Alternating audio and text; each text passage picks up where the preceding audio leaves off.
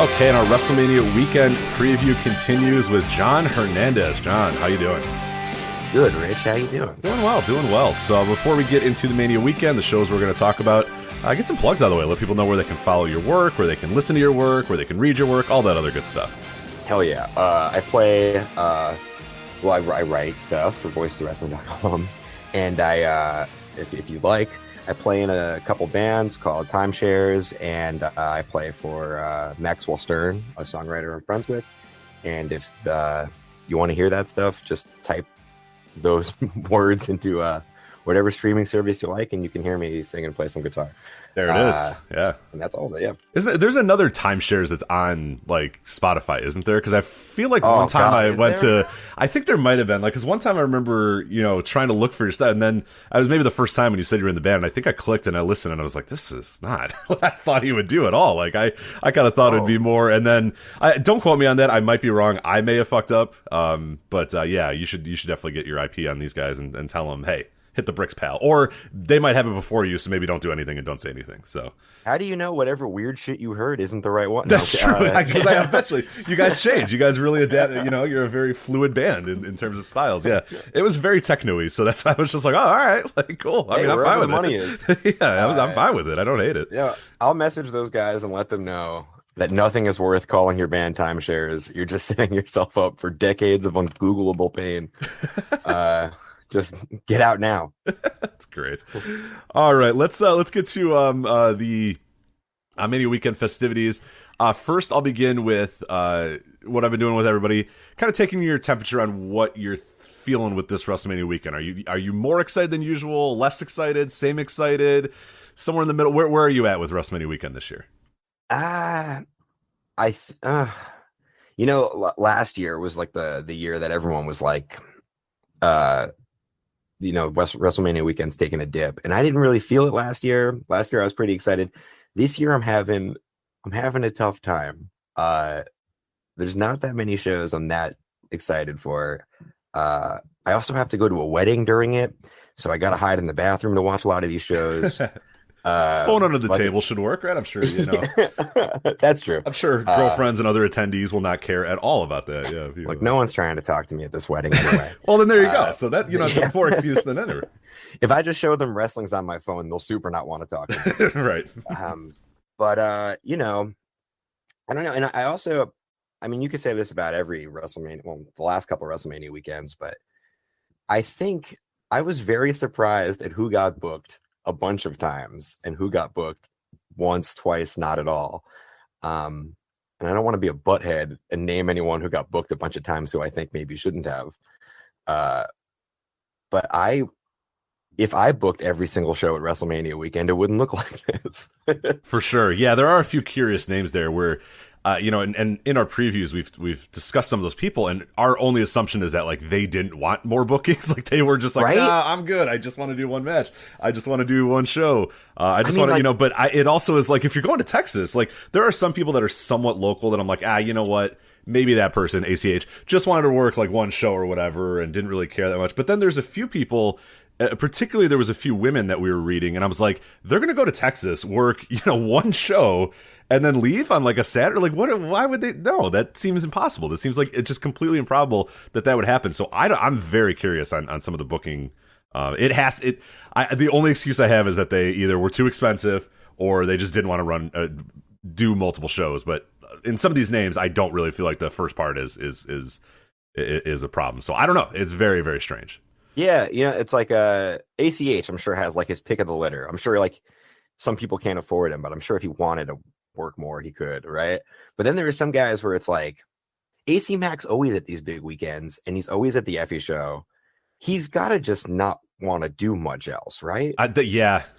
And he's even the spots that AC Mac is in, we touched on it with Jerry when we were talking about the Big Gay Brunch. It's like, man, you got AC Mac, who's like one of the top dudes in independent wrestling right now, and he's just stuck in like a 6-man or multi-person, I think it's like an 8-person tag or whatever, which I mean is good. It's fun. It'll be probably a fun match, but man, you got AC Mac, like he's coming to Texas, like let's use him a little bit, let's do something. He's got news articles written about him right now, right. Oh yeah right. Look, like AC Mac, I mean, if you can. Right, yeah, it's on like main pages of main news websites. Yeah, it's a very curious weekend, in a lot of different ways. And your general temperature is about where everybody else is. And, we theorized that maybe last year was just like, hey, wrestling's back, or hey, the weekend's back, so who cares? It could be whatever. Because people were kind of like, so on it, but also like, hey, you know what? It's still wrestling. It's still WrestleMania weekend.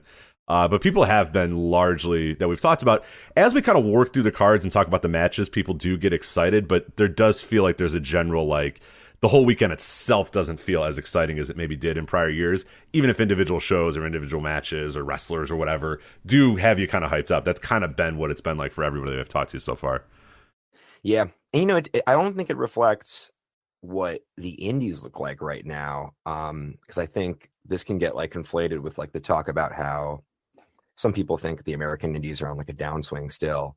I kind of don't feel that way this year. I just don't think this reflects all the good parts necessarily. Yeah, no, I think that's totally fair. I think that's totally fair because there's a ton of talent on this weekend, but a lot of the talent isn't as prominent as you might think that they should be, which is pretty wild. So let's get to a show, though. I'm excited to talk about this one. I think you are as well, because obviously you picked it, and I'm guessing you're not coming here to bury the show, because this is a hell of a show. Because if you're trying to bury it, I'm gonna bury you, John. But Gringo Loco's the Wrld on Lucha from the Fair Park, Dallas, Texas, 7:30 p.m. When this show was first announced, it was like, here we go. This is going to be kind of goofy and weird, and that he just ended up, this ended up just being a pretty damn good lucha show, right? Like, this is pretty solid.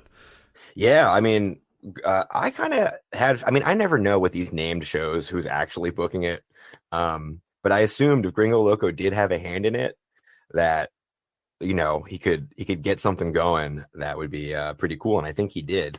But did this overlaps directly with that Martinez Entertainment lucha show? It does, yeah. And this is one of the curious things of WrestleMania weekend that sometimes comes up, is that, the thing that I think this weekend has the most of, that if I were going to Texas, I would be pretty much highlighting all of these lucha shows and going to as many of them as I could. Mm-hmm. But it sucks because, you have to make a decision then on Friday that, okay, you can go to the Wrld on Lucha at Fair Park, Dallas, Texas, where all the collective stuff is going on, or you got that Martinez Entertainment thing, which if you're a real hardcore lucha fan, like, you're getting, Hijo del Santo, you're getting Hijo del Fishman, you're getting Shocker, Ultimo Dragon, Psycho Clown, Black Taurus, Laredo Kid, Michael Elgin's also there, but hey, you can't be perfect. Like, can't wait. Had to stash from somewhere. You're getting Psycho Clown, Black Taurus, and Laredo Kid, all right? So, and Elgin's still a good worker. You just have to kind of shut your brain off for a bit and say, hey, you know what? Wrestler, Michael Elgin, yay. Look, if you're going to these shows with your brain on, good fucking luck. Exactly right. Yeah, not recommended. So it does suck that, like, two of the maybe best looking shows on paper are pretty much head to head on Friday, which stinks. And Friday's got a ton of other stuff too, because also Supercard of Honor is going on at this time. So if you're like, hey, I want to go to the what looks like one of the better indie shows of the weekend, boom, there it is on Friday there with Supercard of Honor. So yeah, it's a real tough schedule right there. I mean, Supercard going on at 7:00. SmackDown going on at 8. I mean, you're gonna obviously want to go to SmackDown. No kidding, but you got Gringo Loco, Supercard of Honor, and Martinez Entertainment all kind of at the same exact time, and that stinks because those are three really, really fun shows, and particularly the Wrld on Lucha and the Martinez Entertainment are ones that I would definitely go out of my way to check out if I was there. But you're gonna have to make a decision one way or another. It's interesting too, because this could be a wild looking show. I was looking at the Martinez show trying to see who GCW has booked in the past who they might not have access to because of that show. And I saw like Taurus and Aramis and Ares. And then I realized half the dudes on this show are also, not half, but a good handful of dudes on this show are also booked on the Martinez show. I don't know how far apart they are. I haven't done a Google Maps on that one yet. Yeah, let me do that real quick. Yeah, because this could be wild. It could be very wild with a lot of very good matches going on first, and then these guys hopping into a car as quickly as a moving car, basically, and then getting. So let's see, the Embarcadero building to Martinez is at the Upper 90 Soccer Center, correct? Upper 90 Soccer Center, the lovely Upper 90 Soccer Center. So it's a half hour right now at Sunday. So. That's further than I thought. I mean, Psycho Clown is listed for both. Right. He's supposed to be in the main event of this one, and that one starts an hour later. This is awesome. Okay, yeah, now I'm super hype on this. And this show. is why these shows rule and why luchadors rule, because they are the biggest workers ever. If you think, your standard American worker, your Hulk Hogan's and your Kevin Nash's, you think, oh, these guys are workers and they're carnies or whatever. You don't know shit about wrestling. The biggest carnies in the world, and I mean this in the best way possible, are the luchadors who, yes, with no politics aside, they didn't really give a shit. They're going to work both these shows because they're going to get 2 paydays, even if it means a random clown has to hop in an Uber or something and get driven. That's not just any minutes. clown, sir. That's my president. Yeah, fire shooting out of his arms. Has to get into a cab and he gets in with his guitar flamethrower. Right, they have to get driven halfway across the city. Rolls out of a car, probably walks into the match from the car. Like, his music is going to be playing as he opens the car door and walks out, and then has a really incredible match, and everybody goes nuts for him at the Martinez Entertainment. So. Yeah, that's the other funny part about this is, a lot of the cards are like, these 2 cards are almost exactly the same in some ways, but it's awesome. I love it. It's the best. Yeah, man, like Laredo Kid is also, Flamida might be on the other one too. I don't remember. But the 6-man tag on this one has Laredo Kid in it. That's probably like the number 2 build match. He's also on the Martinez show. Can't wait. I can't wait. I'm double screening this one. Absolutely. So let's go over the card here for the World on Lucha. Again, 7:30 Friday from the Fair Park, Dallas, Texas. Available on Fights. We'll be streaming on the collective bundle as well, voicesofwrestling.com/fight if you want to order the bundle or the individual show itself. As you mentioned, Team Gringo, 6-man tag here. Gringo Loco, Demonic Flamida, and Abismo Negro Jr. versus Team Laredo Kid, Ray Horus, and ASF. I mean, that is just going to be a lot of shit happening, and I'm here for it, guys. I saw Gringo Loco on an AEW show last weekend, just diving into the crowd like 4 or 5 times. It was just a random one-off, nothing happening, just kind of normal AEW show. This is a 6-man that also features Laredo Kid, ASF, who's been awesome as late. Flamida, as we said, Abismo Negro. I mean, this is going to be fucking wild. Yeah, no, I'm stoked on this. GCW's like made an event out of the Lucha multi-man match. It's the format that like stole the show at Hammerstein. There's like the famous 2-cup stuff match. They did another version of it for 3-cup stuffed. Gringo's in all of them. And, like Gringo Loco, he reminds me of the band Diarrhea Planet. Are you familiar with the band? I am Diarrhea not familiar Planet? with Diarrhea Planet, unfortunately. Sorry. Well, you'd probably have a hard time listening to a band that's called Diarrhea Planet. And I did too, because they were called Diarrhea Planet.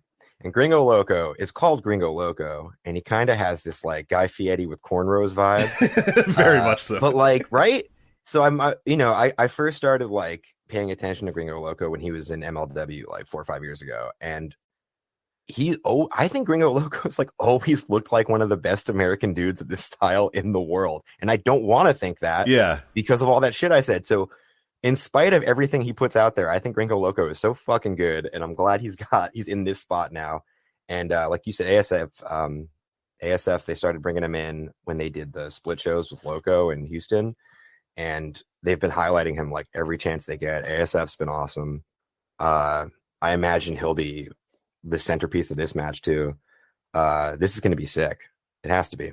You're absolutely on the money about Gringo Loco. I mean, anytime I bring like a friend to a indie show and Gringo Loco's on it, he comes out and my friends are just like, "What the fuck is this? Like, what am I doing here?" He's kind of chubby, he has like my body type, which is no offense, but it's not exactly the most aesthetically pleasing. I think we share a body type, and if I started doing cartwheels and flips, yeah, exactly, yeah. And he's wearing like skin tight leather, and he's got cornrows, and he looks like Guy Fieri, and he has like strange music sometimes. He used to have What You Want to Do, but now he's got some other weird like song. So he comes out, and my friends are just like, what the fuck is this guy? And I'm like, I'm telling you, just wait.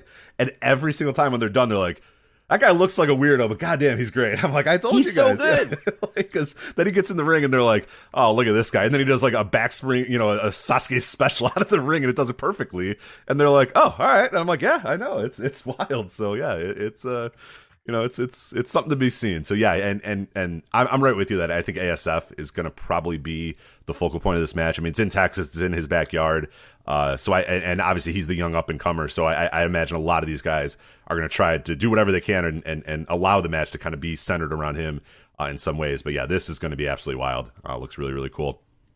We also have a Lucha Extrema match, Pagano and Sadiqa, which should be a bloodbath. Dude, how familiar with Sadiqa are you? A little bit. So we had talked. So on one of the, I don't know when these are gonna fall. So there might be a point where I'm gonna say that I am aware of Sadiqa, even though somebody I talked to earlier was like, "Hey, have you ever heard of Sadiqa?" And I'm like, "I haven't actually." But in that time between you recording this with you and and recording that with the other person, I have watched some, and wow, it's wild. Yeah. Was it Kelly? Oh man, I forget now. I've done like 20 of these over the last week. I'm delirious as to who the hell Kelly it was. or Kevin would be my guess. Yeah. I think it was Kevin. It was Kevin. We were talking about Planet Death or whatever. So I will try to be smart and put Kevin's segment before yours, so I sound smart. But in that time, I actually went and watched a little bit of Sadiqa, and holy crap, awesome. Dude, I love Sadiqa so much. If there's any match I can sell anyone listening on, let it be this one. I don't know what Sadiqa was doing before last year. I won't pretend. I won't do a cage match search and pretend I knew. But Sadiqa came over into ICW No Holds Barred and had a series of matches with John Wayne Murdoch that were fucking psychotic. And then my favorite thing Sadiqa did. Sadiqa also had a great match with Mickey Knuckles in No Holds Barred. And my favorite thing Sadiqa did, Sadiqa had the most engaging Nick Gage match of the past 3 or 4 years. One of like the GCW Loco split shows. She's like pulling Gage's shirt off, which I imagine is a no-go these days. Throwing him through tables and shit. I don't think she sold a thing until she had to get pinned. At the end of the match, I don't think Gage knew what was going on. It's so good. And the next night, she has a match with Schlack that ends with Schlack just throwing his arms up in the air and saying, "I'm fucking out of here." This woman's nuts. I'm out of here. Yeah. Schlack saying, "I don't know. This is unsafe. I'm out of here." Half these US Sadiqa matches, I don't know if the finishes are like what was planned, but you know who she won't be able to overwhelm and who's ready for whatever psycho shit she's going to do? It's Pagano. This match is going to fucking rule. I'm so excited for this match. Won't be boring. No, that's for one. That's definitely for sure. And yeah, I watched the Gage matches. That's the one that I remember seeing like photos of it, but I had never actually watched it. So I went back and watched it, and I was like, holy shit, wow, yeah, she is pretty. She's pretty wild. She's the type of deathmatch stuff that I love because it's just like you're always on the edge of your seat, being like, someone might die. Like someone may die in this wrestling ring. So I should probably watch this for some perverse reason because I'm a psychopath. Anyway, just going away. Jack Cartwheel versus Johnny Nitro, Johnny Thunder, Johnny whatever Superstar. The fuck, Johnny Superstar, Johnny Mundo, John Hennigan, John Morrison, the insert Johnny whatever the hell. He's here on the Wrld on Lucha. What's his name on this one? I don't even remember now. I just know I wrote Johnny in my notes. So Caballero. Okay, great. Great. Wouldn't it be more? Wouldn't it make more sense for him to just? It. No. I actually honestly just wrote Johnny something. Like I've got to the point now where I don't even feign interest in like remembering what his Johnny things are. I just call him Johnny Nitro every time now. So, to be an asshole. So. Johnny Blackcraft, of course, his most famous role, perhaps. That's my favorite Johnny. Right. Oh God. So he's also in Bloodsport this week, and I think I'm looking more forward to him on the Wrld on Lucha than Bloodsport, but maybe not. Maybe I'm actually looking forward to him on this Wrld on Lucha show. I don't know. Him and Jack Cartwheel seems flippy. I don't know. It might be awesome. It might be weird. I'm not sure. What's your temperature on this match? I feel like it could either be really, really cool or just like the dirt worst shit ever. Yeah, Cartwheel has been super hyped lately, but I haven't seen the PWG matches because who has? And I've seen him do flippy guy in GCW, which is like the formula for every new guy that comes into GCW. So it hasn't always hit with me, but he just had his AAA debut and I saw that. And in that kind of context where all you're looking for is flips and dives and shit, Cartwheel's great. And I think Johnny Drip Drip is when he's not in WWE, he's doing the same sort of thing. He's jumping off whatever's available to jump off. So I think this will be cool. I think this will be, I think this will be good. Has he popped up anywhere post, or would this be his first run post? I'm trying to remember. I haven't been following.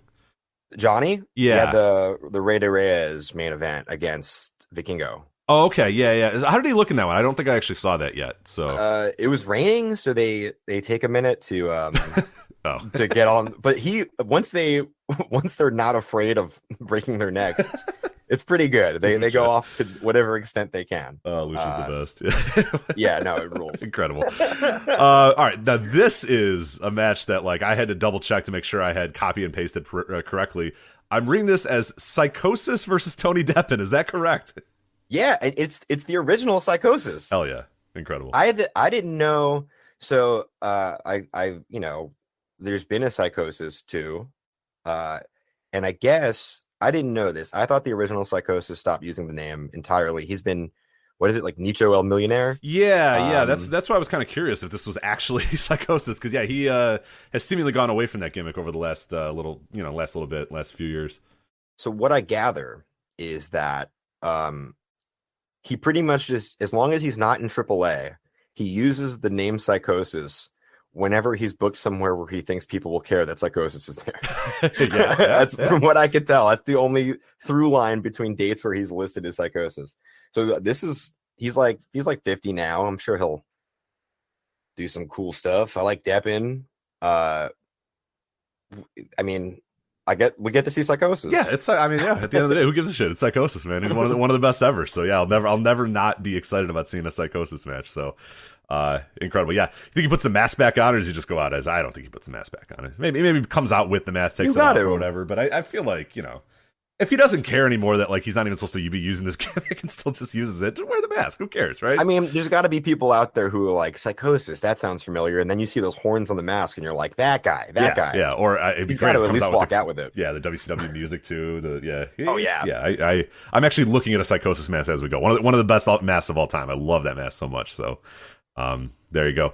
Another Lucha Extrema match here. Psycho Clown versus Dr. Wagner Jr. I imagine they're probably not going to cut themselves up as much as Pagano and Sadiqa, but I don't know. Maybe. Well, the cab's waiting outside for Psycho Clown, so now he's going to be bloody with his as long as he wears a mask. I mean, aside from the clown one, you can get an Uber bloody. Yeah. This one's very funny to me. Because Psycho Clown and Wagner have been doing sporadic GCW appearances, right? But they only overlapped once. And they overlapped, I think, at an LA show. And it was in Texas. It was If I Die First in February. And the main event is like Wagner beats Janela. And then Psycho Clown comes out, starts throwing chairs at him. And before the show, there was a tweet from Brett Lauderdale that he was apologizing for the altercation between Psycho Clown and Wagner at a meet and greet before the show. I don't even know if that really happened. There's no footage of it. And then at that show, Wagner and Psycho Clown challenge each other to a hair versus mask match. I'm sure Brett had no idea that was going to happen because there's not a chance in hell he's paying for it.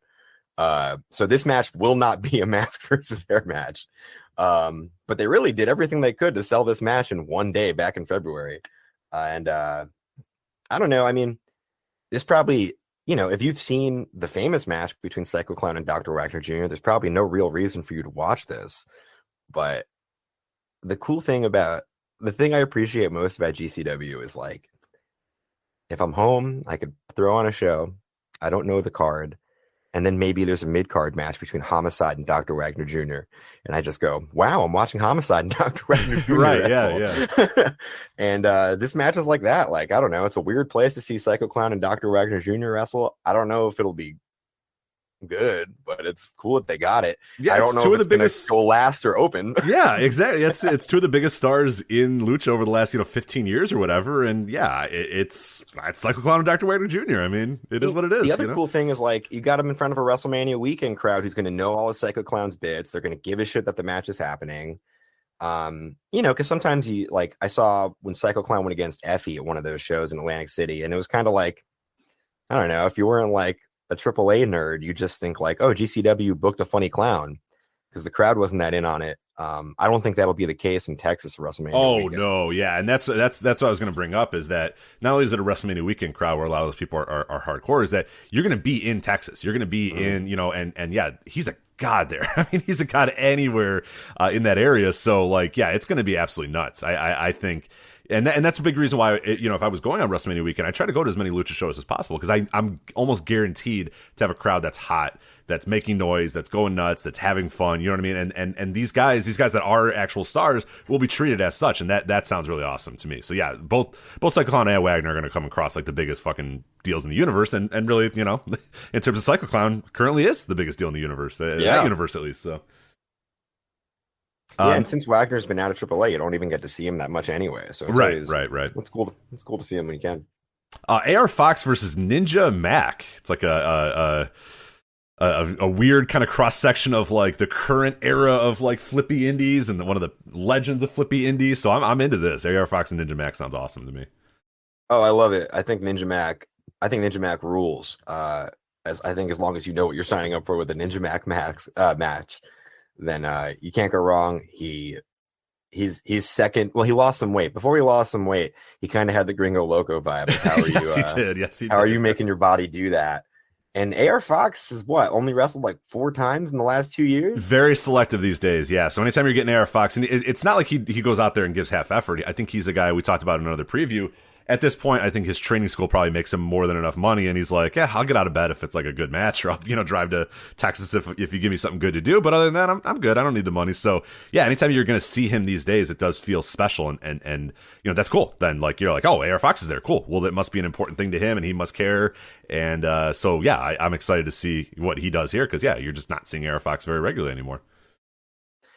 Yeah, and I mean, he just wrestled Nick Wayne. The match ruled. He's still putting in a ton of effort when he's out there, and not to mention, you can scope out future GHC champion Ninja Mac before he goes to Pro Wrestling Noah. Yeah, before he goes to Pro Wrestling Noah and takes over. Yeah, him and Simon Gotch before they go to Pro Wrestling Noah. Which is Simon Gotch is going too. Yep.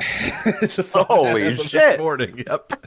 Oh wow! It's like they just had like they had every American indie wrestler in a hat and just said, all right, call these 4 guys. Let's call, Ninja Mac. And let's call Simon Gotch. I don't know who that is, but we'll see if he wants to come. Yeah, it's a wild collection of folks that are going to be embarking on the ship here. So that's... Damn, the arc runneth over. I can't wait. And then a kind of an offer match of, hey, here's everybody else that's coming to the show. Go out and do some crazy shit, guys. Scramble stuff. So. All right, one sec. Sorry. We have a guest. Have we mentioned who's in it? No, right? Yeah, let's do that here. So Golden Dragon, Octagon Jr., Drago Kid, Arrow Boy, Chris Carter. I'm just going to go into the assumption that it's Minnesota Vikings Hall of Famer Chris Carter. The wide receiver, yeah. Yes, starts of course. On the show. Yep. And then Shane Mercer. So the big question is this actually Minnesota Vikings Hall of Fame wide receiver Chris Carter? We'll find out on Friday at 7:30 at the Fair Park. I'm guessing yes, so I'm going to go into the assumption yes. And then the other question of which Octagon Jr. Is it Kalisto? Is it Flamita? Or is it Golden Magic, the current Octagon Jr.? But I think there's a strong possibility it could be any of the 3, honestly. It's not impossible that any of the 3 could be this Octagon Jr. Well, let's break it down one at a time. Herschel Walker was doing MMA at 50-something, and I'm sure that's what motivated Chris Carter to get into this match. Yes, correct. If that is Golden Magic Octagon Jr., this is my only chance to say this into a microphone where people might hear it. In a world where you are allowed to hype more than one Lucha guy at a time, right now it's Vikingo, and it should be. But in a world where people could pay attention to 2 or 3, Octagon Jr. would be one of those 2 or 3. I'm telling you. Oh, I guess Laredo would be one of them. 3, Octagon Jr. Octagon Jr. is so good, and anyone who's watching AAA with any regularity will tell you he pops off every time he's out there. It doesn't matter. This match is about Shane Mercer. He'll throw people like they're fucking like baseballs across the ring. But let's go Octagon Jr. Pay attention. If you don't get to watch Octagon Jr. with any regularity, pay attention to him in this match. Mm-hmm. I love him so much. Yeah, I've seen if it is that Octagon Jr. Yeah, which it could, yeah. Again, and if it's the Kalisto Octagon Jr., that's kind of cool too. Bringing back the role. But I'm guessing that's not the case. But hey, you never can be truly sure on a Lucha show who's going to show up in the mask. But yeah, I'm with you that if it's the current Octagon Jr., that makes this show, this match even a little bit better to me, which seems wild because Kalisto's great.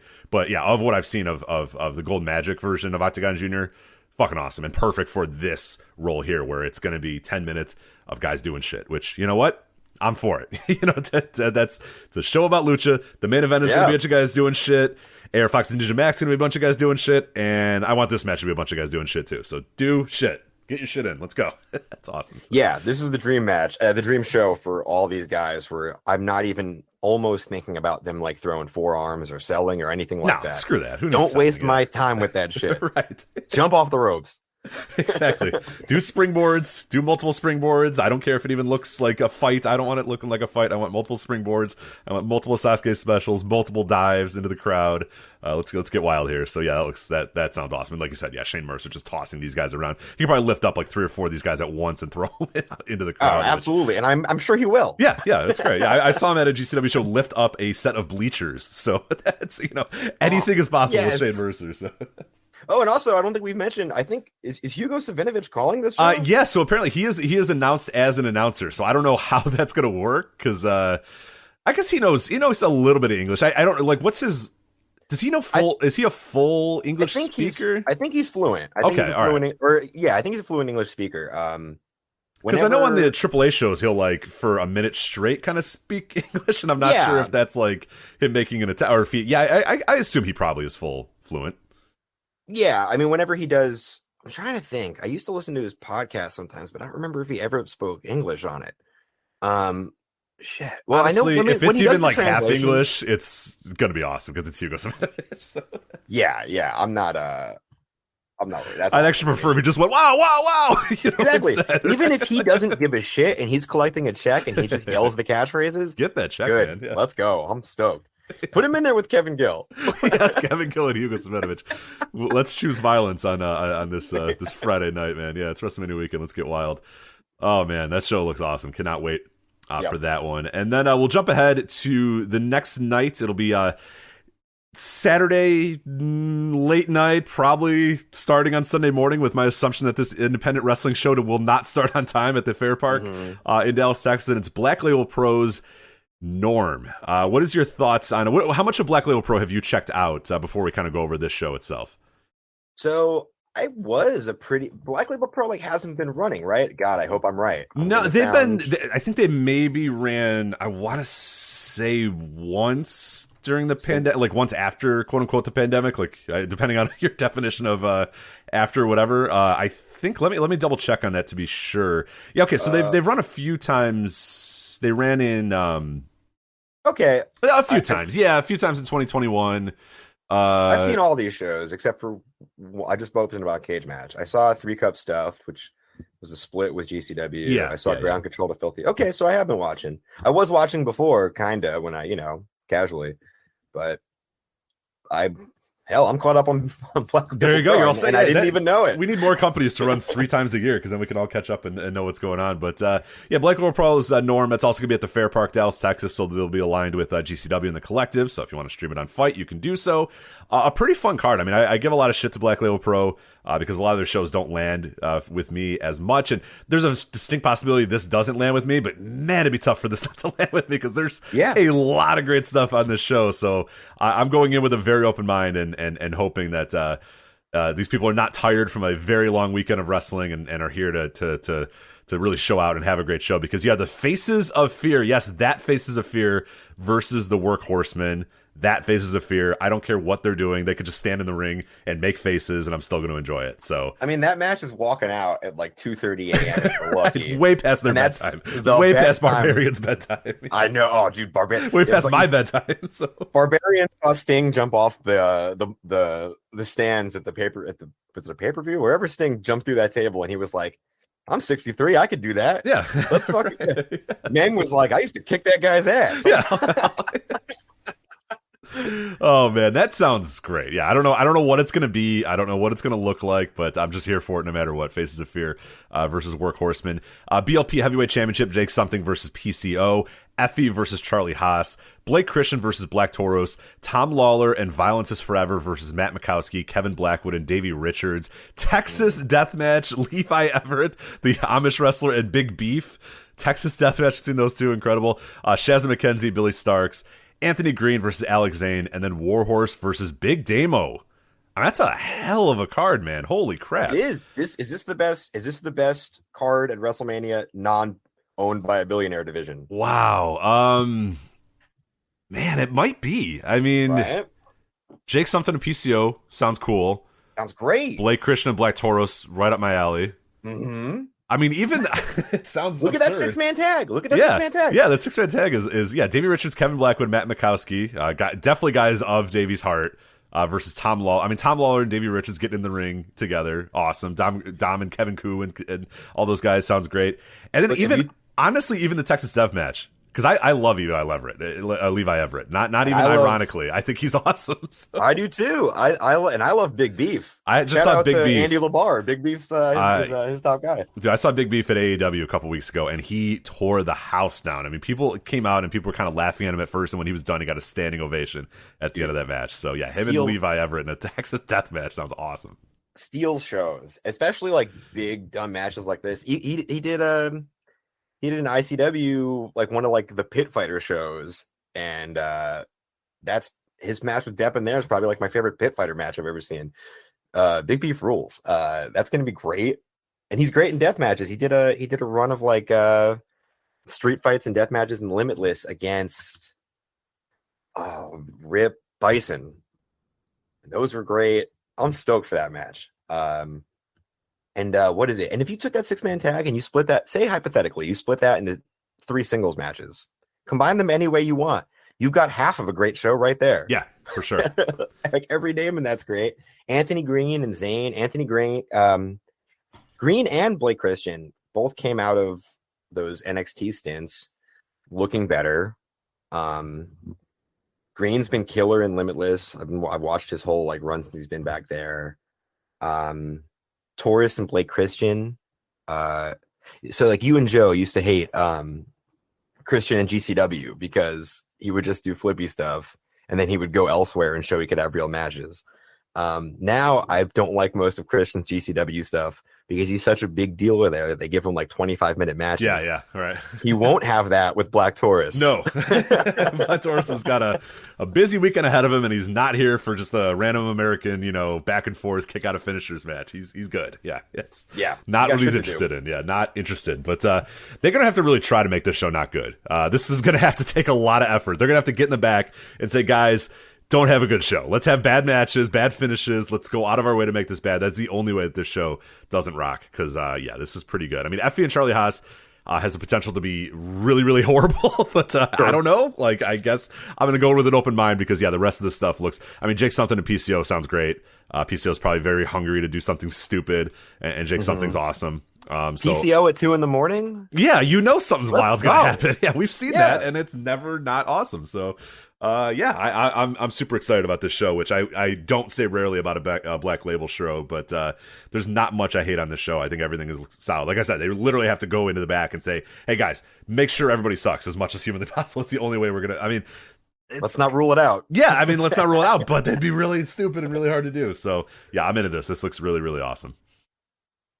Yeah, this is great. Top to bottom. All right, John, before we depart, any other shows that kind of have you interested in this WrestleMania weekend, ones that you're circling, make sure you're around for, make sure you're going to watch, make sure you're going to check out? So there's the obvious. There's obviously I'm curious about the Ring of Honor show and seeing what they're set up to do going forward.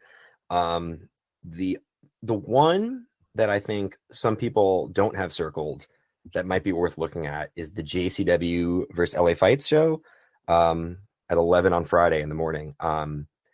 It's got Alec Price against Jack Cartwheel. And when I said some people aren't booked nearly enough, I was specifically speaking about Alec Price. Mm-hmm. He is the best never signed dude on the indies. I've thought about it enough that I think I can say that confidently. He's the Limitless champ. He's the star of Beyond. He just won the SUP title, and he's going to be part of that whole regional feud going on with AC Mack and Uncharted Territory going south. He's crushing it everywhere.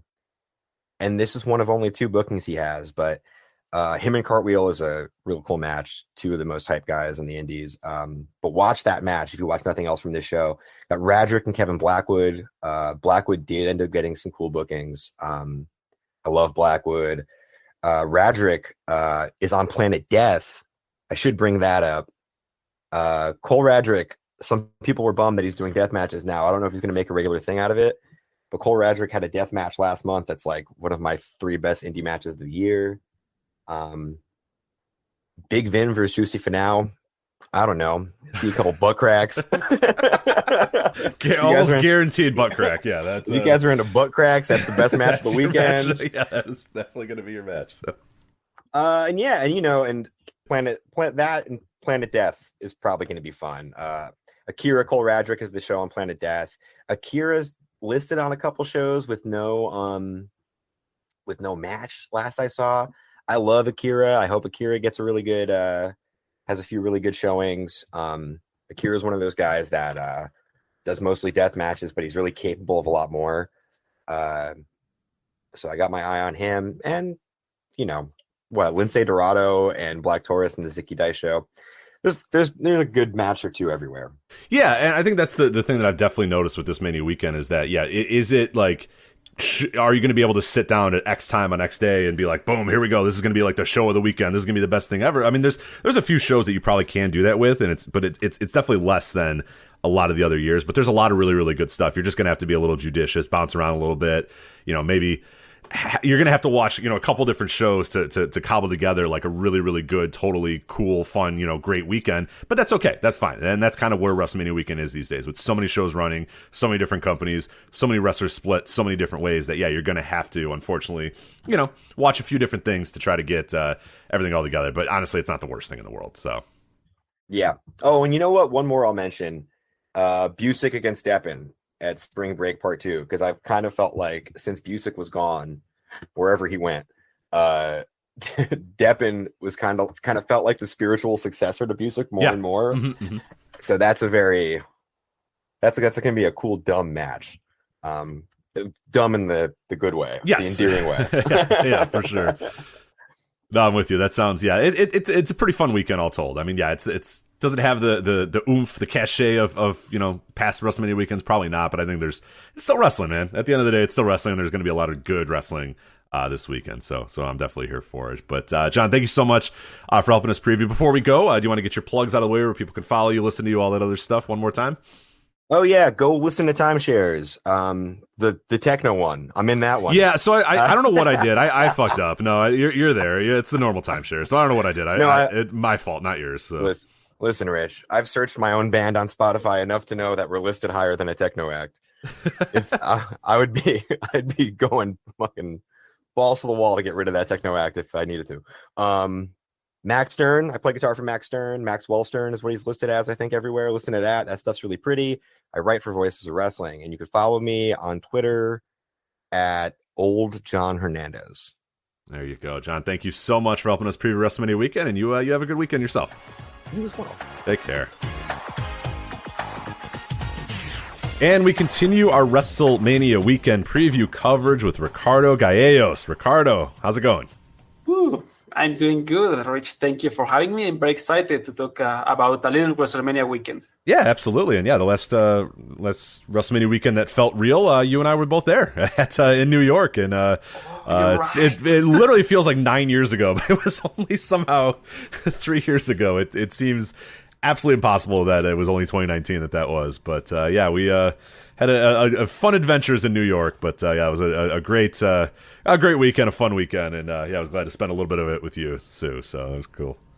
Great memories. Yeah, but speaking of this WrestleMania weekend, Ricardo, actually, no, before we do that, sorry, I forgot to do this. Get your plugs out of the way. Let people know where they can follow you, where they can listen to you, where they can read you, all that other good stuff, because you got a lot going on. Yeah, kind of. You can listen to me and a fellow BOW writer, Abraham, here at the BOW Podcast Network at the Lucha Jovers. That's our podcast. It's in Spanish. Maybe you can learn Spanish. or if you know anyone who speaks Spanish, you know any Latino friends, send them our way. We talk about a little bit of everything. We talk mainly about AAA, AEW, Dragon Gate, because I love Dragon Gate. But yeah, it's kind of a mix of everything going on in the industry, and you can find us at Twitter too at LUCHA Jovers, just like it sounds. Yeah, and I think it's a really cool show for even if you are an English speaker that's maybe trying to look into getting better at your, because you're going to know a lot of what they're talking about. You're going to know the names, you're going to know the shows, you're going to know that's, even if you don't know Spanish, if you're trying to learn, it might be the best way to do it, because you're listening to a podcast about something you're interested in, some of the words that are being said, but maybe not the ones in between. I think that'd be a really cool way to kind of learn. And I wonder if there is anybody that has done that. I haven't heard from anybody yet, but maybe that'd be cool to ask if there are people that are trying to learn Spanish or get better or refine their Spanish, and they're listening to your podcast to do that. That'd be awesome to know if there were some people doing that. Yeah, if you do, send us our way. I think someone from the Slack, I think John or Griff mentioned that they actually use the podcast to improve a little bit of their Spanish. There you go. Well, then yeah, we're doing well. We're doing well. But yeah, you guys are a great addition to the network. Really glad to have you guys on there. Lucha Jobbers, of course, Voice of Wrestling Podcast Network. But let's talk about WrestleMania Weekend overall, Ricardo, before we get into this AAA show. What are your thoughts on the weekend? Are you hot? Are you cold? Are you in between? Where are you at in terms of this WrestleMania Weekend? I'm kind of in between. I'm excited, actually, because this is like an opportunity to discover new wrestlers, an opportunity to watch this mix of everything in just a couple of days. There are a couple of shows that I really, really want to watch. I'm a big fan of the WrestleCon Super Show always. It's great fun. I think there's going to be a strong Lucha presence this year, and that's very exciting. And I hope many talents get discovered and get a new chance to shine in the United States, since Lucha Libre in Mexico is not that hot right now. So I want people to earn their dollars over there. But I'm kind of excited. I'm not excited about WWE, obviously, but everything else. I think I'm not dying to watch everything, but I want to. I'm kind of excited just to dip my feet into all of this. It's a good stuff. Yeah, and I think it's a great weekend because in past WrestleMania weekends, we've often seen Japanese wrestlers be like the biggest thing is, guys are coming in from Dragon Gate, guys are coming in from New Japan, guys are coming in from wherever. This year, and this is going on for a few years, but this year more than almost any, it feels like wow, you don't really quite realize how many lucha shows are here, and it makes sense. It's in Texas, it's in Dallas, it's not that hard for a lot of luchadors to get there, but also because it does feel new and unique to have a lot of these guys in here, that a lot of these shows look really, really good. And I think when the weekend is done, and we'll talk about this AAA show obviously in a second, I think when this weekend is done, the luchadors are going to be the ones that are going to be the stars of the show. It'll be one of those. It'll be an ASF. It will be a Ares. It'll be an Aramis. It'll be one of those guys that kind of emerges from the weekend as holy crap, that guy dominated this entire weekend. And they have a lot of opportunities because there are, and you don't really even quite realize until you break it down, but there's the AAA show, which is probably the first one, first true lucha show of the week. But then, you have a bunch of other ones. So you have Azteca Underground from MLW, which is a very, very strong lucha show. I mean, almost entirely lucha based. Gringo Loco's World on Lucha, the Martinez Entertainment thing going on, and a bunch of other stuff throughout. And then also luchadors kind of sprinkled all about the rest of the show. So this is a really, really big opportunity for the stars of Mexico and some of the better wrestlers in Mexico to show off what they can do and just how good they can be. Because they're a big part of the Janela stuff. They're a big part of GCW. They're a big part of the WrestleCon stuff. They're just this is their weekend. This is a lucha weekend more than almost anything. Yes, and as I said earlier, this is a huge opportunity for wrestlers to make a name for themselves and to start working more dates in the United States. Given that the indie scene is starting to kind of, I don't know, to grow again. I'm not sure if it's quite. It feels better. Yeah, I don't know if the business is reflecting that, but it definitely feels better than it did a little bit ago. Yeah, there are more opportunities, and who knows, maybe if someone has a huge weekend that's impressing everyone, well, Tony Khan might look at him and scoop him up, or Impact Wrestling too, which is going to be at the WrestleCon, around the weekend too. Yeah, definitely. There's a lot of great stuff. And we'll start with this WrestleCon show. This is AAA Invades WrestleCon. This will be at 5 p.m. on Thursday, March 31st. So it's one of the earlier shows of the entire weekend. But it is at, I think, a pretty good time because a lot of people coming in for the weekend will be kind of settled in probably by 5 p.m. on Thursday if you're doing the whole weekend. And for people watching it as well, 5 p.m. is not a bad time on a Thursday. Like, it's not great for us, 9 to 5 or our office worker ones or whatever. But, hey, there's a chance that you could be home. There's a chance that you could be able to watch this. It's not 11 a.m.'s tough, 11 a.m. on Thursday, that stuff. By 5 p.m., you're pretty much settled in and ready to go. So I'm looking forward to, coming home from work and just putting this thing on and watching it. And this one will be available on the Fight package, the Fight Fest WrestleCon package, as well as Fight TV. But it looks like a hell of a show, one that I'm definitely excited to check out. Any matches that stand out to you, or do you want me to kind of go over the whole card and we can go that way? Whichever way you want to do it, I think we can. I think the latter would be good. Yeah. Let's do that. So let's Psycho Clown versus Black Taurus, which I have to imagine is your main event. I mean, two of the biggest stars in Mexico, so I would make a safe assumption there. AAA Cruiserweight Championship, Laredo Kid versus Bandito versus Flamita. No DQ, Pagano, Drago Kid, Jack Cartwheel versus Sam Adonis, Gringo Loco, and Puma King. NWA Tag Team titles, Mecha Wolf and Bestia 666 versus Aerostar and Drago.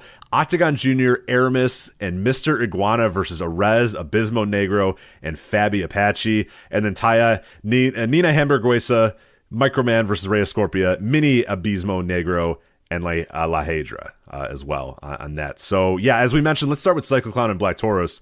That's a hell of a match, man. I mean, you're going to see a legit, top tier match at WrestleCon for this AAA show. It's Psycho Clown and Black Taurus. You're seeing two stars. You're seeing two absolute stars. Psycho Clown, perhaps the biggest star in Mexico right now.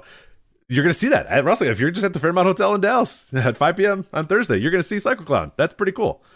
Yes, you have to be there. It's Psycho Clown, one of the most charismatic guys in Mexico.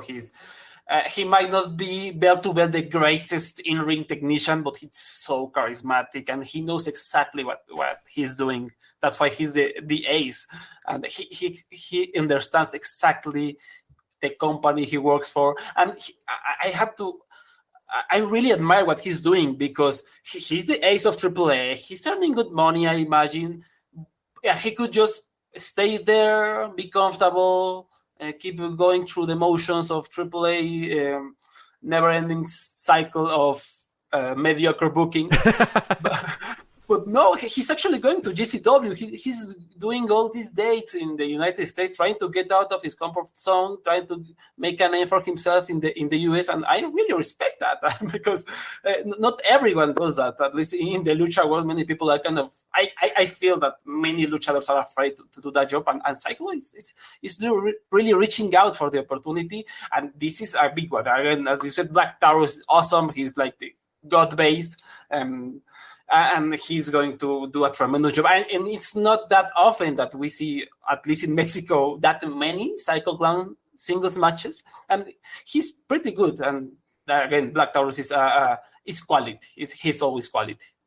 Yeah, your point about Psycho Clown is definitely true. I mean, he's been appearing as often as he can in places in America. And I think he's potentially a guy that after this weekend, a lot of other people are going to be like, why don't we book this guy? Like, what the hell are we doing? Let's book this guy. And he's got a really good weekend. He's got this match against Black Taurus. He's got Dr. Wagner Jr. on the Gringo Loco show. And then the Martinez show, which is going to be fascinating because the Gringo Loco show is at 7. The Martinez show is at 8:30. So, yeah, when I was previewing that, I think it was with John Hernandez, we were saying how amazing it's going to be that man is definitely going to get into a cab or someone's car. Like that, he's going to be Psycho Clown. You know what I mean? I think he's probably going to be bloody, too. I think it's like a Lucha Extreme match with Dr. Wagner. So he's going to be in there with his guitar, his flamethrower guitar, getting into a car and driving to the Martinez show, getting out and probably hitting the ring immediately as his car pulls up to the arena. But then he's doing at Martinez, Tim and Elgin versus Taurus and Laredo Kid. So he'll be doing a little bit of stuff with Taurus throughout the weekend. But this is one. Do not miss an opportunity. If you're there live, do not miss an opportunity to see Psycho Clown live. And if you're watching it on Fight or whatever, it's also, you're probably going to want to watch Psycho Clown at some point this weekend. So if this is going to be the only one, whatever it's going to be, make sure you take some time to watch Psycho Clown this weekend, especially in these big time matches, and especially in what I think is going to be a crowd that I'd imagine in Dallas you're going to get. And I guess I'll ask you. You might have a better idea on this or a better read. Do you think we're going to get kind of a half and half crowd? Like you'll have your quote unquote indie WrestleMania weekend crowd. We'll probably get a healthy amount of like straight up lucha fans there as well, right? Yeah, I think so. I think that like if you want the lucha experience, like 100% pure lucha experience, go to the Martinez. I think that one's going to be full of Mexicans, actually, like Latinx and a full-on lucha libre crowd. That feels, to me at least, that it's going to gather that crowd because Martinez is more kind of beloved over there. It's more well-known. And it has like its crowd. And AAA, I think, is going to get, as you said, like, I think 3/4 of WrestleMania weekend fans, but fans that are actually excited to watch this. But there's also going to be a nice, juicy contingent of Mexicans and Lucha Libre fans. And it's going to be a great experience. I highly recommend. We'll keep talking about it, but this truly feels like a AAA show. Like it's not washed up with you got Minoru Suzuki fighting Bandito or something. No, it's AAA stars mostly. There's only a tag team over there that kind of doesn't fit, but everything else is AAA. For sure, yeah, and the Laredo Kid Bandito versus Flamida, that sounds pretty awesome. Laredo Kid is one of my favorites going right now. He's a guy that if you've never seen him live, I think it's a totally different experience live. But also, you watching him on video, he's pretty damn great as well, even there. But I love Laredo Kid. Where are you at with him, and what do you think about this match here with Bandito and Flamida?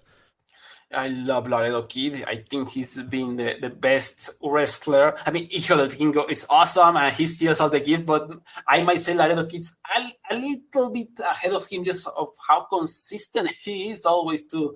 He always impresses me, and he's the highlight of every match he's in, just like Hijo del Gringo. I might say has been the best Mexican wrestler in the last 2 years, maybe 3.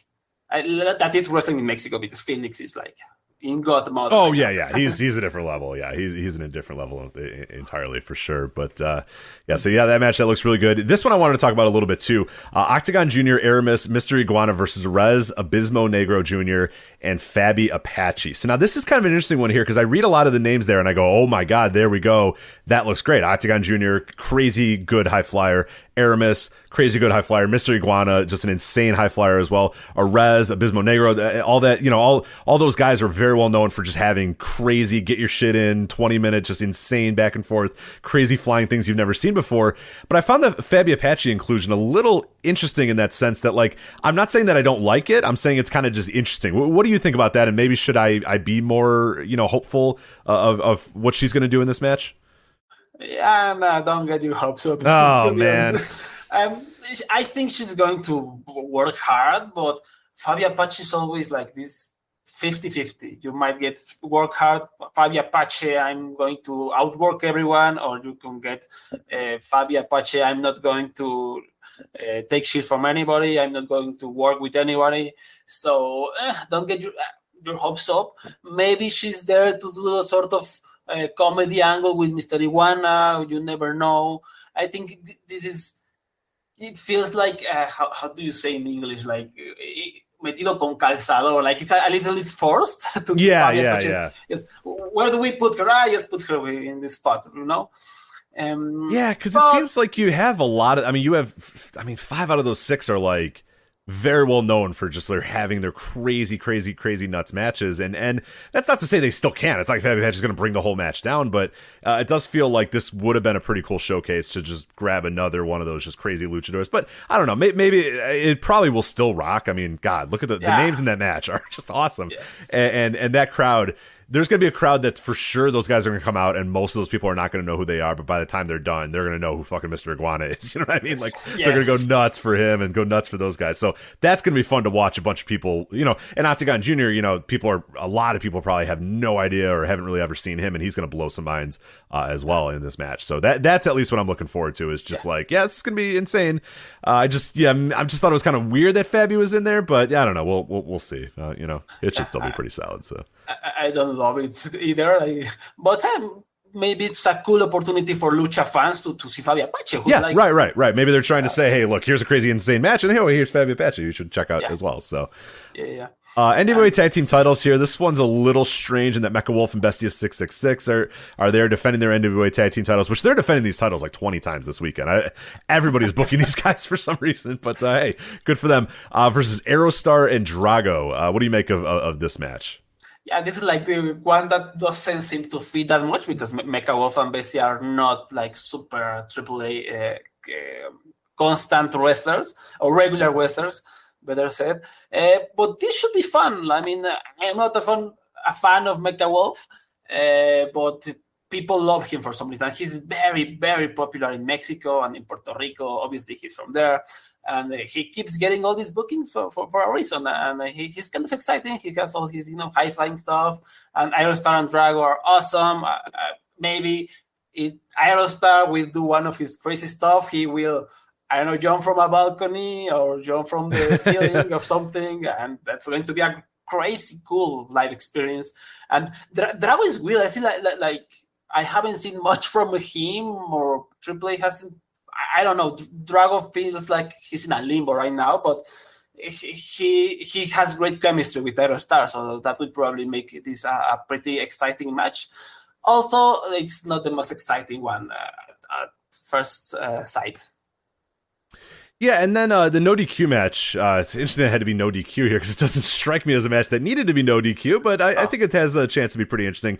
Pagano, Drago Kid, Jack Cartwheel versus Sam Adonis. Yeah, put Jack Cartwheel in the match instead of Fabio Apache. Wait a minute, I just realized. That's the guy you put in there. Anyway, versus Sam Adonis, Gringo Loco, and Puma King. So that... am I missing something, or does this kind of feel like hey, here's everybody else we booked? Or am I not in tune with AAA stories or whatever? I don't know. Maybe I am. Yes, there's Sam Adonis and Puma King, and I'm not sure if Ringo Loco has joined. I guess not, but Sam Adonis and Puma are in a faction called La Empresa, which sucks. Like, it's one of the worst factions you can imagine.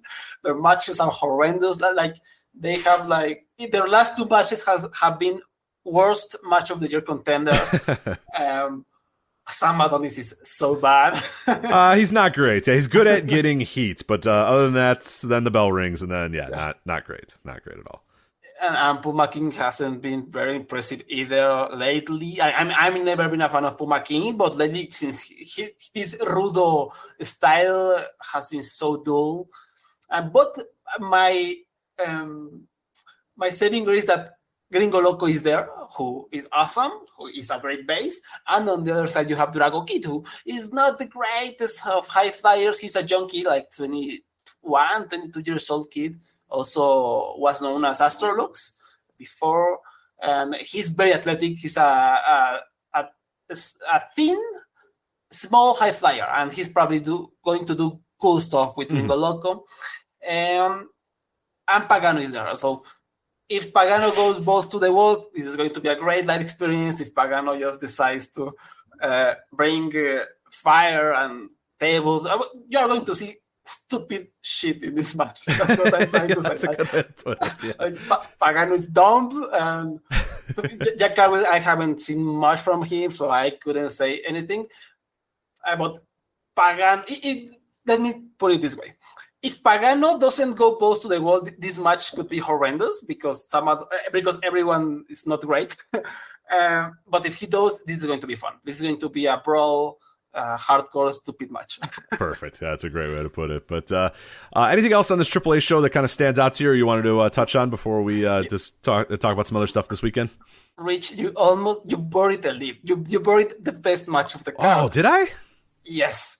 Talla, Niño Hamburguesa, Microman. God, Microman. Oh, Microman, that's true. I'm sorry. Versus Rey Escorpión, Minaviso Negro, and La Hiedra. Microman, people, go watch this show live. Microman is awesome. Like, I have seen Microman live, and this is, yes, he's very small, and that's maybe why people are very excited to watch him, but he has this superstar aura. Like, you've never seen anything like Microman before. He's incredible. he's great. You just trust me and go watch this man. And Niño Burguesa, I know some people are not fans of Niño Burguesa, but he's great fun. He's going to be there to do all his comedy, not that comedy, but he's a cool guy. And the other people, I don't know. Rey Scorpion, just like Fabi Apache, maybe he works hard, maybe not. La Hiedra, she's good. She's very charismatic too. I think that's going to help the match. And Taya is very well known, at least with the AAA fans. She works hard in this type of matches. But yeah, Microman, go watch Microman. This is going to be great. And if we have an invested crowd and a lucha crowd, they are going to go nuts for this man. He truly is awesome. Yeah, I assume that this is the opener, and I hope it's the opener because this is one of those ones that's going to come out and the crowd's going to like laugh, but pop, but like get everybody ready to go and get everybody really hyped up for the show. And yeah, if you've never seen Microman before, he is a thing. He is as you said, he owns the room just as much as Psycho Clown does, and then he goes out there and does just crazy stuff at his size. He is a guy that I could definitely see at the end of this weekend. A lot of people calling his number and saying, "Hey, how much does it take to book you?" They might say, no, that's too much for us." But you never should. I think he's a man who I don't think comes very cheap these days, and nor should he. He understands his value, and I like that. But he's doing some signings and stuff throughout the weekend as well. So yeah, he's making the most of this WrestleMania weekend as he should, because he is pretty fun. For him. But that is AAA Invades Wrestlecon again, 5 p.m. From the Fairmont Hotel in Dallas, Texas. That's on Thursday. Available on the Fight Fest bundle on voicesofwrestling.com/fight, or you can buy it individually over at Fight as well. So, Ricardo, before we say goodbye to you, do you want to let us know other stuff that you're looking forward to this weekend? Any other wrestlers, any other shows? Or are you just going to kind of take in as much as you can? Are you trying to, watch American Indies more than Lucha, or are you just trying to watch the best of the Lucha? Like, what's your strategy for Mania Weekend? Are you avoiding WrestleMania like the plague? Like, how's it going to go for you? I never know if I should avoid, because watching WrestleMania is good for the podcast, because you make fun of it. Yes, people love that. So I'm still undecided. Maybe Abraham will convince me to watch it. But besides that, the WrestleCon Super Show, I love that. I never miss it. I really want to watch a little bit mix of everything. I'm really excited for the World of Lucha. For the New Japan, I think that's going to be live too. And I haven't been a fan of a New Japan Pro Wrestling recently, not at all. But this one's going to have a crowd. This is in America, so I think it's also a pretty cool card. And the spring break, sometimes it's good, sometimes it's overwhelming. I don't know. I might give it a shot. It depends on my mood. Oh, for sure. Yeah, and are you going to try to take in as many of these Lucha shows as well, or are you going to kind of stand back and watch other stuff, since you get to watch a pretty decent amount of Lucha these days anyway? I think I am going to watch it because the World of Lucha looks pretty cool. Yeah. Also, that AR Fox match is so disappointing. I'm a huge fan of AR Fox. I love AR Fox, and they put him against Ninja Mac, who is the most I don't care guy in history, and you have all these Lucha guys. AR Fox versus whoever, Flamita, Abismo, Laredo Kid, and you put him against Ninja Mac. For fuck's sakes. So that's my only disappointment. I love AR Fox, but I'm going to probably go. I saw Psycho Tom versus Dr. Wagner. I'm very interested. How is the crowd going to be hot? Or are they going to bleed? What are they going to do? Is Dr. Wagner Jr. going to work hard? Is he going to put the Psycho Clown over? That's very, very interesting. Yeah, I'm fascinated to see the crowd dynamics for a lot of these shows. The Martinez show, I think the last time they ran WrestleMania Weekend, those matches did, I believe, eventually pop up on YouTube, and I hope they do again, because that looks like a really, really fun show, one that I definitely want to check out. But I want to be fascinated by the crowd, the Lucha crowds, and we talked about it a little bit earlier. I'm hoping that it's kind of like a 50-50 thing. Like you said, I'm positive the Martinez show is going to be mostly your authentic Lucha crowd with the noisemakers and all that sort of stuff. But I do hope that they bring that same vibe, or at least the fans bring that same vibe to these other lucha shows as well. Like, let's let that be kind of the thing, that the theme of this weekend is that, you know, your normal random wrestling fans go to these shows, but then realize that they play a part in the show as well, and make a bunch of noise, bring noisemakers, you know, do it all in the right way, hopefully, because that would make for some really, really fun shows. Because some lucha's just a little bit better when the crowd's just going nuts. You know what I mean? A bunch of, you know, dorks like me sitting there with our notebooks, you know, watching those. That's not fun. Like, have some fun here. Go cheer, go make some noise, go yell, go have some fun. So excited to see if that sort of crowd shows up to a lot of these lucha shows, because that could raise the water level of all these shows if the crowds are really, really cool, and there's at least a diverse crowd of people at a lot of these shows too. Yeah, definitely. I'm really looking forward to finding out how all the crowds behave and who's going to be the standout. I really hope one luchador gets to have more work after this. We'll see. It's pretty interesting stuff. Well, it looks like Gringo Loco is wrestling like 13 times this weekend, so it might be Gringo Loco. Yeah, I think that guy's great. Maybe it's because I don't watch MLW, but everything I see him, he's solid as AF, and he's. I don't know. I like him, and I know he gets more job. No, he's really fun. Yeah, we John and I were talking about how he comes out, or maybe it was Kevin and I forget who it was that when we were doing these previews. But he comes out and he looks like a dork. He looks like, you know, he's got like cornrows and he's this white guy and he's kind of chubby, and you're like, the hell's this guy doing? And then he goes out there and he does like a great Sasuke special and dives into the crowd, and just like the crowd loves him, and you're like, oh fuck, all right, this guy rules. And yeah, that's definitely the Gringo Loco thing. But yeah, he is making the most of this weekend. His show looks great, the Wrld on Lucha. So. Yeah, good for him. Excited to see what his weekend looks like, and what the entire weekend looks like. But Ricardo, thank you so much for coming on here, helping us preview AAA. Again, before we depart, if you want to just quickly give your plugs, where people can listen to you, where people can find you, and all that other good stuff. It was my pleasure. Great to be here. And you can find me at LUCHA Jovers, just like it sounds. That's my wrestling Twitter feed. And you can also find or listen to our podcast and at the Voices of Wrestling podcast network, or Spotify, and all that good stuff. Lucha Jobbers. There it is, Lucha Jobbers, Voice Wrestling Podcast Network, also wherever you get your podcasts. Ricardo, thank you so much for coming on here, helping us preview AAA and help us preview WrestleMania Weekend. You have a great day. You too. Thank you, Rich. All right, and continuing our WrestleMania Weekend previews, it's Ewan Cameron. Ewan, how are you doing? Good, thanks, Rich. Thank you for joining us here. So before we get into WrestleMania Weekend itself and the shows we were going to talk about, let you get some plugs out of the way where people can follow you, or they can read some of your work, view some of your work, follow you, do all that other good stuff.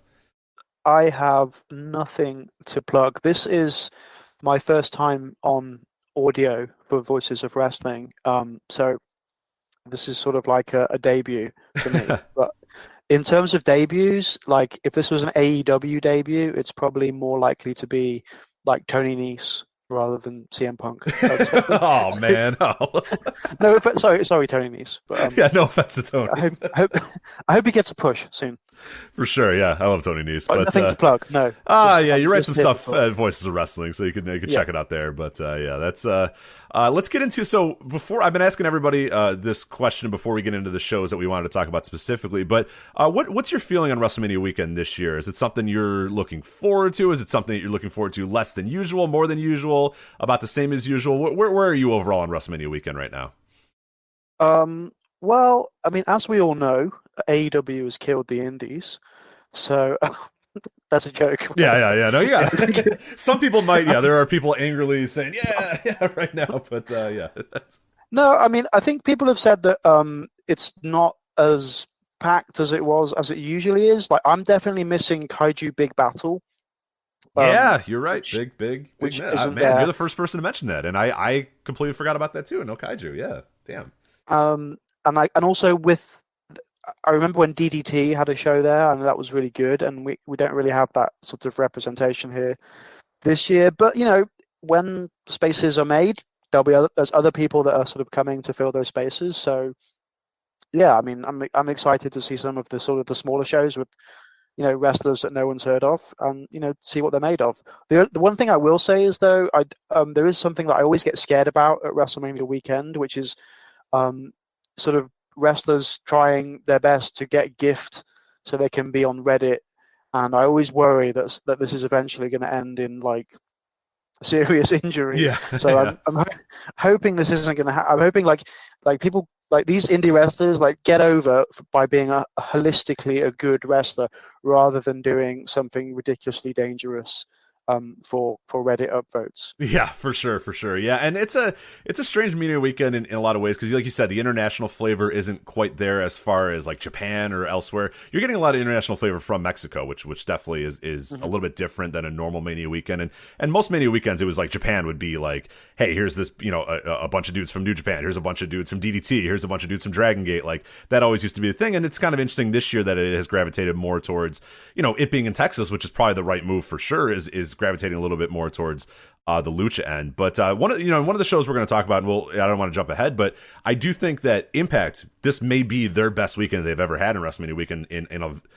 Honestly, I'd have to really think back, and I've gone to Impact shows on Mania weekends before. I went to when they were in Rahway, New Jersey. It was a fun show, or whatever. But I think they have legitimately a very good show here. So not to kind of jump ahead, but that's one of the different things this year is I think New Japan brought a very good show to America for the New Japan USA. I think Impact brought a pretty good show. I think Ring of Honor has a good show. So I think the top tier companies did come up with something pretty big here. And that's maybe going to feel a little bit different where, the indies can be a little scattered this year. There's a little bit all over the place, but I do think that Impact and New Japan and some of the other top companies did bring some really, really good stuff this weekend. But again, we're getting ahead of ourselves. We're going to talk about that New Japan show here in a bit. But let's first off talk about Zicky Dice's Trouble in Paradise 2. This is taking place Friday, April 1st at 1 p.m. from the Fairmount Hotel in Dallas, Texas. As far as I have seen, which is very strange, this is not appearing on the WrestleCon bundle on Fight TV. As far as I know, it's not streaming yet, which is strange because the Fairmount Hotel is streaming everything else going on WrestleCon, so I don't know what's going on with that. I don't know if it's just some weird error that's come up or something. Have you seen any different, or have you seen the same thing as well with this show? Because I tried like hell to figure out why this thing is not on the WrestleCon bundle, and I don't know if I have a reason for that yet. So, yeah, I don't know about that. I know that Zicky Dice had a show on Twitch in January. Yes, which was really well produced, and it looked really like quite the graphics and everything. Yeah, really cool, and they had like a quite unique sort of setup because I think they had Twitch streamers sort of commenting from their homes during the show. Okay, and I don't know if that's what they're doing this time. I think that is, yeah, and without knowing 100%, I think that's what they're doing, which, again, if that's a great gig. If he's like, hey, no, I got a Twitch channel, and I want to get some money on my Twitch channel, I don't need you guys, streaming this thing on Fight or me splitting the money on Fight. So if that's the case, if that's what he's doing, which I think is what he's doing, but again, I should have clarified before I got on here. Okay, so as his Twitter account loads up, live from WrestleCon, live on twitch.tv/Zicky Dice. So there you go. It's going to be on Twitch. Yep. So if you want to watch it, you'll be able to watch it on Twitch. You don't even have to pay for Fight. So there you go. It's even better for fans. And like you said, it was very well produced. So good for him making some money on Twitch there. But this is Zicky Dice's Trouble in Paradise 2, 1 p.m. Pretty much on its own on Friday afternoon here. You got nothing else really streaming right up head to head with it, so good opportunity to check this show out if you're not doing anything. But you have Lince Dorado versus Black Toros, Effie versus Speedball Mike Bailey, Scotty 2 Hottie versus Rich Swann, Masa Slamovich versus Bear. We'll get to that in a moment if you're wondering who's Bear. Well, we'll talk about that. Jonah Turk, Deanna Rushman, and then Sensational Sextuplet Scramble, frontman Jossie, Keita Murray, Charlie Bravo, Levi Shapiro, Darian Bankston, and Lord Crew. But what do you think of this show? I think it's a pretty fun lineup on paper. Yeah, it looks good. I don't know anybody in the Sensational Sextuplet Scramble at all. But like I said earlier, like let's see what they can do. Yeah, that's a great use of the weekend to do that. I mean, as far as I can tell you, frontman Jossie, charisma for days. Yeah, you'll probably enjoy it. I mean, it's just a very easy gimmick to enjoy right off the bat. I mean, just a guy who just owns the room when he walks in there. Levi Shapiro, I've seen a bunch, pretty good worker as well. And then I'm going to be honest, the other four I have seen maybe once or twice and don't really remember totally, even if I have seen them at all. So I'm the same way as you. I'm going to go into this saying, hey, I don't really know all these people, so let's have fun. Let's enjoy it. And same with the Jonah Turk. I don't know if I've ever seen Jonah Turk. I've seen Deanna Rushman a lot locally. He's been on AEW Dark, right? Yes, I believe so. Yeah, he kind of has like a a weird. He looks kind of like Roman Reigns, but doesn't work like Roman Reigns. Trust me, he's not Roman Reigns, but he has kind of that same look, kind of a big kind of Samoan with a bunch of tattoos type of look to him, which is pretty cool. But yeah, I'll be interested in seeing. I mean, he's a really good worker, so I've enjoyed everything I've seen with him. And then you're probably wondering, okay, so Slamovich, I know her. I've seen her on the Indies. I've seen her stuff. Who the hell is Bear? As far as we know, this is a bear. It's a person in a bear suit. Like, I don't think it's a live bear, but I'm not entirely sure, I guess. Well, I was looking at some of the media for this, and I did see something that said a literal bear. I'm doubting that's going to be the case, but I don't know if the athletic commission is down with an actual bear, but maybe they are.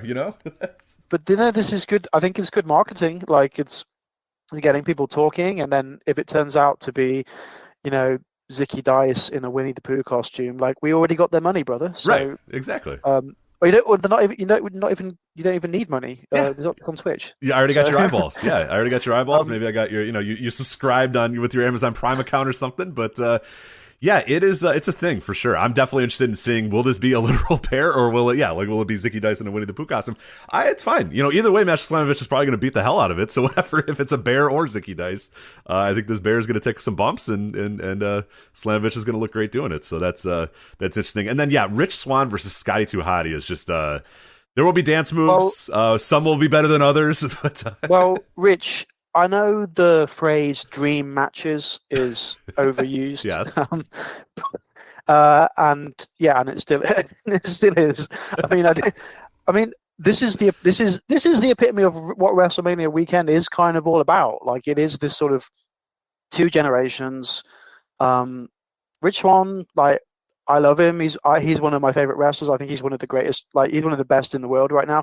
I mean, Scotty 2 Hotty, he is still a name. This is. I always wonder though, like, when promoters hire Scotty 2 Hotty, it's a bit like, if you were hiring Smash Mouth to play a gig, you would have to say to them, you are going to play All Star, right? Right, you are right, going to play the Scott. You're going to play the single, and that Scotty 2 Hotty, he's not going to go in there and start like doing forearms and like have a chop battle. He's not going to be too hot Scott Taylor. He's like, no, I don't do that Scotty 2 Hotty shit. I do too hot Scott Taylor stuff. And they're like, yeah, no, do the Scotty 2 Hotty thing. Wear the freaking hat. Do the worm, baby. All right, like. Yeah, wear the glasses. Do the worm. He's going to have a worm off with Rich Swann. That sounds quite. That's not a euphemism. Only wrestling fans know what you're talking about, but yeah, normal humans would probably have a side eye about you saying the worm off between Rich Swann and a man named Scotty 2 Hotty. But I think it'll be fun. I think it'll be fun. No, I'm with you. I think that's going to be a blast. And this show just seems like a lot of fun here. Effie and Mike Bailey, that could be really, really fun as well. I think Effie is somebody that can, if he needs to, can definitely go and. There might be a little bit of shtick, which is fine, but then I think when the match actually needs to start going, Effie can definitely hang with Mike Bailey for sure. And Mike Bailey's been great so far in his return to the American Mike Bailey's Indies. Everywhere. Yeah. On WrestleMania Weekend, like he must be in at least 5 shows, right? I think. Let me do a quick search. I want to say at least 4 or 5. I have him in. Let's see here. I have him in 7 different shows, Mike Bailey. So good for him, yeah. I hope he's got the stamina for this. I'm sure he does. I mean, and he's so hot right now. Mike Bailey, like he seems like he's just going to have at least a 3-star match without even trying. Yeah. So I'm not that familiar with Effie, but yeah, it's Mike Bailey. Like he's watchable right now. So yeah, that'll be great. And then presumably your main event here, Black Taurus and Lince Dorado. Black Taurus, I don't know if you've seen. Obviously you've seen him on Impact, so you're aware of what Black Taurus can do. But yeah, one of the more jump off the page wrestlers. Even if you've never seen him before, you're going to come out and go, "Holy crap! Look at that thing! That is awesome! That is the thing." And Lince Dorado, coming back from his run in WWE, was great on the Indies before.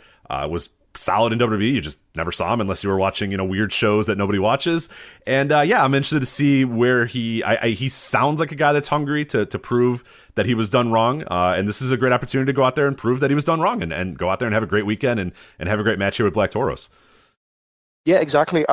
I'm not that familiar with Lince Dorado. I looked at his cage match. Yeah, like you said, it's like main event, 205 Live, things like that, which almost suggests to me that he is quite a good wrestler.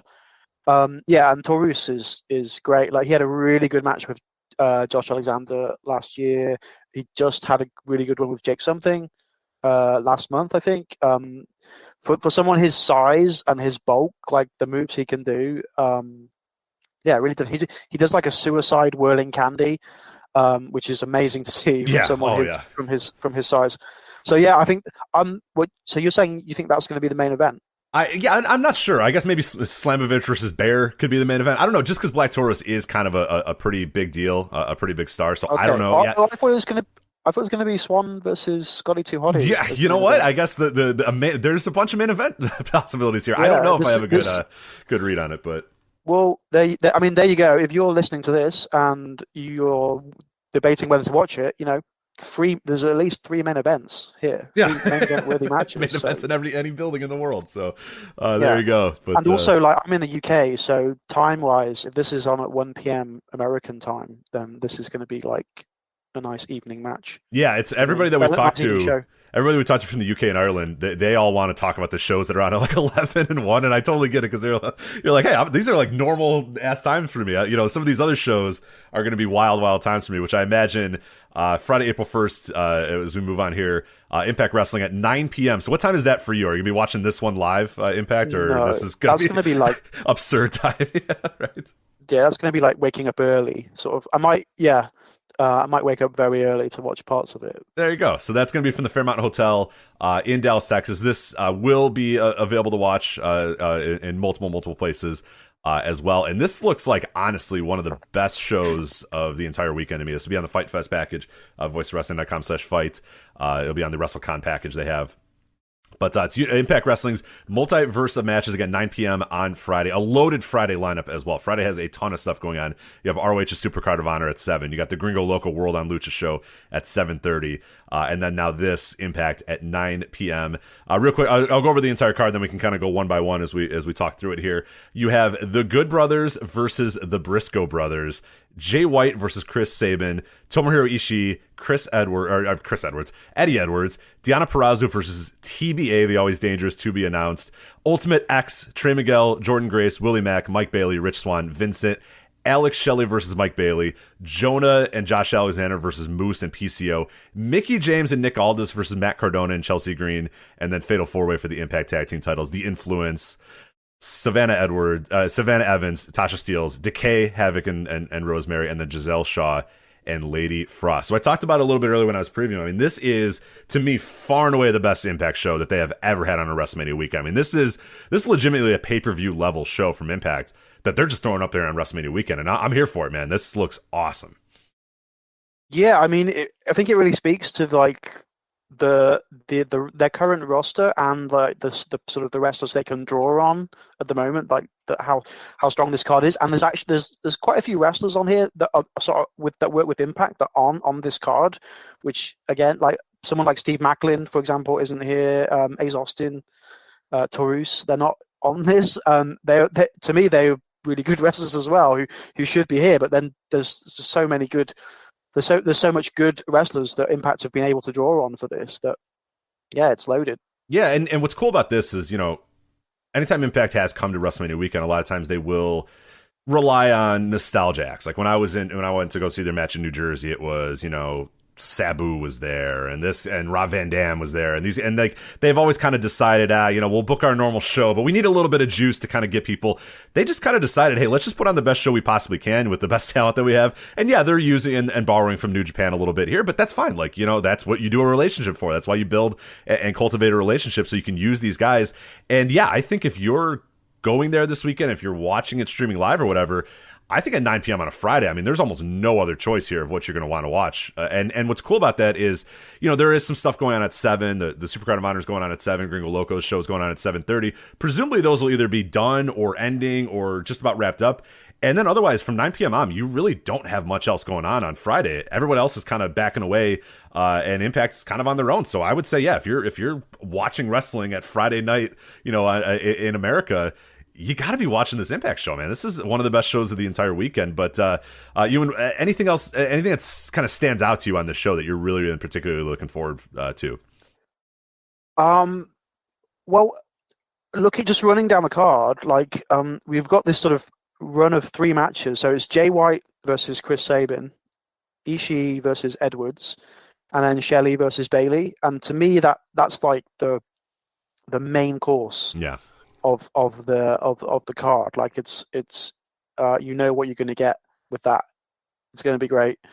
And then, I mean, the Ultimate X is also like the fact that they put an Ultimate X match on this, and like when you think about WWE and like Hell in a Cell, and an Elimination Chamber, like the way that they've just oversaturated that match, where it just doesn't mean anything anymore. Like Impact have been pretty good with making Ultimate X rare enough, but still quite kind of special to see.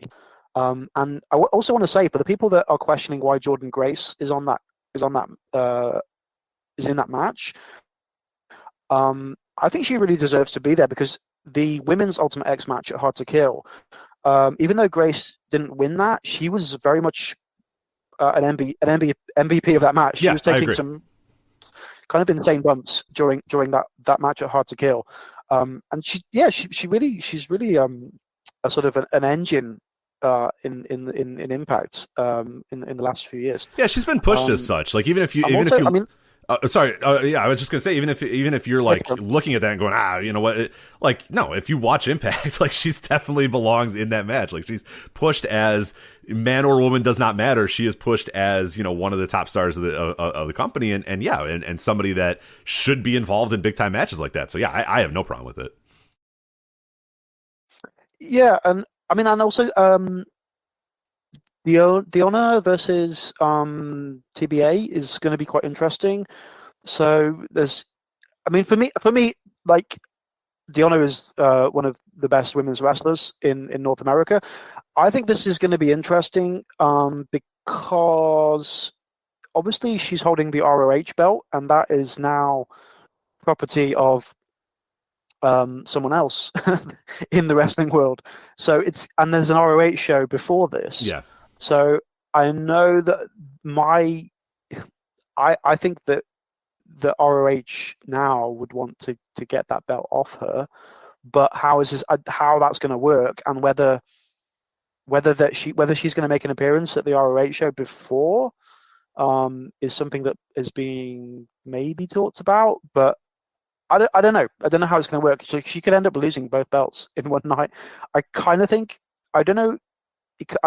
that Taya Valkyrie makes a lot of sense to be the TBA because she is around, but then there is that Gringo Loco show around about the same time, right? So yeah, as far as I know, I don't think she's on that show. Let me double check to make sure she's not on that show. She is not on that show. I mean, Johnny is, Johnny, Impact Johnny, whatever, is on that show. But as far as I know, she is not. And I don't think she's booked anywhere else at that time. Let me check if she's on this Martinez Entertainment Lucha show. No, she's not on that one either, as far as I tell. So she's available, I think, if you need her. Yeah, but that would make a lot of sense. Yeah. As far as the multiverse gimmick goes as well, for the sort of the theme of the show. So I would say that seems likely. The other thing is, this is probably the match that has, I think some people have criticized this match, like the women's tag match is to sort of get everyone on the card, sort of match, and I don't have a problem with getting everyone on the card, and that's fine. And I think if the crowd at this show are lively, and if they are sort of Impact heads, I think that this women's tag match will be quite fun. Rosemary is really over with hardcore Impact fans, and Lady Frost as well. Like, she's been with the company a few months. She's definitely someone to look out for. Like, every time I see her have a match, there's always something that she does that is like, oh wow, that's pretty cool. So yeah, I'd keep an eye on her as well. And then as far I said that Jay White, Sabin, Ishii, Edwards, Shelley, Bailey, they're like the main course. Like, to me, Mickey James, Oldest, Chelsea Green, Matt Cardona. That's like the pudding. Some people are not going to have space for this match, but other people are going to love it, and they're going to like feast on it. I don't know. I'm not. I'm halfway between. This match is going to be. Nah. I don't know. What do you think? Yeah. Have you watched? Have you been catching up with any NWA at all? Have you watched any recent NWA or no? No. Okay, so this is what's really fun about this show is there's a lot of different things for different people depending on what other companies you're watching, which is our credit to Impact having so many different kind of tentacles in other companies. This is built up like almost exclusively on NWA. On their pay-per-view, at the Crockett Cup, and on their television or whatever, where, you know, Nick Aldis and Matt Cardona have been going back and forth and trading the title and doing this sort of stuff, and it's been all kind of building up to, you know, Cardona being similar to what he's been doing in GCW, where he's just a total asshole to the NWA fans. He thinks NWA is stupid, he thinks it's lame, all that sort of stuff. And so now they're bringing this match, which again has been almost entirely built up on NWA television, to this Impact Wrestling show. So if you've been watching NWA, I think, like you said, you're going to say, this is actually pretty well built and pretty interesting match. I'm kind of excited to see this. But if you're just like somebody who's only watched Impact or whatever, you might go, what the Matt Cardona and Nicky, what the hell is this match? But again, that's why I think the show is so interesting and so unique, is that a lot of different stuff has been built up elsewhere. Deonna Purrazzo, she could maybe have a match with somebody she's been having doing stuff in AAA with. Ishii and Edwards, it's just kind of an offer match of like a New Japan star and you know, an Impact Ring of Honor Noah guy, you know, for many, many years, Eddie Edwards, Jay White and Chris Sabin. A lot of stuff's been done on like New Japan Strong with those guys, and it's also just so there's a lot of just different stuff on the show that is, you know, the kind of, you know, wink wink nudge nudge multiverse of match, you know, name, but there's a lot of stuff that's been built up elsewhere and just kind of proves and shows the hard work that that Impact's done over the last couple of years of making sure that they have relationships with just about every wrestling company in the world, and you're kind of seeing the fruit of that labor, you know, in the show with a lot of different stuff built up from a lot of different places.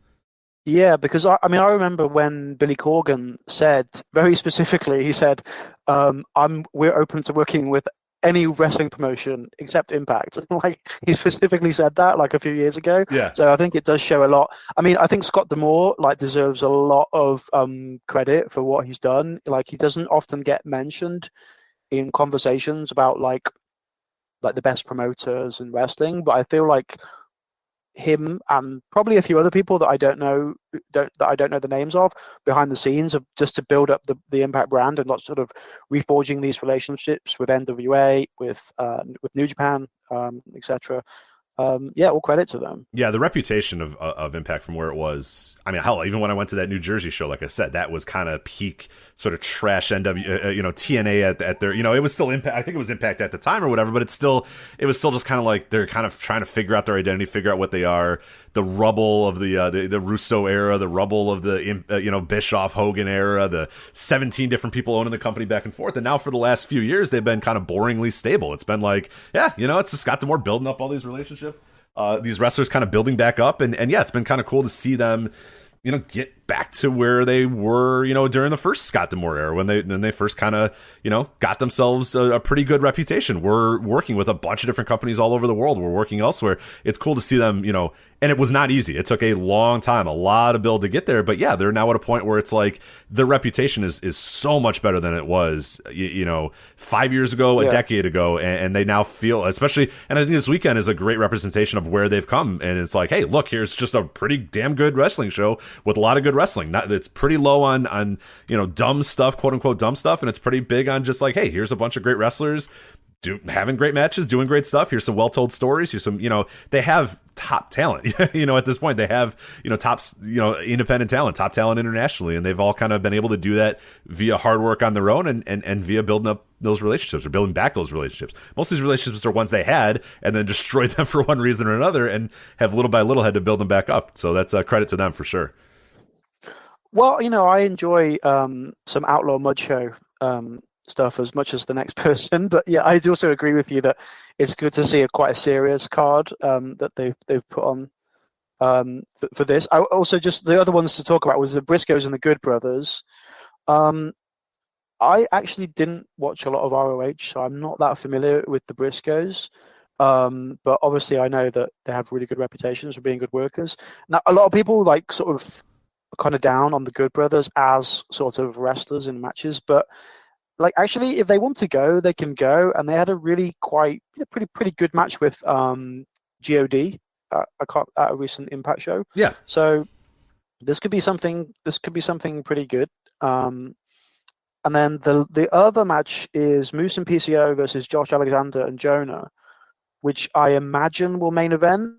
And I'm actually kind of really looking forward to this match, perhaps more than anything else. I think it's just the styles of all these wrestlers it's going to be. Yeah, it's going to be big meaty men slapping meat. Yeah, that's what I was going to say. It's just a bunch of dudes, just some absolute 4 dudes going in there and being dudes. Yeah, that's Jonah's awesome. I love Jonah. Josh Alexander, you know, I think one of the best wrestlers in the world. Still underrated, somehow still woefully underrated. We've tried like hell on this website. We've tried. Andrew Sinclair has wrote multiple articles about it. I've tweeted about it. I've talked about it in the Flagship. You know, you've talked about it. Everyone, we're trying like hell to make sure that people understand that Josh Alexander is as good as we say, and still woefully underrated for how good he is. I mean, legitimately one of the best wrestlers in the world last year, and probably does not get anywhere near the amount of credit that he deserves.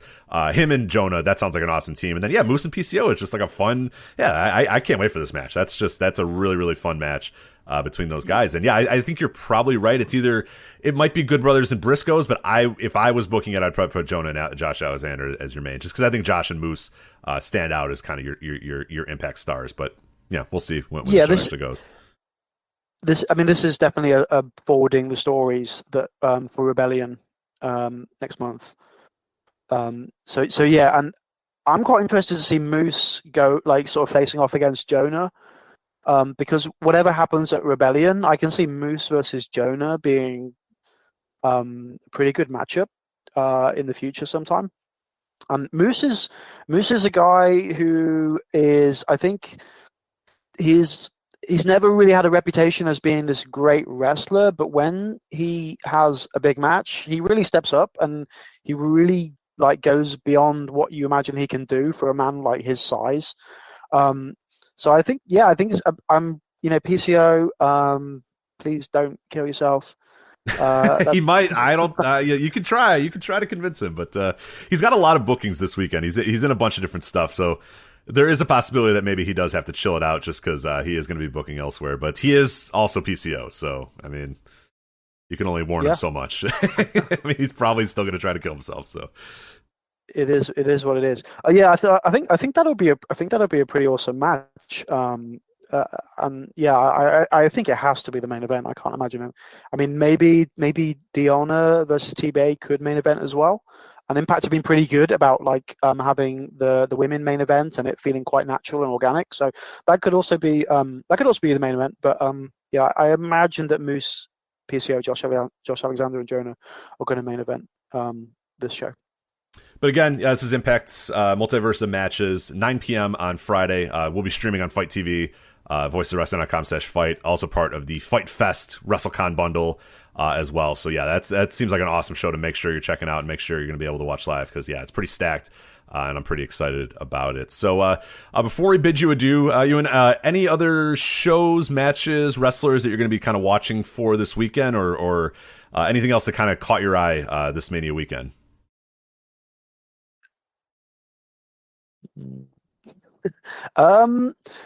I've been following some of the announcements, and I know I was in the Voices of Wrestling, one of the Voices of Wrestling channels, and people keep announcing these shows where, and there's sort of a groan of like, oh no, not another WrestleMania weekend show full of people that I've never heard of. But I'm going to try and catch. I don't know which one it will be, but I'm going to try and catch one of these sort of shows where you've never heard of anyone. And I just want to get a sense for the upcoming generation of wrestlers who it's going to be their only chance for a year to get as many eyes on them as possible. So they're going to be bringing their A game. So yeah, there's probably like for people like who haven't really experienced it a lot, like definitely checking out some of the lesser well-known shows is a good idea.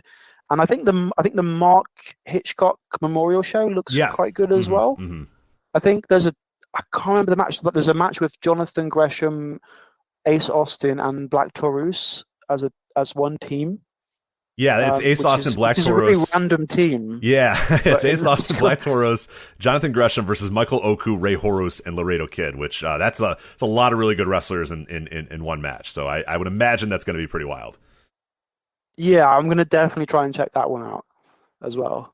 Yeah, I mean, there's a lot. I mean, there's like 59 shows, I think, going on this weekend. Not all of them are streaming live, but yeah, your approach, I think, is the best way to do it. Is just, if you're around, if you're just kind of watching something, just clicking on, and if it's a wrestling that's live, just kind of watch it and see, and yeah, maybe take some notes, and you're probably going to see somebody you've never seen before, and yeah, you might see some bad wrestling, but you might find a few people that you've never seen before. You might see some really, really great wrestling as well, and that's the fun of WrestleMania weekend, is that there's just something on at all times, pretty much. So yeah, don't get too serious about it. Maybe don't think that you're always going to see a show of the year or a match of the year or whatever. Just watch a show and you know, yeah, and turn your mind off for a little bit and watch some wrestling. So. And then in like 5 years' time, when they're on WWE or AEW, you can say, "Well, I knew that guy 5 years ago." You can gatekeep. Yeah, you can be a hipster. Yeah, you can be a gatekeeping hipster and say, "Hey, you know what? You don't really actually know this guy because I watched him on Zicky Dice's Trouble in Paradise on Twitch." So, exactly. Yeah. So actually, I am a better fan than you are. I watched him sell for a bear on Zicky Dice's Trouble in Paradise. Absolutely. Yeah. That's awesome. All right, so even before we depart, you had no plugs, you said, but you have written some stuff for voiceofwrestling.com. Do you want to plug Twitter? Twitter kind of stinks. You probably don't want to plug Twitter. Twitter's not that good. If you want to plug Twitter, you can, though, I guess. I mean, you can follow me on Twitter. Yeah, just I can't remember my Twitter name. I did actually make a Twitter account just for wrestling. But yeah, it's UNWCX on Twitter. I'm going to put my match of the year notebook as my sticky post there. So if you want to get some good matches, check that out. There you go. Yeah. So thank you so much for coming on here, helping us preview Zicky Dice's Trouble in Paradise and the Impact Wrestling Multiverse of Matches. You have a great day, and thank you again for coming on here. Cool. Thank you, Rich. If you look for it, every day has a call for celebration. Celebrate a friend for their promotion, baby, wedding, life thing. Celebrate yourself for keeping the couch warm. It's no easy feat, especially if it's a big couch. Or maybe you just want to celebrate living in 2022, where you can get beer, wine, and spirits delivered from Drizzly in under 60 minutes without leaving said couch. Right now, Drizzly is giving all new customers $5 off their first order with code FAST5. So download the Drizzly app or go to drizzly.com, that's DRIZLY.com, and use the promo code FAST5 for $5 off your first order. Drizzly is the most convenient way to buy beer, wine, and spirits with delivery to your doorstep in under 60 minutes.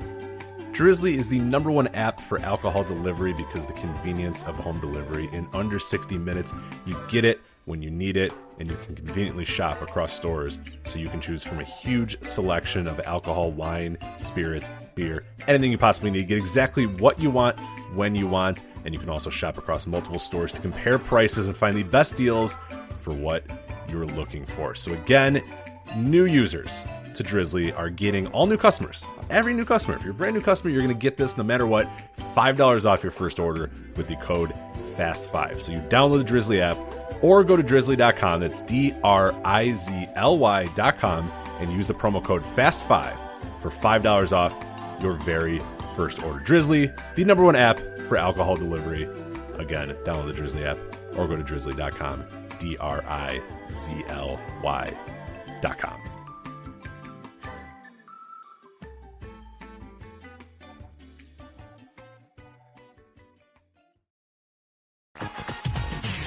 And continuing our previews of WrestleMania Weekend, it is Music of the Mat host Andrew Rich. Andrew, how's it going?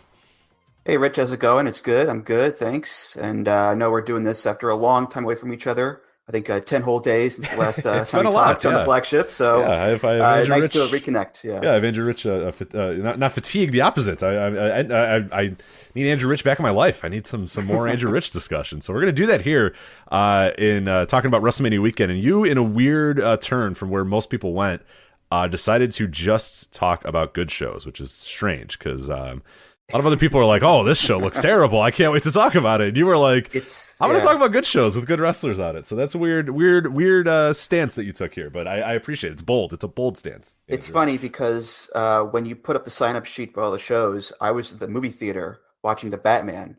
And it's a 3-hour movie, so by the time I got out of there, I'm like, I look at it, it's like, did I miss everything? Did all the good shows get taken? And sure enough, I see, WrestleCon Super Show, that's still on the air. USA versus the World, that's still on the air too.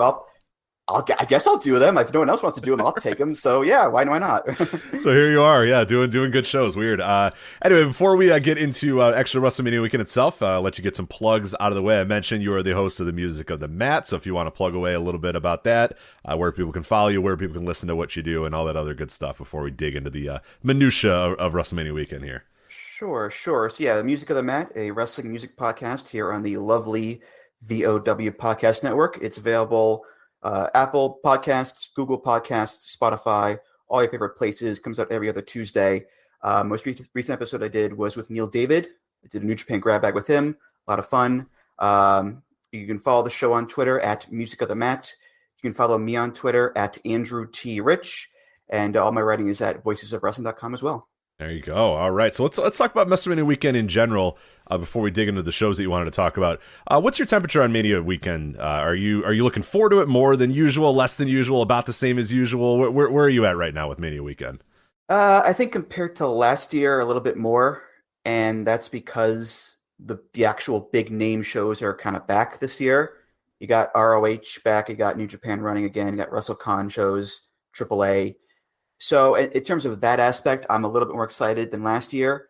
That said, it's still, modern day Mania weekend, which is where everybody runs, no matter how big you are, how small you are, everybody runs pretty much. So you got a lot of, less than stellar stuff, I think, on the docket there. So yeah, I'm not too hyped for it, but at least I know that there's reliable stuff I can watch this year, I think. Yeah, and I guess it's maybe something that we should probably start thinking about a little bit more moving forward, is just like being a little bit more judicious about what we try on this website, and that's kind of what our goal is to talk about everything.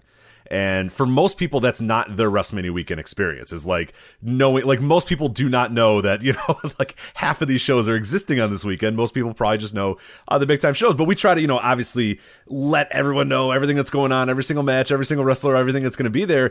And it makes it so overwhelming in the sense that, like, you're absolutely right. If you honestly just sat down this weekend and watched the shows that you and I are going to talk about here over this next half hour, it'd be a great WrestleMania weekend, most likely. You're going to see a lot of really cool names, stars of the past, current stars, lucha stars from Japan. You're going to see a ton of shit. And if you was just those three shows, it'd probably be a hell of a weekend for you. You would say, wow, that was a pretty goddamn good weekend. But the idea that, like, again, that there's 20 shows on Friday and 15 shows on Thursday and all this sort of stuff makes it, so you feel like you're kind of forced to talk about or discuss or look at all these other shows. But yeah, maybe we should in the future just kind of try to take a little bit more of a measured approach about it and just say, hey, look at the top dog. Look at ROH and the WrestleCon stuff and New Japan and Impact and a few other things here and there. And yeah, that's a great weekend, if it's just that. Yeah, especially compared to last year where it was still in the early days-ish of the vaccine with COVID and all that. I think this year you're a lot more comfortable, I think, in terms of that stuff too. So if you're going there live, I'm sure it'll be a lot of fun to go to those shows as well. But yeah, if you're someone who's planning on watching a lot of stuff, just probably be prepared that a lot of it won't probably be very good. But that's true for, I think, every mini weekend, I think, in recent memories there, Rich. So it's right. It's gotta maybe gotta be judicious, as you said. Yeah. For sure. Yeah. Maybe it's something that's not unique to any one WrestleMania weekend. It's now just kind of the norm for Mania weekend. But let's get into the shows that you and I wanted to talk about here. We'll start with Thursday, March 31st at 9 p.m., kind of the highlight of the Thursday night shows here. It's the Mark Hitchcock Memorial Super Show, the former WrestleCon Super Show, now named in honor of Mark Hitchcock, who tragically passed away a couple years ago, but was involved in a lot of the stuff happening with WrestleCon. And his namesake now has become one of the better shows of Mania Weekend every single year. It probably gets underrated in that sense that I think people kind of go and say, well, the cards are really good, but the shows don't always deliver. I think the shows are pretty damn good, all things considered. But this is going to be Thursday, March 31st. Again, it's pretty much on its own. You have, streaming live, you have Joey Janela's Spring Break starting at 8. So it's, I guess, going up against Janela's Spring Break, assuming that show's going to be more than an hour. It will be more than an hour. So you're probably picking between one of those two. But otherwise, you don't really have a whole lot else going on at that 9 p.m. Time slot. So yeah, this should get a lot of views and hopefully be well attended. Thursdays are kind of tough, but a lot of people, if you're in for the weekend, you're probably in by Thursday. So there could be a lot of people seeing their first Mania Weekend show live. At 9 p.m. here for the Mark Hitchcock Memorial Super Show. It is streaming on Fight as well, so if you're not there live, you can get it on voicesofwrestling.com/fight. It's also part of the Fight Fest, which is the WrestleCon bundle over at Fight as well. But the show looks, on paper, pretty damn awesome. We'll run down the matches here, and then we'll talk about some of the stuff here. Biff Busick versus Minoru Suzuki, the Briscoes versus Homicide and Loki, Bandito versus Mike Bailey, Tomohiro Ishii versus Timothy Thatcher, Mia Yim versus Athena, Ace Austin, Black Taurus, Jonathan Gresham versus Michael Oku, Ray Horus, and Laredo Kid. And then just announced, actually a day before we record here, I'm glad that we're recording here just a little bit later, Team Onita. Yes, that Onita versus Team PCO. Yes, that PCO. So, man, oh man, what a show on paper, man. This looks awesome. Yeah, there's a lot of good stuff on here. And a good variety, too. You got your big tough guy matches with Ishii and Thatcher and Suzuki and Busick. You got your tag stuff as well. You got the crazy spectacle, I'm sure, with Bandito and Mike Bailey. You got the women's match. You got the 6-man tags and the spectacle, quote unquote, of Onita versus PCO and their team. So it's a good variety, and I don't know if there'll be more matches announced. There are more people scheduled to appear, I see. So we'll see what happens from there. But yeah, Rock and Roll Express what we have right now, are announced to appear, but we don't know where they're at just yet. So probably with Onita, their buddy, their good friend, Atsushi Onita. I'm sure. I would love to see those guys in a conversation together. That'd be awesome. But, yeah, and John Morrison too, or John Hitchcock, Johnny WrestleCon, Johnny WrestleCon, whatever his name is going to be in this time around. Right. But he's scheduled to appear as well. He's got three names this Mania Weekend alone. I mean, it's pretty absurd. We're getting ridiculous here. I think we're just gonna have to pick one and go with it. It's getting a little too much. But yeah, there you go. Like you said, I think there's a really cool variety in this show, more so than really almost any show, I think, this entire WrestleMania weekend, because there are some shows that are doing stuff really, really cool. Like there's some lucha shows there that are doing like really, really fun lucha stuff. There's obviously deathmatch shows that are going to give you some really good deathmatch. There's some kind of all around indie shows that are going to give you kind of the flair and the flavor of current indie wrestling. And then there's this where there's a something for everybody, like you said. If you're into kind of strong style, big guys stuff, like you said, you got Busick and Minoru Suzuki are just going to kick the hell out of each other. If you're kind of an old school wrestling fan in a lot of ways, you're going to get, I'm sure, a lot of nostalgia in Onita versus PCO. If you're into kind of 2000s indie wrestling, you get the Briscoes versus Homicide and Loki. That's Homicide Loki versus the Briscoes. Are you kidding? That's awesome. And then, like you said, the high flying spectacle stuff with Bandito and Bailey. I really like that Ace Austin, Black Taurus, Gresham versus Oku, Horus, and Laredo Kid match too, because those are a lot of guys that they're probably going to be people watching that maybe have only seen a couple matches of all those guys, but I think that has a chance to be really, really cool. And like you said, the women's match too. I mean, there's not a whole lot of like great women's wrestling on this Mania weekend. As a result of Shimmer not running and there not being that many dedicated women's shows, but getting Mia Yim and Athena on there, I mean that has a chance to be really, really good as well. And then Tomohiro Ishii and Timothy Thatcher. It's like, wow, this is a hell of a show, man. This is great. Yeah, it's very much a super show in terms of the variety of what you can have to offer.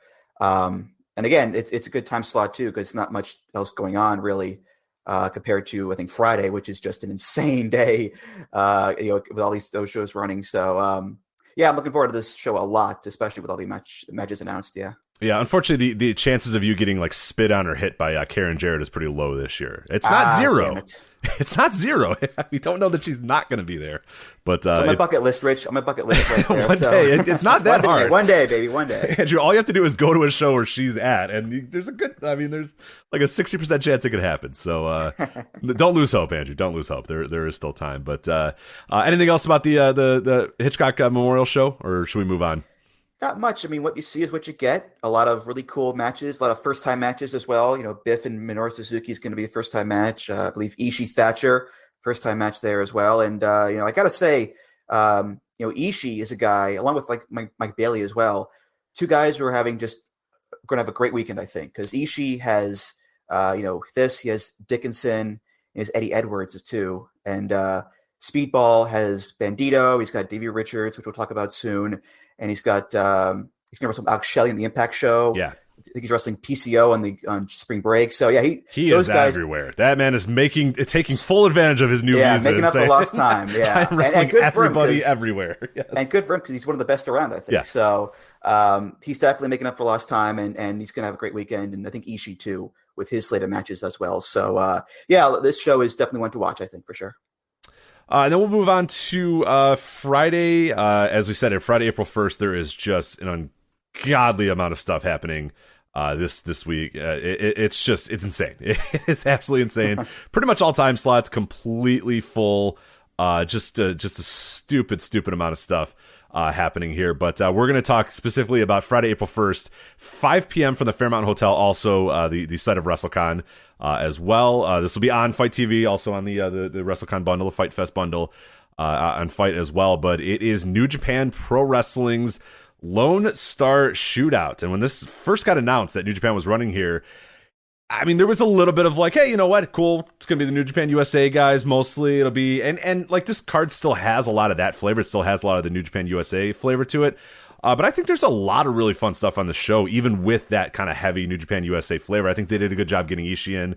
Obviously, Minoru Suzuki coming in definitely helps as well. But I don't know. What do you think about this card overall before we kind of go match by match? Because I think they got some really, really cool stuff here. Mm-hmm. Yeah, I mean, it feels really no different. Not so much different than a typical New Japan Strong show lineup, which they usually do have very good show cards and very good shows and just in general. So it's not that different. Obviously, with Ishii coming in, that's a pretty cool deal. And Mike Bailey again showing up here against Jay White, which is a nice little deal there. But yeah, I mean it's not crazy off the wall compared to other Strong tapings. But look, it's New Japan Strong. You're going to get a really good wrestling show with a lot of really good wrestling on it. So it may not be a special big time WrestleMania weekend show compared to other shows perhaps, but for what you're going to get out of New Japan, it's pretty good, I think. Yeah, and I think you know the certain level of quality. If you're a New Japan Strong viewer, there's a certain level of quality that you're going to get, just like professionalism and stuff like that. Not to say that it'll be lacking this weekend, but there will be certain shows that do not have that level of professionalism is probably the best way to put it. And with this show in particular on Friday, I mean, it is a loaded week. I mean, at 7 p.m. is when the shit hits the fan for Friday, and pretty much everybody is running all from like 7 to 9 p.m. But at this time slot, 5 p.m., you're kind of open. You have For the Culture obviously at 3 p.m. And you're pretty clear after that. So I mean, if For the Culture is wrapped up, or you feel like you've seen enough, I mean, you can pretty easily watch this New Japan show before, like we said, 7 p.m. and then everything runs. And if you're there live, like, it's going to be a little tricky to balance out everything that you're going to be trying to do at the same time. But I think at 5 p.m. on Friday is a pretty damn good time slot for this New Japan show. But let's get into the actual matches itself. Chris Dickinson versus Tomohiro Ishii, as we mentioned. Jay White versus Mike Bailey. This is a very fun match here. Juice Robinson, David Finlay, Kevin Knight, and Daniel Garcia versus... He's back. Masquerade Dorada is back in the fold here. I'm excited about this. Clark Connors, Carl Fredericks, and Yuya Uemura. Red Narita versus Rocky Romero. Killer Cross versus Minoru Suzuki. Alex Coughlin, Fred Rosser, DKC versus Tom Lawler, JR Kratos, and Royce Isaacs. And then Blake Christian versus Jonah. So we'll start. Dorada is back in the fold, Andrew. You ready to see? I'm excited. I'm excited to see this guy back in New Japan. Yeah, he had his first match back, I think, a couple weeks ago on the Miami, the Tampa Bay show, I believe, against TJP, which hasn't aired yet. So that should be pretty good. or was it St. Petersburg? Whatever. I think it was St. Petersburg, Tampa. It's all the same. Yeah, it's all the same to me. I don't care. Yeah. But that isn't aired yet, but that should be pretty good. And they're a Cruiserweight Classic final rematch, by the way, that match with TJP and him. But yeah, hopefully, I mean, look, it's a running joke at this point. The guy is one of the best around, and yet for some reason, nobody wants to push him. I don't know who he slept with, in all these different promotions, but they don't want to push the guy apparently beyond a certain level. So, hopefully with him being a New Japan Strong, he'll get some time back in the spotlight, at least in a major company, which is more. We'll see what happens with him, Rich. Hopefully he can get a good push, but who knows? Maybe he wants to, shtup Dick Togo's wife. Who knows? Who knows what's going to happen? I don't know. And this is it's like a running joke for like a decade now. It's not like a new, and it's not just in New Japan. It's not just in WWE. It goes to Mexico too. Where even then they were like, what do you want us to do with this guy? And it's like, I don't know, push him. He's like incredible. He's really good. And every company does that. So he's either like the biggest dickhead in the world, or like you said, he has a problem that he can't stop just fucking everyone's wife or something. I don't know what it is. It makes no sense because there's no other reason not to push this guy. He's incredible. But so we've all just kind of assumed that he must be just doing something to cause it. But this will be a good chance for him to come back to New Japan, see what he can do here. But I'm really excited about that match. And the card itself, it's not like, there's a certain... there are better cards on this weekend. I think there are definitely better matches, better cards, better overall shows. But like, I just think that this one, because it's New Japan Strong, and people that don't watch New Japan Strong might not know, but there's just a certain level of gravitas and professionalism to what New Japan does. It is still New Japan Pro Wrestling. You know what I mean? So that I'm pretty excited about seeing that, especially Dickinson and Ishii, which will be awesome. It'll be interesting really to see, and Andrew, I guess I'll get your thoughts on this, to see Dickinson's health level as well, because he seems like a guy who is coming back very, very quickly from like the injury that he had, which sounded like an injury that was going to be a very, very big deal. He's back, and he's wrestling a lot this weekend, and there's some parts that he's wrestling in, or some matches that he's wrestling in, that you're like, he could probably take it easy on this one. I'd have to do too much. In there with Ishii is not a match where you could just kind of loaf around or use some gimmicks. I mean, he's going to have to go out there and get the shit kicked out of him. So hopefully everything is all good there and tight, and his hip's not going to dislocate anymore or anything like that. But it's what do you think about Dickinson this weekend? Are you hopeful? Are you cautiously optimistic? Where are you at with him? I mean, it's Chris Dickinson. He's a big, tough guy. So I don't doubt that he's going into this with 100% of his own mindset, and he believes himself to be completely healthy for this. And he's going to go hard no matter what, I think. But yeah, I mean, he had that hip injury late last year on New Japan USA show, late last year in that tag match early on. And it was pretty bad. He was out for a long time, obviously. But, if you're going against Ishii, that's a pretty big match to come back with, along with other matches this weekend. And, we could have been in a tag match, but no, it's a singles match with Ishii. And there's a certain expectation with that. There's a certain measure of toughness I think you have to exude to be in a match with Ishii and to deliver. So I think he's going to go into this full force, and hopefully he makes it through okay. But yeah, I mean, it's not like Ishii's going to, just completely, take advantage of the guy, I think. But still, it's Ishii, and you're expected to go pretty hard. So we'll see what happens, I think. So hopefully he makes it through okay. Yeah, he'll definitely be testing that hip in this match for sure, because he's going to take some bombs and some things are going to happen. Another match that kind of stands out to me, and maybe not the best way, is Killer Kross versus Minoru Suzuki. Now, I am not a big Killer Kross fan, never have really been. He's got presence, though. He's got aura. He's going to be against an all-time aura and presence guy, Minoru Suzuki. Like, where are you on this match? Because I think some people are being a little too hard on it, even though I'm not a huge Kross fan. I don't know. Where do you stand on Kross versus Suzuki? Mm-hmm. Yeah, I mean, Killer Kross, like a lot of people, especially with this site, not a huge fan of the person. Or the wrestler, I should say. He's a nice guy or whatever. But yeah, it's... Suzuki in America is a pretty easy match type to do, I think, because people just want the guy to make funny faces and slap people around, and that's a pretty easy match type to do, as opposed to just throwing bomb after bomb after bomb. So I think from that standpoint, he can do that pretty easily. Am I expecting a 5-star classic? I don't think so, but I'm sure he's going into this with himself with very all seriousness and wanting to make a good impression with New Japan and wanting to deliver on this stage. And because I know there was that story of him wanting to go to ROH and being in talks with them, and then the new regime took over and that kind of went by the wayside. So I'm sure he wants to get back, on the horse and get back into a major company like this. And then a good match with Suzuki can do that for him, I'm sure. But as far as expecting like a Matt Classic, I don't think I am. So we'll see how the fans, I think, take this, because if the fans take to it pretty well, I think it can elevate it. But my hopes are not too high for it, I don't think, Rich. Yeah, he's an interesting case that like a lot of like, you're dyed in the wool like hardcore wrestling fans think he stinks, but like there's a good chance he's going to come out here and be like the biggest star in this entire show. You know what I mean? Like, because he's got that presence. He looks like $1 million, and he's in there with Suzuki, so the crowds are probably already. I mean, the Suzuki. If you're worried about Suzuki pops and like him overexposing himself, I mean, it anytime this guy comes out, he still gets just a mega pop. So I'm definitely looking forward to that. And elsewhere on the card, I mean, the rest of it is all pretty solid stuff. Like the Coughlin roster, DKC versus Lawler, Kratos, and Isaacs is like, if you're a New Japan Strong viewer, that match is right up your alley. Well built, been built for a long time between those two.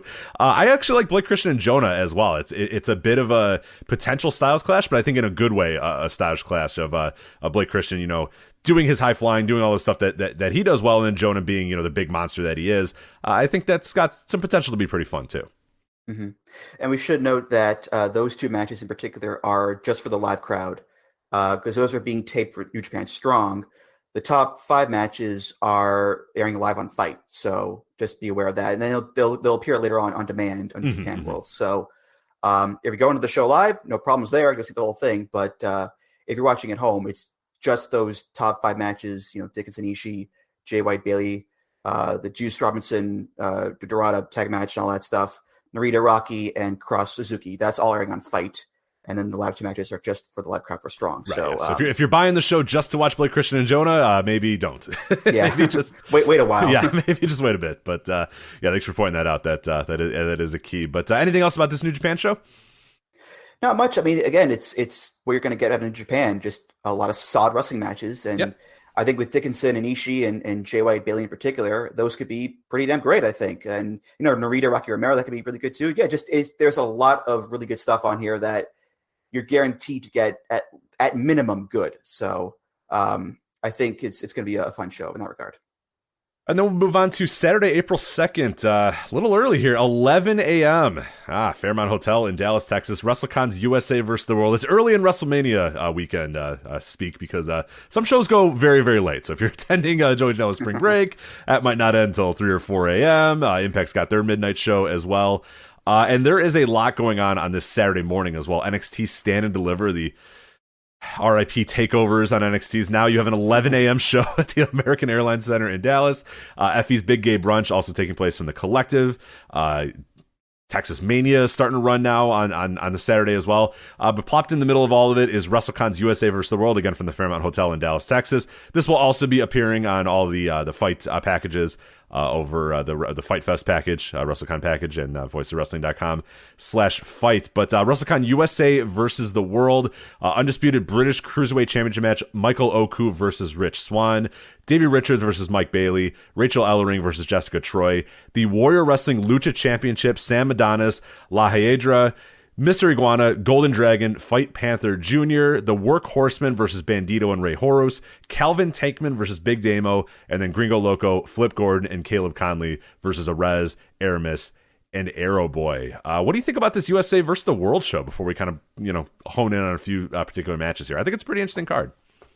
Yeah, it's a nice hodgepodge of people who are there for the weekend, and it's at a time slot where they're probably available when the major shows aren't running. So yeah, they've got, I think they've assembled, I think, a really interesting card from that aspect. Is it is it a super card compared to the Super Show? Obviously not, but I think there's enough variety here to wet your whistle depending on what you like in wrestling. I think there, Rich. Yeah, and there's I like that there's a few, like, there's not matches that you would have made off the top of your head? I mean, that there's a lot of other matches and shows that have like very, very similar matches and similar kind of match structures and stuff. I think this one did a pretty good job of finding some unique matches, like the Workhorsemen versus Bandito and Rey Horus. Like that's a match I probably would not book, but I kind of want to watch. Like I'm like, yeah, you know what? Cool, let's do that. Even the Arez, Aramis, and Arrow Boy, it's like they found a pretty interesting team, I think, to go against those guys. Like, I don't know, it might not be the best use of those guys, but it might be perfect in a Gringo Loco, Flip Gordon, and Caleb Conley. Like, Caleb Conley is not a guy that I think about immediately when I think of, Rez Aramis and Arrow Boy, but it might just work. I have no idea. It's again, it's interesting. It's a unique card in a lot of ways, and I think the Michael Oku Rich Swann match is really cool in that sense that, Oku is a guy who a lot of people in America have probably only seen a little bit, and maybe only recently saw in the last year based off the Ospreay match that got rave reviews from many different circles. So he's pretty new and unique, and I think him against Rich Swann sounds like a really, really fun match. I mean, Rich Swann has been a veteran of WrestleMania Weekend, and this will be a big spot for him to kind of prove that he's still can still go and still is great. And then the Warrior Wrestle Lucha Championship match, it's a lot of kind of thrown together stuff. But I don't know. Overall, like I can't say that I'm super excited about this show, but I also think it has a chance to be pretty damn good and maybe surprise people. Yeah, we went to the first one that they did a few years ago in New York together, and we watched that show, and it was a decent, pretty good show all around, really. And again, a lot of variety on that show too. Yeah. So I mean, if you know what you're expecting here, you should get a pretty good show again, I think. But yeah, Michael Oku, I mean, it's amazing. I think Benno brought this up on Twitter, but in another year perhaps or another time, a guy who just got a 5-star match rating from Dave Meltzer would be all over the weekend. And I think Oku only has 2 bookings, this and the Super Show. So it's interesting to see him only get like these 2 spots here, at least for now anyway. We'll see what happens over the next few days, but yeah, him getting this, this title match here against Rich Swann, that's a pretty cool thing for him, especially if it's the main event, which I assume it's going to be. But yeah, him only getting a few spots on the weekend so far it's notable, I think. Same with, I think, ACH. Only has 2 bookings for some reason. I don't know why. He's from Texas. Yeah, he has to just be telling people I don't want to get booked. There's no other way. There's no other way. It has to be people calling him off the hook and him just having to say no. I can't do that. I don't want to, because I will not rest knowing that ACH is going to come there, wrestle 2 times, and then just leave. It's like, no, what? No. Yeah. No. Like, I mean, the trade-off is you're not wearing yourself out perhaps as much if you're wrestling on all these different shows. So I think if Oku is going to this one as fully charged up as he can be, that's obviously an advantage, and that's going to make for the better match. But yeah, I think it's going to be a good show because there's a lot of good wrestlers on it and some intriguing matches that I think will end up being some pretty fun to watch, I think. Absolutely. Yeah, and Davey Richards and Mike Bailey, we talked a little bit about it earlier, but that's a really, really fun match too, because it's just like Davey at peak Davey, Mike Bailey who is making full. He is one that I do want, like you had just talked about, I do wonder if he will get a little burnt out as this weekend goes on, and maybe 11 a.m. on a Saturday, he's just like, you know what? I gotta take it a little easier. I can't be going nuts every single night. I've done the shooting star knees onto the apron 5 times already. right. It's not like this match, please. Yeah, it's not like he works a super clean style. And he's just like, all right, let's put a headlock in here and get the crowd going, and I'll make my comeback, shoulder block. Like, no, it's Mike Bailey. It's Speedball Mike Bailey. Yeah. He's going to do a lot of shit, and he's excited about doing that shit. Which more power to him, because he hasn't been able to do that in America for quite a while. But yeah, certainly I do wonder if he wakes up at 9 a.m. In his hotel room in the Fairmont Hotel and just goes, oh man, like, shit. Okay, all right, let's do this. Let's go. And I do wonder if he has to slow down at some point, but maybe it's not here. Maybe he'll be nice and refreshed and excited to face Davey Richards. But yeah, I think it's a pretty fun show. Not like a blowaway show, but like you said, I think the WrestleCon USA versus the World, I always come away from those shows really, really enjoying them. So even if on paper they don't look, maybe as good as some other things that typically they do kind of, they land or maybe overachieve a little bit in that sense. So excited to watch it nonetheless. But anyway, Andrew, before we depart, is there anything else this weekend that you're really looking forward to? Any matches, any events, any particular person that you're saying, hey, I cannot wait, that's gonna be one of my things this WrestleMania weekend I'm gonna focus on, is this person, this event, this show, this whatever? Is there anything that stands out to you? Pretty much just like we said, the Super Show on Thursday, and again Friday night with New Japan, ROH, and Impact, all running on top of each other pretty much. I think those shows in particular, I'm looking forward to because they have a lot of great matches on those. Again, Ishii, I'm going to follow him the weekend with Dickinson and Thatcher and those matches, and Eddie Edwards and Speedball. Again, I'll follow him this weekend, and yeah, just the good wrestling. I think, Rich, I'll be looking forward to the good wrestling. Oh, that's a unique way to approach it, but I think that's a smart way to approach wrestling weekend, Andrew. But anyway, before we say goodbye, you want to get your last plugs in the way. You did it at the beginning, but let people know where they can listen to Music of the Mat, where they can find you, and all that other good stuff. Once again, at Andrew T. Rich on Twitter, at Music of the Mat on Twitter. The show comes out every other Tuesday, and it's available on Apple and Google and Spotify and all those typical places. And voicesofwrestling.com for all my writings as well. There you go. Andrew, thank you so much for coming on here, helping us preview WrestleMania Weekend. And our WrestleMania Weekend preview coverage continues with Joe Gagne. Joe, how's it going? Good. Long time no talk, Rich. Yeah, that's Andrew said the same thing. Yeah, we've it's been almost 10 days since we talked for 3 hours. So, hi, how are you? How have you been? I'm fine. Actually, we didn't bring this up, but as a weekend memory, all three of us were at the DDT show together in New York. That's a right. Few years back. We watched that all together, and I remember because Andrew and I stood on a couch to get a good view, and I don't know whether I was under a vent or I'm just a couple inches taller than Andrew, but I kept hitting my head all night, but he seemed fine where he was. I forgot you guys were on a couch. Yeah. Yeah, we had because sight lines in La Boom, not the best. No, yeah, and especially, it's a weird venue. Yeah, it's a strange venue where, yeah, you'd be like, why were they on a couch? Well, there were several couches, so it's like, that's not a bad spot. I remember finding out you guys were on a couch, and I was like, that's not a bad gig. No, but stood on the couch. It felt fine. And then I bought you drinks all night. I mean, your tab was enormous. I don't know what it was. Rich applied me with drinks, then made me renegotiate my VOW. I got a good deal out of it, and you're still on it, pal. So now you got to do this. Sign up for the Patreon 5 times under. Terrible. You wanted those? Forgot what you were drinking on that night. Some sort of mixed beverage. I forget what it was though. I remember when we all got together after the New Japan show at just some bar. It was like a lot of the VOW staff. I remember I'm like, let's have a rum and coke, but that thing hit me like I think the weekend just caught up to me, and because that thing hit me like a ton of bricks. Yeah, that was the show where that post. I think because that was our last show that I was going to go to because I was flying out the next day, and I think I got ungodly drunk off one beer and then horribly, horribly sick the next day. So I think it was just like my body being like, you're not sleeping, you're not eating, and you're going to drink a beer. No, you're not going to do it. You have to eat or sleep, or I'm just going to make you sick immediately. And yeah, that's what it did. So I got horribly drunk, horribly sick, and then I was sick for like 2 months afterwards. So perfect. That's what you can get from WrestleMania Weekend. Yeah, I may have been COVID patient 0 with the New York WrestleMania Weekend. But hey, that's the fun of Mania Weekend. But before we get to the shows that we were going to talk about specifically, Joe, I'll let you get some plugs out of the way, and then we'll talk about the Mania Weekend in general. But plug away. Where can people find you? Where can people listen to you? We can do all that stuff.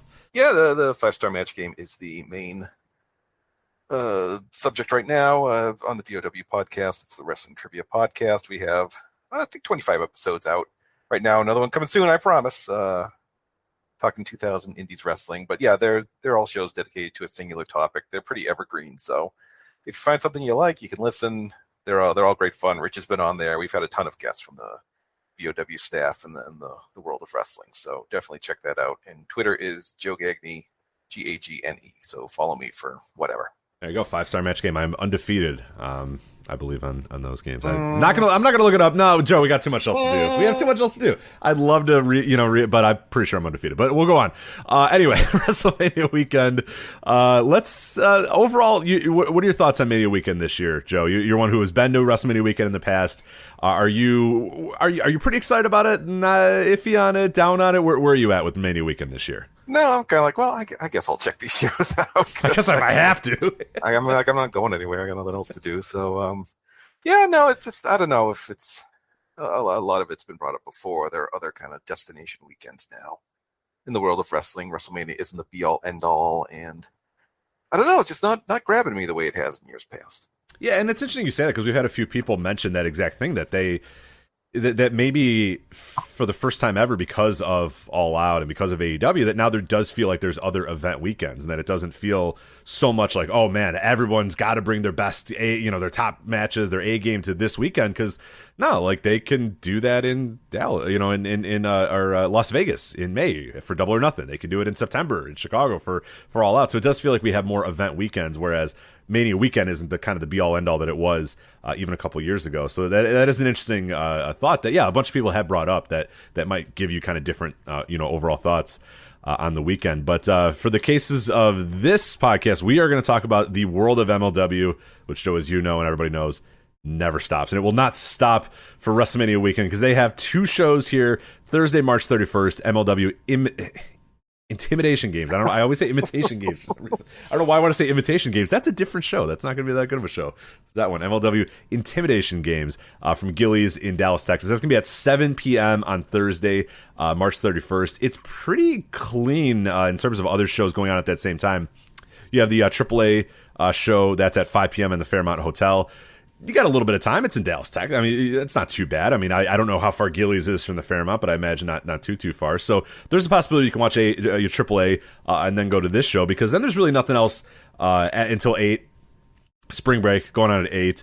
Of course, Gillies, they got to get out of there quick because Control Your Narrative's coming out afterwards. So Intimidation Games got to be on their time cues, because at 8 p.m. they have a call time for Control Your Narrative Awakening. So you can do that and then get as far away as humanly possible from Control Your Narrative. And then also 9 p.m. they have the Mark Hitchcock Memorial Super Show at the Fairmont. So a few things going on at the same time, but I think this is a pretty decent time slot if you're into MLW, into what they're providing here. But what we have so far is a pretty low. We only have 3 matches so far officially announced as of this recording. But many more people announced, and many more things that will probably happen as they're doing tapings throughout the weekend and kind of using this for their TV, not just necessarily having a quote unquote WrestleMania Super Show or whatever. But we have MLW World Tag Team Titles, EJ Nduka and Calvin Takeman defending them against Arez and Gino Medina. We have Alexander Hammerstone versus Richard Holiday and the Von Erichs versus 5-150. We also have a bunch of other, as we said, announced Davey Richards, Matt Cross, Jacob Fatu, Alex Kane, Myron Reed, Danny Rivera, Slice Boogie, Conad, Mads Kruger, Casey Navarro, a bunch of other guys, Aramis, a bunch of other dudes kind of scheduled to appear, but no official matches for them just yet. But what are your overall thoughts on this MLW show as we look at it? What's announced so far and who's also scheduled to appear? Oh, I'm looking at, I guess, the Eventbrite page, and I'm showing something totally different for Invitation Games. Well then go on. No, this has Fusion taping. It has Alex Hammerstone versus Jacob Fatu versus Mads Kruger, and Davey Richards versus Richard Holiday, and the Parks versus Gangrel and Pagano. So Are you looking at last year's? No, I swear to God, it says March 31st, 2022, 7 p.m. All right, well, I guess we got to do some updating to our. Okay, there we go. I mean, your card makes a lot more sense than what I'm. Yeah, what is your card here? I don't know. I went to MLW.com, went to events, and one moment. Let's. There's a live on air of figure this out. Yes, your card is insane. I like your card a lot. MLW events. I just want to make sure I'm looking at the same thing you're looking at here. Let's go here. So MLW. Yeah, what the hell is your card? I don't know. Something is going to happen on these shows. Wow. Okay, so yeah, this is. You got Shazza McKenzie versus Holodead. You got. What the hell? All right. Okay. I have no idea what's. You know how much the world of MLW never stops? They can't even come up with a card for WrestleMania. They come up with a couple. This is really bizarre. I'm very confused right now, and I don't know what's going on. So great. Where did your information come from? Because I just thought, I'll just look up. I'm now not very confident where our information came from. Let me find out exactly where we got our stuff from. So the Azteca Underground, I think we have the same stuff. I think everybody has the same stuff with that one. So we're good on Azteca Underground. Let me see where we would have gotten the other thing for, but all right, I don't know. I'm very confused now. Let me see if I can go to their official website here. So if you go to their the Wikipedia, which is obviously not official in any way, that the ones that we have are there, And then also, if you go to, this is 2 months ago, it says this, but that's not. Okay, well, you know what? We can redo the segment and maybe say that some places have. Leave this in. This is perfect. This is insane. I guess this is a perfect encapsulation of WrestleMania weekend. So, all right, so you're going to either see. You can show up. Yeah, we're going to keep this in. Maybe I'll slice up a little bit of the. Okay, so I've sliced up a little bit of the dead space that we've had here, but we have conflicting information about what the hell is going to be happening here at Intimidation Games. Joe went to the Eventbrite page, which does have a very good show. It has Alex Hammerstone versus Jacob Fatu versus Mads Kruger, Davey Richards versus Richard Holiday, LA Park and LA Park Jr. versus Gangrel and Pagano, which does not sound real. That's got to be made up. That's not real. Enzo's Open Challenge, Shazza McKenzie versus Holodead, EJ Duca and Calvin Takeman versus the Bombay Fight Club, Myron Reed versus the Always Dangerous ? And several mystery matches will be revealed the night of the event. So, okay, you have that's that show. And then other places have the other show that we talked about. So, I don't know. Whichever show you want in your head, you know, whatever show you want, that'll be the show that they'll present you. So, there you go. I'm very, very, very confused, but we'll go on with it anyway. So, all right. What do you got for me? I get those MLW press. Let me see it here. Talk about whatever card you want to, Joe, while I double check what MLW sent me recently, as I could figure that out. So, I mean, matches like Holiday versus Hammerstone, you'd think, you know, that's something that's been building. That's the hot angle on television right now. You think they would do that instead of a random three-way match, but yeah. I don't know. Yeah, it's someone just random. So there is. So it. Oh boy. If you puts out like 50 press releases a day, you think none of them are about March 31st. I promise you. I Awesome. looked up MLW. I clicked the first 20 press releases I have. Meet Microman and Micromobile in Dallas, April 1st. Free Lucha lunch. Next Friday at Azteca Underground. Upcoming indie events. Von Erichs and Hammerstone signed for Trios match April 1st. King Mortis added to April 1st Underground. And Enzo versus Casey Navarro Grudge with no grudge, not grunge match, or grudge, or with a D, just grudge match added to April 1st in Dallas. Kane, I imagine corporate Kane and the demonic Kane versus Myron Reed versus ACH versus Puma King added to the April 1st Azteca Underground, and then Bandito versus Flamida April 1st Azteca Underground. So okay, they have sent no emails about March 31st. If I look up MLW March 31st, I get the closest email I get is officially from MLW is January 31st, and it's not even for this event. It's just saying that they're going to have an event on WrestleMania weekend. So, okay, I guess it's a mystery vortex then. It's either the show I'm talking about, the show Joe's talking about, or potentially a show that none of us are talking about. So, I don't know. How do we preview this anymore? I don't know. Choose your own adventure, I guess. There you go. All right, let's mercifully end this horrible segment and move on to Azteca Underground. Okay. Joe, yes. Will you be there getting the free lucha lunch that is going to be served at Azteca Underground?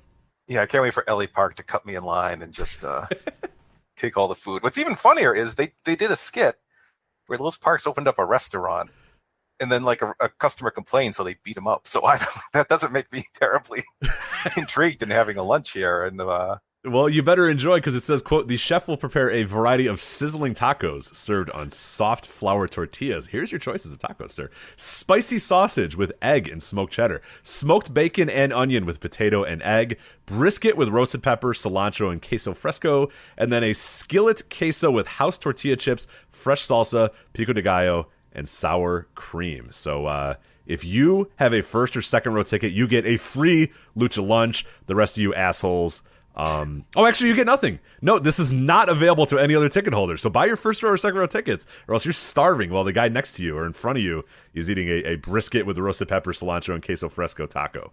What a wow. Yes, then when everyone rushes to the bathroom at once, they can move down. How dare you? How dare you? Cesar Duran would never. He only gets the finest of chefs. Are you kidding? Yeah, the other big thing, you can have your picture taken at his desk and towards. No, I'm serious. I'm not joking. No, you're not wrong. No, they tour his office and have a seat at a desk, I guess. And Yeah, so it's an interactive experience. So again, the Azteca Underground interactive experience, Lucha Lunch, the aforementioned Lucha Lunch, only if you're a first or second row ticket holder. You can also, as Joe said there, tour Caesar's office. It says, journey to the shadowy destination where Cesar Duran makes matches, schemes, and holds court. Here, you'll have a chance to take a photo sitting at El Jefe's actual desk and reign supreme as Azteca henchmen stand guard over your Azteca empire. You can also meet Cesar Duran, a limited pre-show meet and greet with Cesar Duran. Get your autographs and photos. Meet Microman and the Micromobile.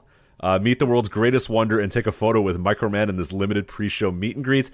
And then, Joe, Caesar's Heist. Are you aware of Caesar's Heist? No, please film me. Opportunities abound, Joe. Search Caesar's Cathedral of Violence on an Azteca treasure hunt before the show kicks off. The renegade's fortune enough to finish the quest will be rewarded with a gift from the gods. So I don't. Is that a Legends of the Hidden Temple thing? Like, what are we doing here? I don't know what that is. Yeah, I hope it's some interactive game show type of deal. I just want wrestling. I just want to know what's on your wrestling show. But at least we know what's on this wrestling show, Joe. I think the information I have is the information you have is the same information that everybody has. It is an Azteca Apocalypto match. LA Park versus Jacob Fatu. The Von Erichs and Hammerstone versus Richard Holiday, King Mortis, Mads Kruger. Super Lucha, Bandito versus Flamida. A grudge match, Enzo versus KC Navarro. 4-way for the Openweight Championship, Alex Kane, ACH, Myron Reed, and Puma King. Mexican strap match, Aramis versus Gino Medina. And then Aerostar, Microman, El Dragon versus Strange Sangre Arez. Mini Abismo Negro, and question mark. Also, Octagon Jr. versus Matt Cross. So, okay. Is that the same card you have, Joe? Yes, yeah. Oh, phew. All right, good. What do you think of that card that we have? Yes, this card that will surely happen. Looks pretty good. It's Flamido Bandito looks good. Octagon Jr. Matt Cross should be good. LA Park and Jacob Fatu had that really good match on that one pay-per-view they did. I don't know if this will match up, but it should be good enough. And if you're there live, certainly an interesting spectacle. And not a bad little show overall. I don't know what the competition is for this show. Yeah, so this is at 2 p.m. on Friday, April 1st from Gillies, of course. You have Zicky Dice's Trouble in Paradise going on at 1 p.m. from the WrestleCon area, and then you also have at 3 p.m. for the Culture at the Fair Park. So there's some pretty good stuff. That Zicky Dice show does look pretty solid. For the Culture has a pretty decent card as well. So there is some competition here. But what is interesting about this one is it's like the only, if you want to watch a Lucha show at 2 p.m., you're good to go, because like later in the night there's going to be a lot of the Lucha shows going up against each other. If you're going to be there live, you have like Gringo Loco's show as well as the Martinez show, which is pretty much right up against each other, right next, right back to back. So if you're saying, hey, I'm going to go to this weekend and I'm going to check out as much Lucha as I can, then yeah, 2 p.m. Friday, April 1st at Gillies seems like your play here, because it's a very Lucha card. There's a lot of really good stuff that I think is pretty solid. Flamida and Bandito, as you said. Octagon Jr. Matt Cross should be flippy as hell. I'm definitely here for that. And then, yeah, like you said, Fatu and LA Park sounds really cool. And yeah, I think there's enough stuff on the show that if I was in the area, I would definitely find a way to check out. And yeah, also with the spectacle of the Caesars heist and the Lucha Lunch and whatnot. So yeah, only for the first or second ticket holders. So if you're not in the first or second row, then you better come. Food will not be for sale, you peasants. You don't get to eat Cesar Duran's meal. So yeah, and now this will all air on television or on YouTube down the road. So it's not like, gee, I don't want to miss that. Well, you'll see it eventually, unless you really want to be there live. You can see it for free. It's not something you have to worry about paying for. Right.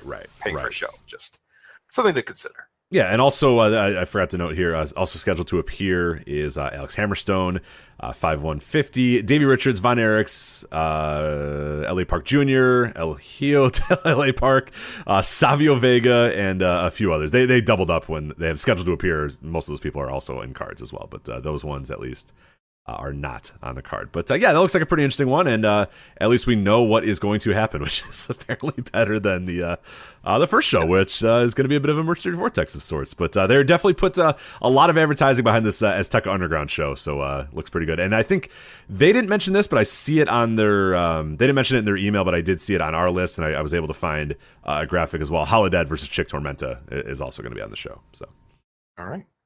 But they did not mention it in that email. Did I don't think I mentioned that when I was talking about them. But I don't believe so. But yes, anyway. It will be occurring.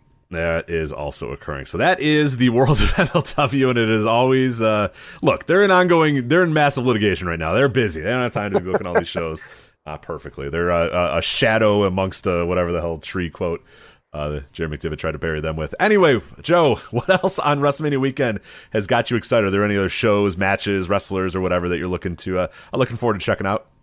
The Wrld on Lucha show, I think I'm definitely going to check out, along with the High Spots Super show, and the Ring of Honor one looks pretty tempting. That might be a game time decision on that one, and I'm weirdly curious to see what Takeover's like. At whatever it is, like at noon Eastern time, in front of not the usual 50 people in Full Sail, to see how fans actually respond to all these new characters. I'm weirdly interested in, and WrestleMania is always fun. You're online, you're cracking jokes, have a cold one. Why not? It's $5. Peacock. It's even if it's not good, it's still fun. Yeah, it's definitely going to be interesting that NXT just feels like a complete non-factor this weekend, when that used to be like the highlight of most people's WrestleMania weekends. It's like no matter what's going on WrestleMania weekend, you're going to get a kick-ass takeover. And now you have a stand and deliver at 11 a.m. Central on Saturday, which is just going to be so bizarre to wake up, crack your knuckles, and then watch NXT stand and deliver. It's just, it used to be the highlight of the weekend, and now it just feels like a complete afterthought. But there's plenty of stuff to watch, and like you said, it's a weekend of wrestling. So what else the hell are you? You're a wrestling fan. What else do you have to do? Yeah, nothing else to do. Just sit on your couch and watch wrestling. Just do that. So. But anyway, Joe, thank you so much for coming on here, helping us preview MLW, sort of, kind of, in a way, or ruining my ability to actually track these WrestleMania events and figure out what's actually going on in these shows. But I do appreciate it. But before we go, I want to get your last plugs out of the way, let people know where they can find you and listen to you and all that other good stuff. Yes, Twitter is at Joe Gagne, 5-star match game here, and I will tell my favorite Rich story from meeting him WrestleMania weekend 3 years ago. It's when we were looking for Lanza, because he had gone into the actual WrestleCon area with all the booths and whatnot. So we went in there to kind of find him, and there's all the booths and autograph and all this. And Rich stands in the middle of the room, puts his hands on his hips, and he says very loudly, "Look at all these belt mutants." And I thought, oh no, I'm gonna have to fight my way out of the WrestleCon booth area. I just remember that too. Like, there were a lot of them. I know. Oh well. I'm not apologizing for that. There were a lot of them. Too. Yeah, we had a great Tony Atlas joke too. We saw him talking to a female. I forget what the joke was. Some poor flip joke. I'm sure stepping on his nuts in 10 minutes, something like that. So I was fired up that day. So you were fired up, absolutely. Were you around, or you may have left at this point? Were you around when the two belt mutants were fighting each other? I think I remember that.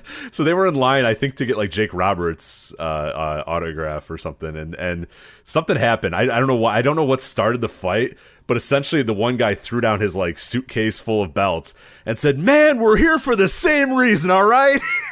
Oh, no, I think I do remember that. Yeah, I don't know what the argument was, but he was like, "Stop it, man. We're here for the same reason, all right?" I was like, wow. Hell yeah. Oh, Mania weekend. It's the best. It's a smorgasbord of wrestling fans. So, yeah, there you go. Anyway, all right, on that note, yeah. Anyway, Joe, thank you so much. 5-star match game. Joe Gagne, thank you so much for helping us preview WrestleMania weekend. All right, and joining us now to help preview WrestleMania weekend, or continue our previews of WrestleMania weekend, it's Ruel Castillo. Ruel, how's it going? Doing well, Rich. Doing well. All right, so we got some fun stuff to talk about here. We got we got a fake Fed from the 80s. We got a fake Fed from the current days, I guess. We got a lot of fake stuff going on this weekend. WWE we will apparently not be talking about wrestling during this conversation at all. Right, sports entertainment, and then whatever the hell the IPWF thing is going to be. But I want to thank you, of course, for joining me here. Before we get into the matches and the shows that we want to talk about specifically, what is your general thoughts of WrestleMania weekend right now? Are you feeling it? You liking it? You down on it? You up on it? Where are you at with Mania weekend right now?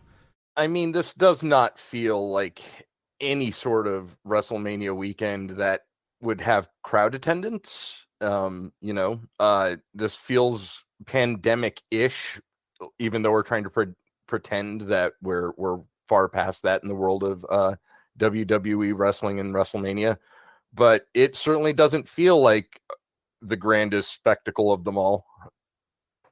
No, it definitely does. Yeah, there's some things are good this weekend. There's some things that really do stand out, but it definitely doesn't feel like it has the same oomph that it had in prior years. And that's kind of what everybody has sort of said, that there is some good stuff, but it just doesn't feel like that weekend. You don't have that anticipation, and that you don't have that, oh, here we go, it's coming. It doesn't feel like that. It kind of feels like, it's coming. And, there's some stuff you like, but it also feels like a bit of a burden this year. But let's talk about some of the shows that you wanted to touch on specifically here, ones that we're going to cover.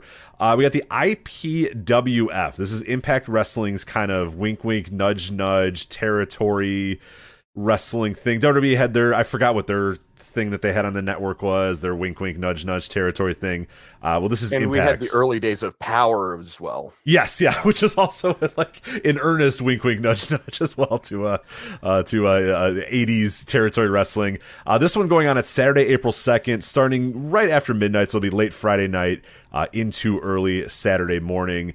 For the IPWF. We do not have a card. All we know is that, quote, all of the IPWF stars from the mid-'80s will be there, including Bill Ding, which is Trey Miguel, DJ Too Large, which is Moose, Sex Ferguson, of course, Doc Gallows, Chad Too Bad, Carl Anderson, Lady Bird Johnson, Havoc, Georgia Cobb, Jordan Grace, Rip Razor, Ace Austin, and Jazzy Fitbody, Madison Rain. So, yeah, there you go. So take it away. Can I say that some of the IPWF gimmicks I think are stronger than their primary gimmicks? Yes, Sex Ferguson for sure. I'm praying and hoping that one day Doc Gallows just says, you know what, fuck it, I'm Sex Ferguson now, because I think that would rock. I'm into that. I mean, Doc Gallows is already a caricature of himself. Like, might as well just become Sex Ferguson. But I'm talking Lady Bird Johnson. That's a pretty good one too, yeah. Havoc has never, ever, ever landed with me. But if she just went like full-blown Lady Bird Johnson, I mean, like, just at least on the indies, right? At least in maybe the ironic sense, I think that could get over better than Havoc. No, I think there's something to that. And the idea of Jazzy Fitbody from Madison Rain, I mean, she's obviously had a pretty long career, but it might be time to do a pivot to Jazzy Fitbody. I think that could probably work. And I'll be honest, DJ Too Large instead of Moose also sounds pretty good. So you may have talked me into the show now. You may, I was joking about it, I was laughing about it, but I don't know, man. Maybe I'm in. Well, let me say what I think is actually an inspired bit of booking here, by having an IPWF show after the Multiverse of Matches, because the Multiverse of Matches feels like maybe the biggest Impact show in a while. Oh, for sure. No doubt. Yeah, that's exactly what we said on our preview. This is not only the biggest, it's like one of the better shows they've had in maybe their history, honestly. It's really, really good looking.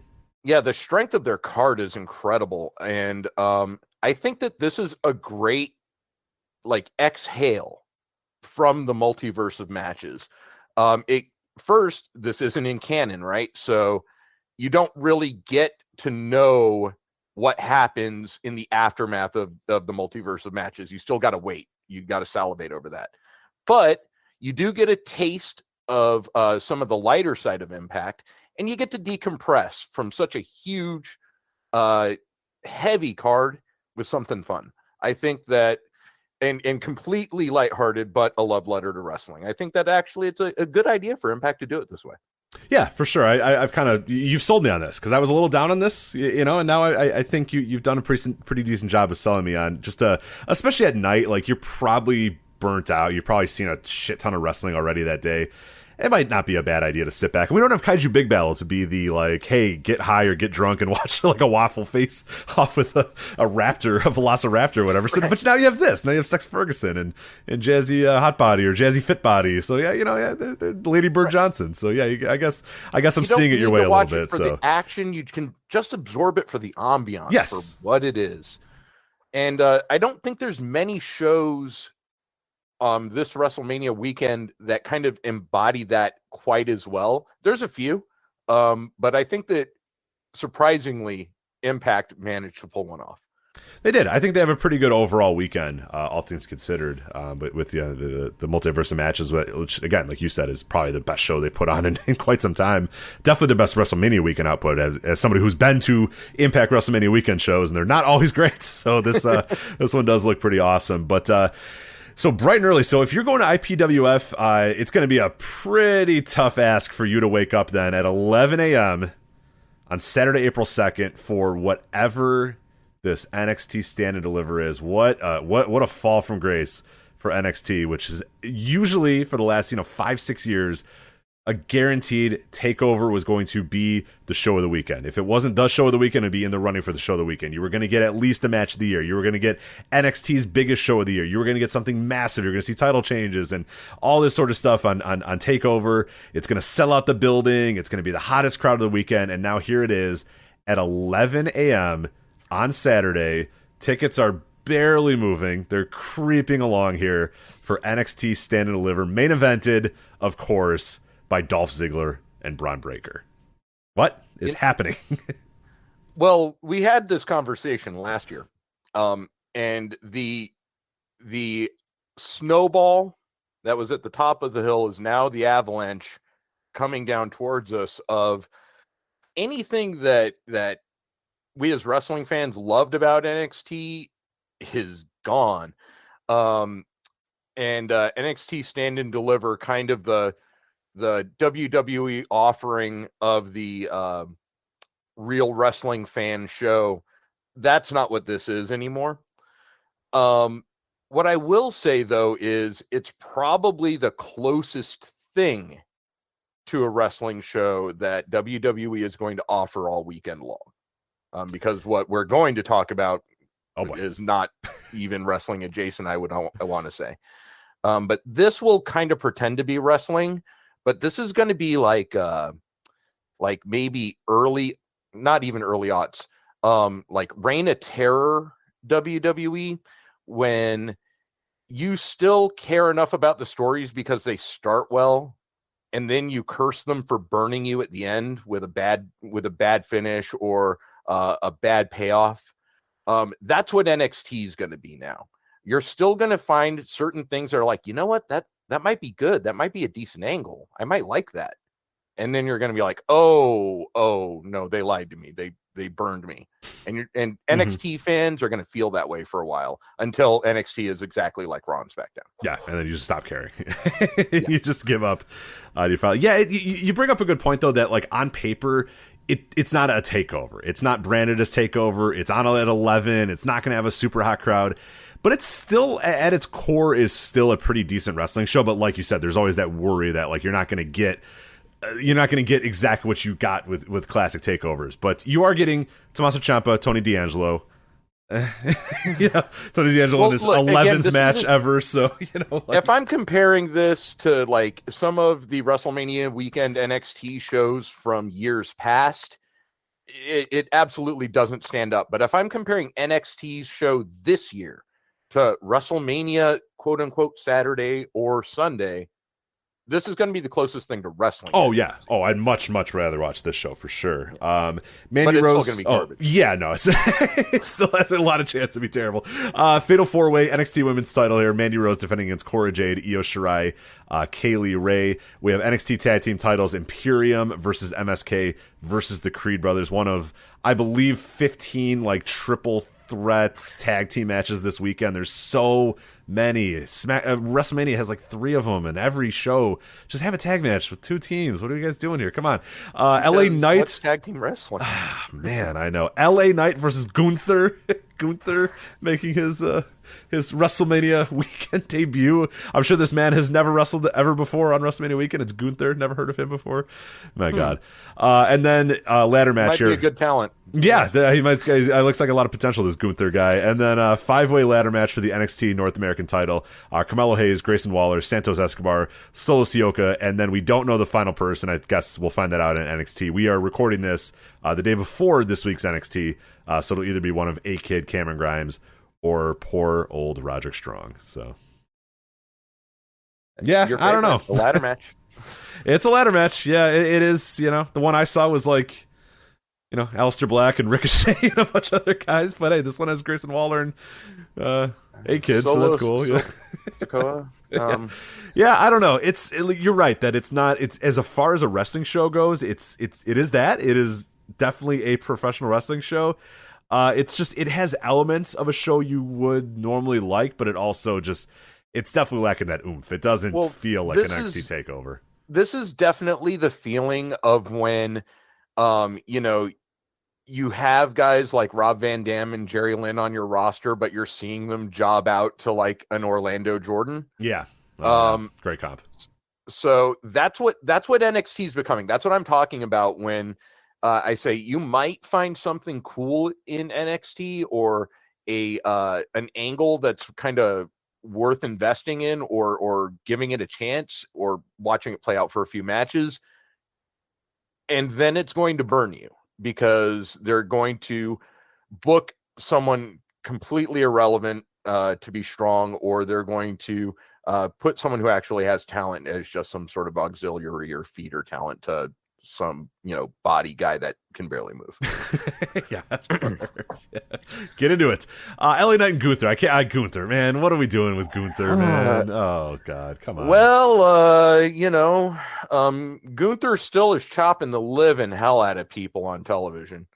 It's still all there. It's still all there, which is nice. It's just, why does it have to be Gunther? Why does it come in the Gunther package? So. I don't know.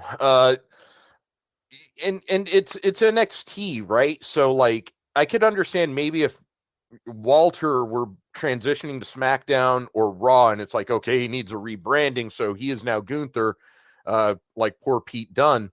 But I don't get why you're keeping him in NXT land and rebranding him there. Whatever. He still is a monster, though. Gunther, Walter, whatever he wants to call himself. Who are we to argue? I think LA Knight might have a decent match with him. I mean, the guy can kind of wrestle, but it's like that very WWE style. But if he wants to show off and let Gunther make his chest bleed, that could actually be interesting. Anything else on the show that really has you excited? I mean, the Dolph Ziggler, Braun Breaker. I mean, I'm not super into this story. I mean, there's like a 100% chance that Braun Breaker's winning this title back on this show, and I guess they'll try to make it pretend like it's a big deal. But like, I don't know. Are you invested in the Braun Breaker, redemption story? So, no, and I'm not convinced Braun wins it either because. Let's see. We've got Rick and Scott Steiner getting inducted into the Hall of Fame. And what way to affirm that, but then by having good old Braun take a loss so the whole family can learn what it is to work in the Fed. I mean, let's look at it like we're thinking about it as logical booking, right? But that's not what the Fed does. You're right. Dolph Ziggler wins absolutely nothing by being NXT champion. And he wins absolutely nothing by beating Braun Breaker. Braun Breaker has everything to gain by winning the belt back and getting one over on, the consummate mid-carder of every brand. Unfortunately, though, that makes too much sense. So I say Braun Breaker takes the L clean in the middle. Yeah, and then elsewhere in the show, anything else that's got you really? I mean, Tommaso Ciampa and Tony D'Angelo. No, I think that match is a farce. I think Tony D'Angelo is awful. His gimmick is like what Vince McMahon would present as a Paisan or a Goomba in 1987. I don't see this as an engaging gimmick at all. I watched the match he had on this current week's TakeOver, and some people were trying to like start a chant for him in the crowd, and it's just like, what's happening here?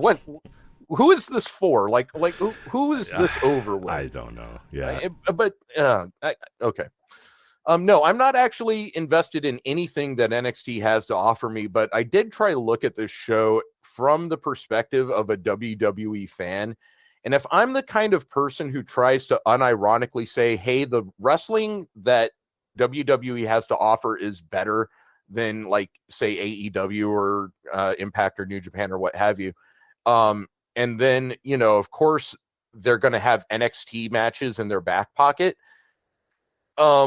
This may still be the best selection of matches you have to throw out in an argument, but you're going to lose that argument. Yeah, for sure.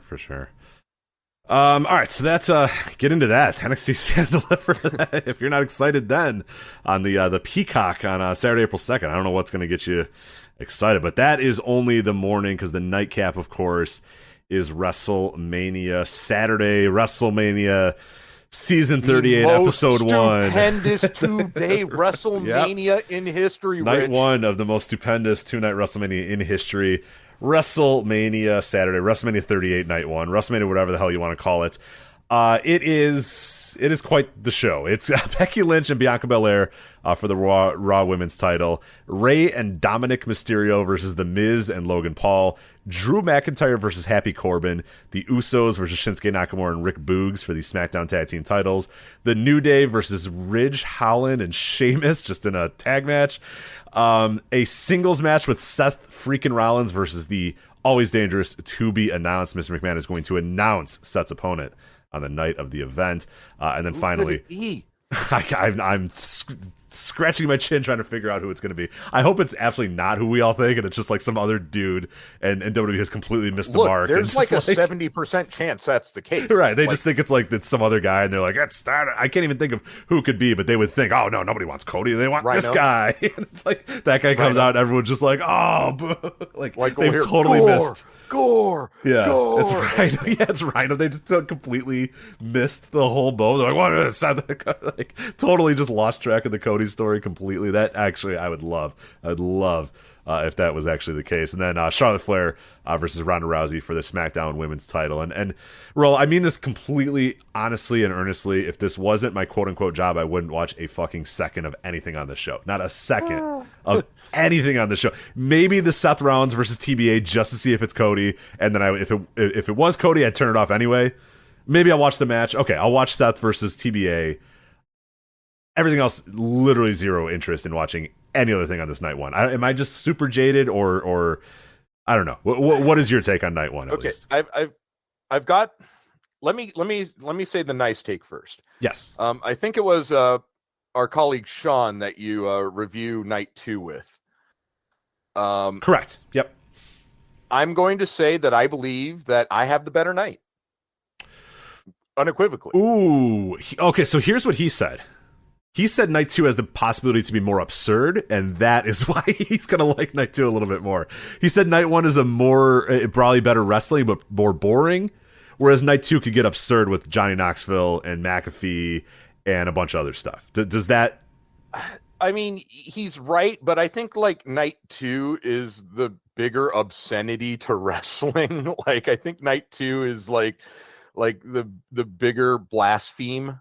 Oh yeah, they're not even trying to make night 2 like an actual wrestling show. Other than they gave you Brock and Roman, which like they're like, look, we've been building this thing up for like a decade, so this is our match. And then everyone else, who gives a shit about everybody? Most like kind of like the company is booked. It's like, who gives a shit about anything else? Here's Brock and here's Roman.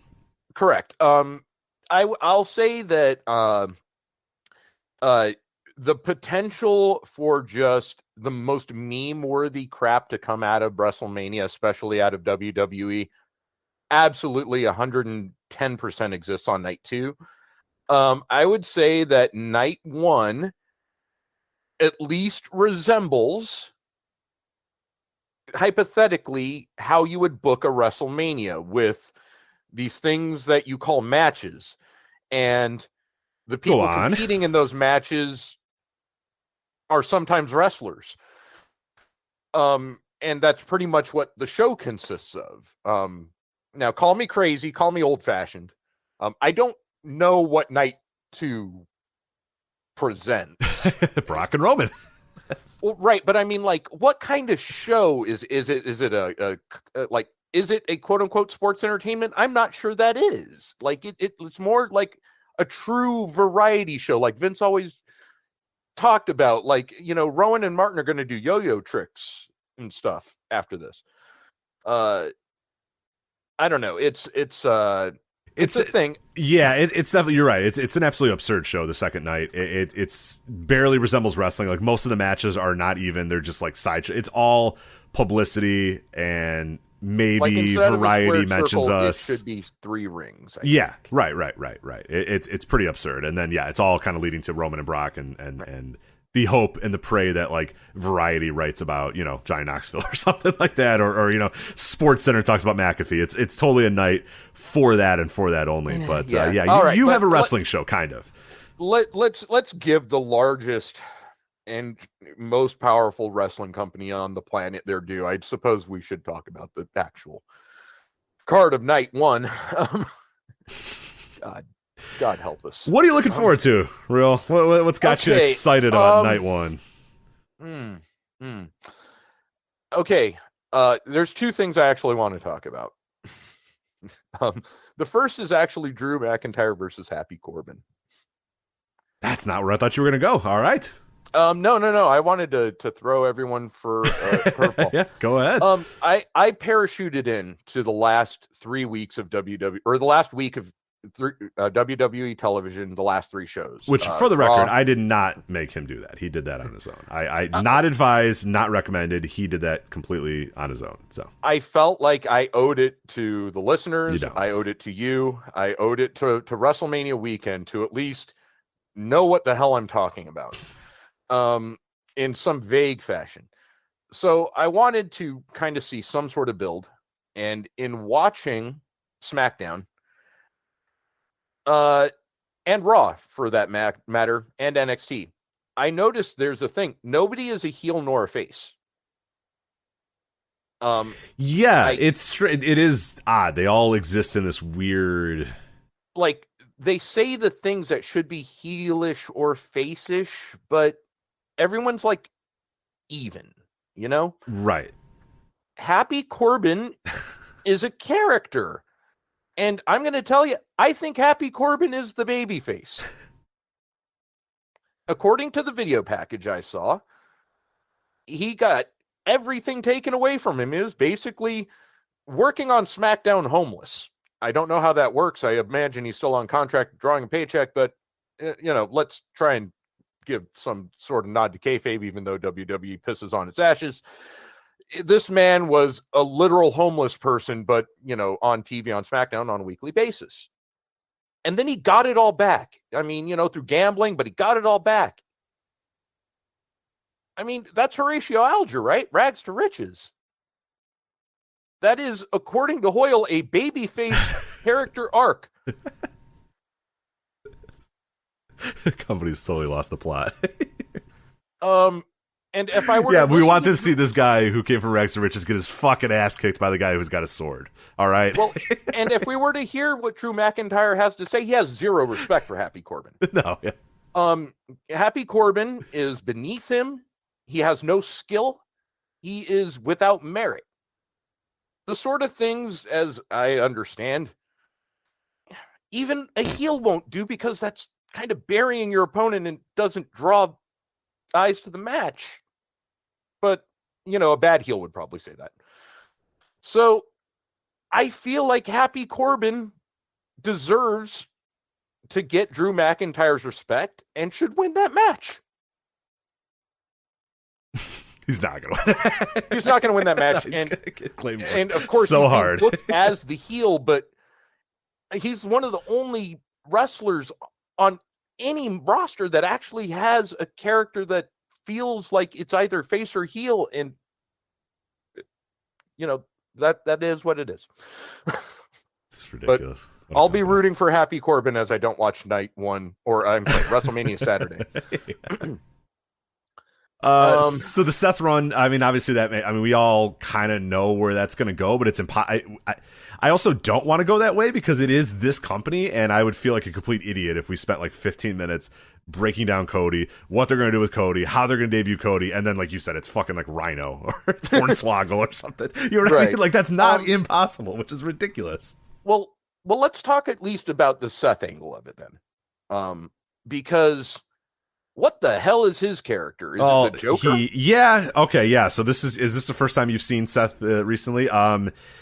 Yeah, I don't know what this is. This people people that don't consume any other media think that this kind of stuff is good when WWE does it, but it's not, because it's actually really bad. He just kind of wears garish suits. He kind of makes maniacal laughs and stuff. And then he, in this case, he just wanted a path to WrestleMania, but he couldn't find a path to WrestleMania. So he doesn't have a path to WrestleMania. But then today he found a path to WrestleMania because Vince McMahon said, "I will make a path to WrestleMania for you." So now he has a path to WrestleMania. You know, what's called booking. Yes. I have a few things with Seth Rollins. First, I've never liked his voice. He has like zero bass and all nasal. So I've never liked actually listening to him, and now he's turned that up to 11 with this like silly laugh. But what I don't get about the character is he's constantly losing. Like his recaps are all about how much he's lost. And he goes to these authority figures and he says, "I want and I demand a match at WrestleMania, or I demand someone else's spot at WrestleMania." And they all essentially to his face say, "There's a problem, Seth. You're a loser." Yeah. And then he laughs like, and then just like goes back to about like, "Well, yes, but I want my spot at WrestleMania." Is Seth Rollins okay with this? I wonder. I don't know if anybody's okay. Who knows? Like, is this his idea? Like, I wonder, this might be his idea. He might be pitching this to create. He might. I don't know anymore. Yeah, but again, like you said, you don't know who knows. Are all these people? Are they heels? Are they faces? Like, as we're recording this show, you know, Bianca Belair and Becky Lynch are having their, and the closing angle for this match is Bianca Belair knocking Becky Lynch out and then cutting a piece of her hair off. And that's the babyface again. Like, you know what I'm saying? Just as a sidebar, Becky Lynch is supposed to be this top-rate A-list WWE promo, like one of the best promos you can find in modern-day WWE. I don't know what the hell I watched on Raw. She stinks. Her sitting in the center of the ring and trying to pontificate on what was clearly the most scripted promo of all time. But that was literally awful. It like drained interest in me wanting to see her wrestle Becky Lynch and Bianca Belair. And I have to say that I can't believe I'm saying these words, but I think Charlotte Flair and Ronda Rousey are stronger promos and drew me more into their match. Yeah, I'm with you. Yeah, man, I'm very terrified to see. We all there's been a lot of like weird hair angle stuff with this Becky and Bianca, and I am just terrified that Becky beats Bianca and then cuts off all her hair. Yeah, I am, especially after the Academy Awards last night.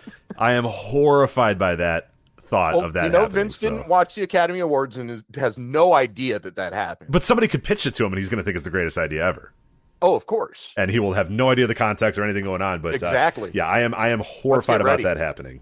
You know what? Night one doesn't have a chance to be a car wreck. Let's go. Yeah, right. People aren't going to be upset about it when it's over. Oh no, they won't. Yeah. Come on. I will make sure. Bring it, night two. Yeah. Bring it. I would love if I could just to spend a moment on the tag title match, Usos versus Shinsuke and Bleeds. Sure. Probably has a chance to be the best match on all of WrestleMania. If they decide or are given the opportunity to do that in any way, shape, or form. But what I really wanted to say was, Shinsuke Nakamura has appeared on WrestleMania a handful of times now. And like, for a wrestler who was at one time considered one of the best in the world and was putting on some of the most spectacular matches that you could find, look what WWE has reduced him to. Like, it's the Daniel Bryan argument that you make to Joe often, but how can anyone who even enjoys wrestling watch this show when you see the potential that anyone has get reduced to whatever this is? Yeah, it's It's so hard. Like, the only way that people rationalize it, they just say like, this guy, he likes what he's doing now and he likes surfing or whatever. And it's just like, okay, I mean, like, maybe, I don't know. According to his tweets, maybe not. Yeah, but, exactly. Then that tweet came out and everybody was just like, oh, yeah, maybe. Yeah, it's like, no, maybe he fucking thinks this sucks and he's just kind of playing out the strings and doing whatever he's going to do. I mean, I hope he's taking a very, very good paycheck. And I hope at this point he's just given up all hope, like all of us have, because, yeah, you're right. It's pretty wild to see that guy, and you read that name, and you just think, all right, yeah, it's Shinsuke Nakamura versus Rick Boogs, and you move on. And it's like, no, that's Shinsuke Nakamura. It's like one of the better wrestlers of the last, 20 years, one of the most charismatic wrestlers in the last 20 years. And now he looks just like everyone else on the roster. He's just an absurd character that absurd things happen around him, but his costumes look exactly like everyone else's. When he used to be the costume guy. Yeah. I like the one thing I really wanted to drive home about this is I was really unplugged from wrestling for about a few years, maybe 3 to 4 years before Wrestle Kingdom 9. And when I watched Wrestle Kingdom 9, that show blew me away from top to bottom as a card. But Nakamura versus Ibushi was my favorite match on that card. And at that moment, my favorite match of all time. Still holds up in my Mount Rushmore, top list. And I'll still watch that match from time to time when I just need to see what good wrestling is, or I want to show somebody what good wrestling is. And we get Shinsuke Nakamura and Rick Boogs versus the Usos. Yep. Great job, WWE. Great way to use your talent. Yeah, thanks so much for great signing. Thanks for coming. Well, we at least have to talk about the main event here: Charlotte Flair, Ronda Rousey. We talked about it a little bit on the flagship this week, but the Ronda Rousey, I mean, when she came originally a couple years ago, it felt like a phenomenon. She was in the peak of her powers, really, in terms of star power, in terms of draw. The UFC, she was fresh off of that. She was still a pretty big deal. She was in movies. She was on SportsCenter. Like, there felt like a lot of buzz about Ronda Rousey and in and around Ronda Rousey. That all feels so cold right now. And her number, you look at some of the ratings patterns and there still is a little bit of interest in her. But man, it felt like a phenomenon a couple years ago. And now I don't know if you get the same thought as well. She feels like a complete afterthought. In this match, I sometimes forget that this match is even happening on WrestleMania, where that was almost impossible to do with Ronda Rousey. A couple years ago when she came and was just such a dynamo and was such a big deal, mainstream wise, wrestling wise, everything wise, she just felt like a huge, huge deal. Now she just kind of feels like another nostalgia act, just kind of coming in and you just kind of go, yeah, all right, cool, Ronda Rousey's here. Well, I do agree with about 85% of everything you said.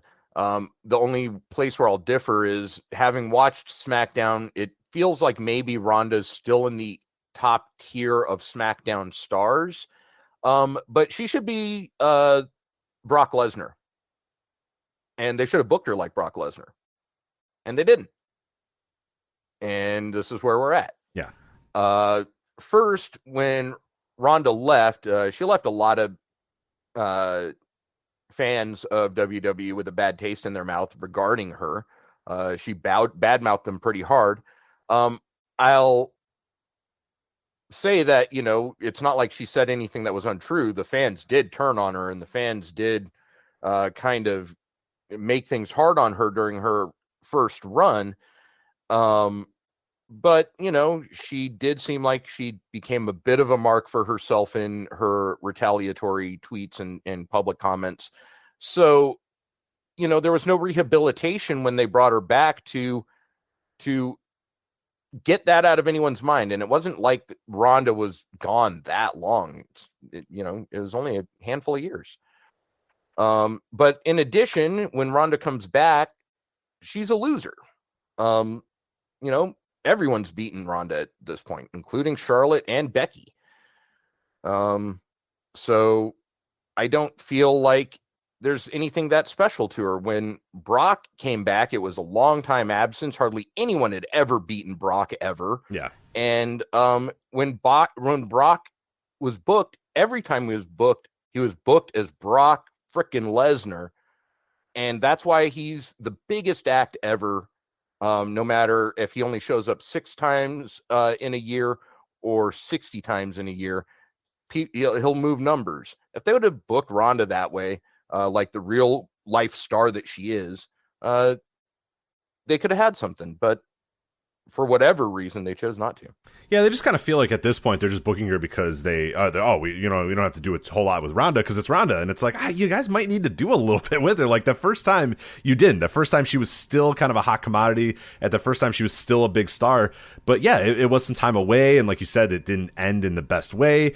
And they made her mortal. Right, and it does now. It definitely feels, at least to me, it feels almost exactly like when Batista came back all those years ago, and they just decided, all right, Batista, you're going to win the Rumble and you're going to go to WrestleMania. And it's like, you've done nothing. Why would these people like me? And then they didn't. And the fans were like, fuck this guy. Why would we care about this guy? We have no attachment to this guy right now. He left. He went to Hollywood. You want us to come. And then they eventually had to turn him heel again, and all that sort of stuff had to happen. And that's kind of what I'm getting with Rousey too, where they're just like, hey, care about Ronda Rousey. And they're like, well, why? And they're like, I just care about her because we told you to. So you're left with this very weird, again, another situation where you're like, who am I rooting for here? Who's good? Who's bad? Who should I be liking? Who should I be getting behind? There's nothing. It's not even shades of gray. It's just it's just a blob. It's just a giant blob. It's very samey in terms of who's the heel and who's the face, though I think Ronda is leaning face, Charlotte's leaning heel. Here's what I think is, though, perhaps an advantage in their booking. Everyone's sick of Charlotte. Everyone's sick of Charlotte winning. Everyone's sick of Charlotte being champion. So if anything, Ronda gets the benefit of, maybe they don't want to see Ronda win, but they probably want to see Charlotte lose. So at least she gets fan reaction from that. But, maybe there's another advantage in that, her attitude and the way that she comes off isn't necessarily very natural as a babyface anyway. So let the fans turn on her and then just make her a heel and then lean into what would work. But again, that's sensible booking. That's what that's logic. That's what a wrestling fan would do. Get out of here with this. That's not what we're watching here. I can definitely attest. What I watched over NXT, Raw, and SmackDown wasn't wrestling. For a 3-hour broadcast, 2 hours and 7 minutes of actual showtime, and their strategy is to show you the full entrance and then cut you off into a commercial. And then you might get a match here or there. This isn't wrestling. This is something else. This is some sort of performative art with a physical component. A more physical play, or I don't know. Yeah, Vince McMahon's been telling us for a long time. This is maybe something like that. Yeah, he's been telling us a long time that he doesn't do wrestling, and it is probably about time we start believing him in that. No, he does not do wrestling anymore. He does not. Yeah, there was a while where that was just kind of lip service, and they still did wrestling. I really truly do think over the last 3 years or whatever, they're in a different genre all to themselves, and I don't know what that genre is or why anybody would watch that genre. Yeah, it's weird, it's bizarre, but okay, so here's the proof in the pudding. On night one, we have an appearance with Stone Cold Steve Austin, perhaps the most significant champion in WWE history, if not one of the most significant champions in all of wrestling history. This is the first time we've mentioned him. Yeah. Oh, yeah. Right. That's what the WWE is about. Oh, here's an interesting thing I noticed watching these shows. The notion that it's about getting the brand over, it's not about getting stars over, is a thing. That philosophy is in very, very true effect. There's licensed music in WWE. It's all over the place. It's to get over their shows. They have AC/DC rocking themes to get you to watch the next SmackDown or the next pay-per-view show. But it's not for their wrestlers. Yeah. So, their priorities really are about trying to get the brand over, and they only pull out the nostalgic wrestlers when they really have to try to sell tickets. And that's what they're doing with like Stone Cold this year. It's ultimately why they keep signing Brock. I feel he is a nostalgiac. He's a living nostalgiac at this point. But they're not trying to get anybody over. That's not the goal. No. And I don't think it will be the goal ever again. The goal is to get WWE over, to get all of these different brands over, WrestleMania over, Fastlane. All of these are just different brands that they want to. That's what they're trying to invest you into remembering.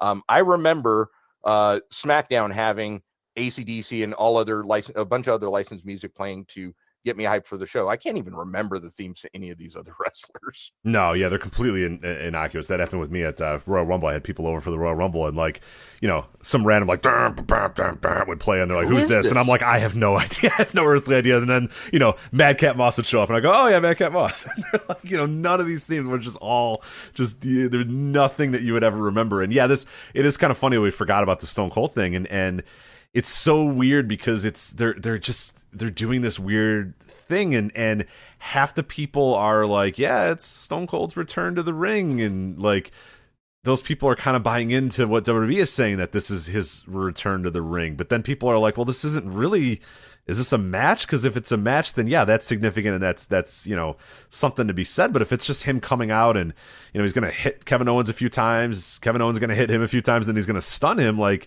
we've seen that 1,000 times. You know, we talked about it in the Flagship a couple weeks ago. We've seen that at WrestleMania. The last time they were in Dallas, he did that. He did that the first Pandemic Raw. Like, there was multiple times over the last decade that Stone Cold has come out, done some stuff, and then stunned people. So yeah, this idea that like, oh my God, we're finally going to see Stone Cold again, is like, no, we've seen him a lot, man. So I don't know. It is a very weird thing, and it's just a strange show. And this is the first year. You know, I've been down on WWE for a long time, and really kind of, but it always felt like, hey, you know what? It's WrestleMania. Even if I didn't love this or that or whatever, it was still WrestleMania. This one, again, and I meant this completely earnestly when I said at the beginning, if this wasn't my quote unquote job or whatever, I wouldn't watch a second of any of this stuff. It's just, I mean, I'd rather be in Alaska.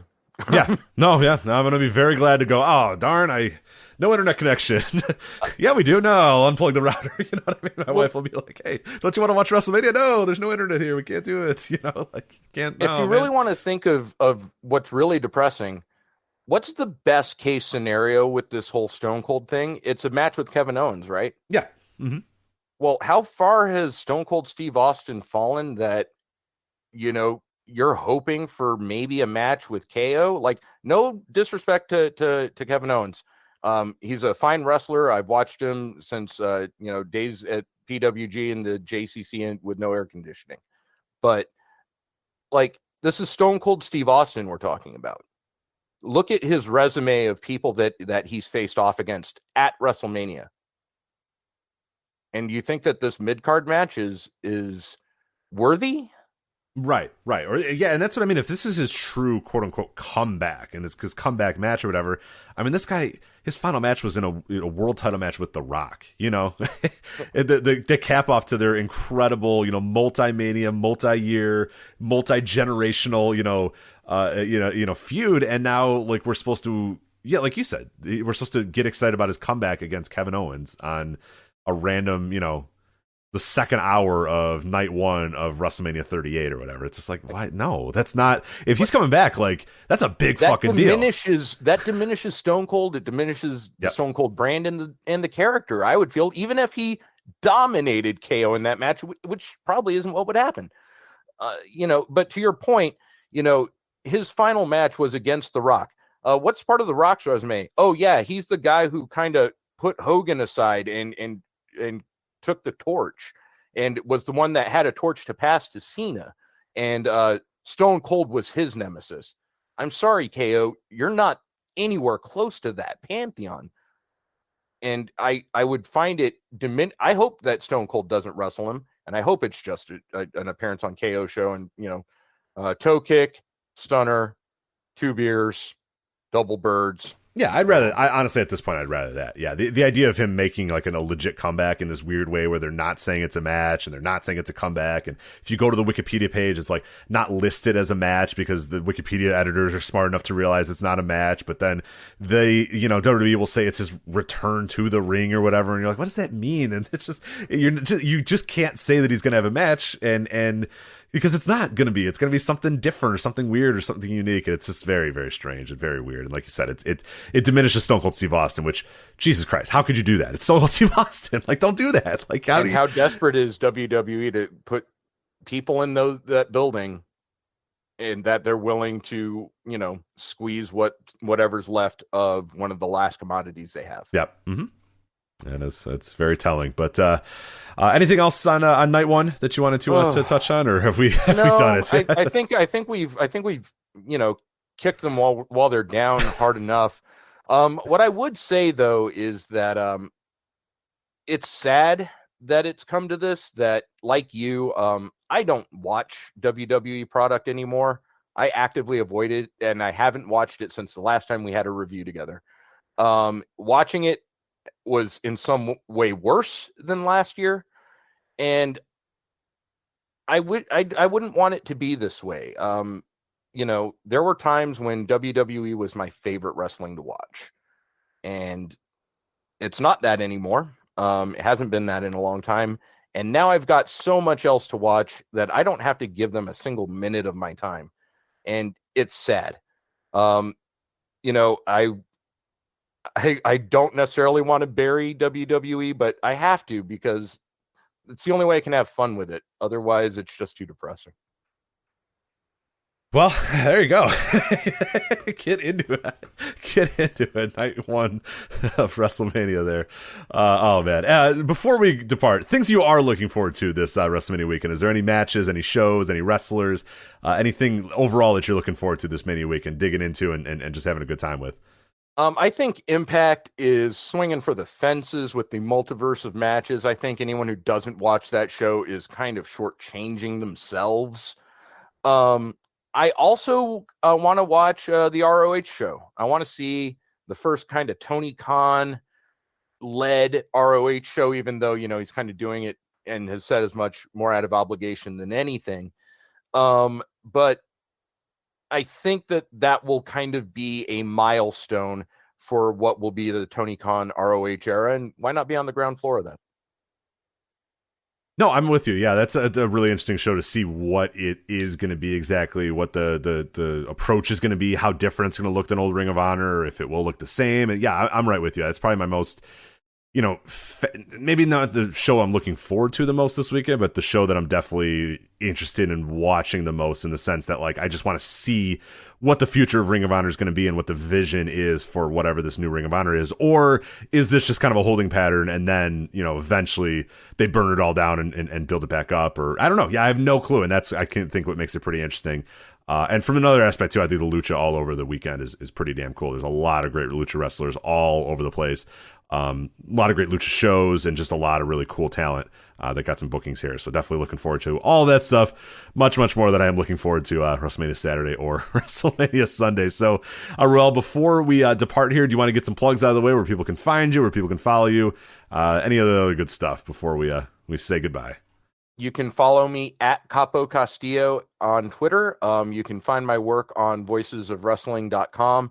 I hope to produce a bit more in the coming weeks and months, hopefully with more cheerful and positive and upbeat takes that aren't quite so dour and morose like our end to the review of WrestleMania Saturday 38 night one. Eat at Arby's. Yeah. The most stupendous. Oh, can I also say that there was more effort put into getting the word stupendous? Of course. Oh, yeah. Then 85% of the matches on either night, one or two. It's all about the brand. It's branding, as you said. It's first and foremost the brand. And that's, another thing that people have kind of joked about, in recent years, but it's so clearly the goal there. And all the wrestlers should be a little worried and a little upset that how much they care about putting the brand over and how little they care about putting the wrestlers over. But alas, they probably won't. So eat at Arby's. Anyway, thank you so much for joining us here. We really do appreciate it. Have a great weekend of wrestling. And you as well. And enjoy the vacation. Will do. All right, and helping us preview or conclude our previews, I guess this is it, of our long journey here. It is Sean Sedor. Sean, how are you? I'm doing good. It feels like a long time since we've done one of these. Obviously, there hasn't been, I'm the Ring of Honor guy, and there hasn't been a Ring of Honor WrestleMania Weekend show since the joint show with New Japan in Madison Square Garden. Obviously, no WrestleMania Weekend really in 2020, and then Ring of Honor wasn't running in 2021. So, it feels like it's 3 years. It seems like a very long time since they've done one of these. Yeah, it's definitely it's cool to have Ring of Honor back, and we'll touch on Ring of Honor here in a bit, and also one of the nights of WrestleMania Sunday. We'll talk about it in a bit. But before we get into those shows, Sean, you want to let people know where they can follow you, listen to you, do all that other good stuff, read you, all that other stuff on Twitter and on the website and elsewhere? Sure. You can follow me on Twitter at SACDor2994. Follow me for talking about wrestling or racing on the weekends, as it's really picked up for me with F1 and IndyCar and NASCAR all going on in full swing right now. Obviously, voicesofwrestling.com. I'll be writing a preview and reviewing the Ring of Honor show that's coming up this weekend. And I have to be honest, I wasn't really,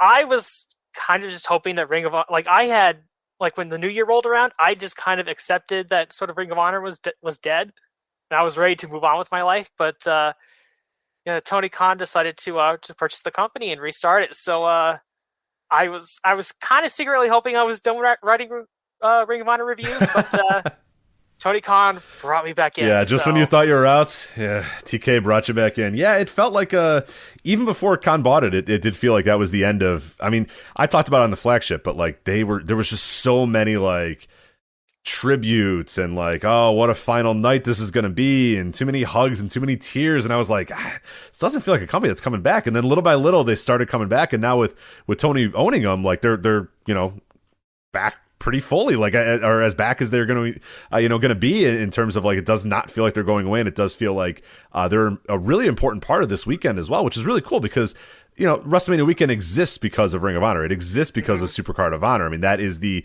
forefather of all this shit, is Ring of Honor going out in Chicago and doing their shows, doing better than our best, doing the Supercard of Honor, the original one. So it's really cool to see Supercard of Honor back here. And what looks like a pretty damn good show. It's on Friday, April 1st, 7 p.m., the Curtis Colwell Center in Garland, Texas. It's very famous for where AEW is running. When they run in Texas, they run there all the time. They've been there a bunch of times. But this ROH Supercard of Honor show, I mean, I'm very excited about it. Everybody we've talked to so far in this series has said they're really excited about it. It's equal parts. It looks like a good show on paper, but it's also what does the Tony Khan vision of Ring of Honor look like? Does it look the same? Does it sound the same? What is the booking going to be like? Enough is going to change to make it intriguing, but yeah, it's very interesting. And I guess, Sean, that'll be my question to you is how are you expecting the show to look? Are you expecting it to kind of look like old Ring of Honor, or are you going in with I have no earthly idea what the show is going to look or sound like or be like? Right. Well, I think Tony Khan has even said that that he's not even really viewing this show specifically as his official starting point. Because I remember, I guess I should start with what Tony Khan has said in lead up to the show, that, and for reasons we'll talk about here in a second, this could be the last Ring of Honor WrestleMania Weekend show. If it were up to him, he probably would not have run this show, particularly on this day when it's going head to head with one of his AEW television programs. So that's a bit of a conflict of interest there. But he's also said generally for years that he isn't high on running shows during WWE's weekend, with the idea that, it's their weekend, and why put yourself on the level of the lower promotions when, they're piggybacking off of WWE. But it's going to be interesting to see what happens. Like I said, I believe Tony Khan has said that it's sort of a transition show, and I don't remember where I saw this, but it's even to the point where before the purchase, Ring of Honor was reportedly gearing up with new logos, and they had put these new logos on they'd already made new turnbuckle pads and ring skirts with all the new logos. And since Tony Khan bought the company, it sounds like they're not going to be even using those at all. So they wasted all that, I guess, money on creating a new logo and doing all that stuff, getting ready for it. And I guess they're not even going to use it. But yeah, from everything, it sounds like it's going to be more of a transition show. And then whatever comes next will be the official start of whatever Tony Khan has planned for Ring of Honor going forward. But as a show, it looks pretty exciting. I mean, I was expecting them to add more matches to the card, and that's part of the reason why I haven't written a preview for it yet. just because they don't want to start writing it and finish in, oh, they've added like 3 more matches. But at the same time, Ring of Honor traditional pay-per-views, since they were doing them in the Sinclair era, have had a history of sort of running a little long and shortchanging the main events a little bit on time. So maybe with only 6 matches, they're thinking, hey, maybe we can give all these matches a little bit more time. And obviously, Final Battle, the Lethal Gresham match, got cut on time by like a pretty significant amount from what I can recall. I think Gresham saying. So, yeah, I mean, we'll see if there's anything else announced, but yeah, maybe it's just the idea of like doing less matches to give the matches more time to breathe. Yeah, it's as of this recording, we only have 5 matches announced so far. It's Bandito and Jonathan Gresham for the ROH World Title. That's the undisputed ROH title.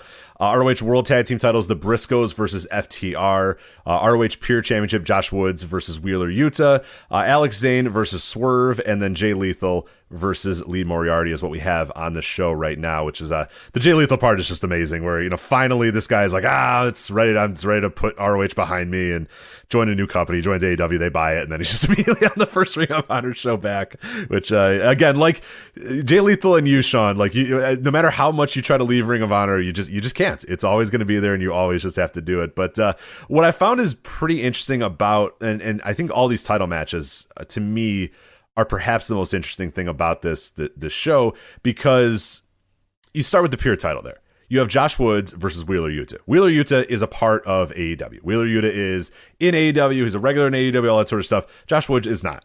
Josh Woods has the pure title. Would you bet that at the end of this night, everybody who's at least somewhat aligned with AEW, that would be FTR, Wheeler Yuta, and then kind of Jonathan Gresham, we've heard that he's been backstage. We've heard that, he's done some stuff here and there. Do you expect all 3 of those, Gresham, FTR, and Wheeler Yuta to walk away from Supercard of Honor as the champions? Well, that would not shock me. And if I had to put money on it, that would be the most likely outcome. I think the pure title match is a little bit harder to figure out, only because Josh Woods has been working some of those dark tapings in Universal Studios. And actually, I don't know if it's aired yet. It might have aired already. I'm not sure. But I know on one of the most recent dark tapings, he actually won a match, which usually if you're winning matches on dark, that's usually a sign that maybe you're right, that you could be signed to AEW. So that one, I think out of the 3, I think Woods and Yuta is probably the hardest to tell. Certainly, Wheeler Yuta has a history with Ring of Honor already. He was working in the pure division during the pandemic. And a funny little stat, I forget if it was Cubs fan or if it was somebody else who tweeted this out.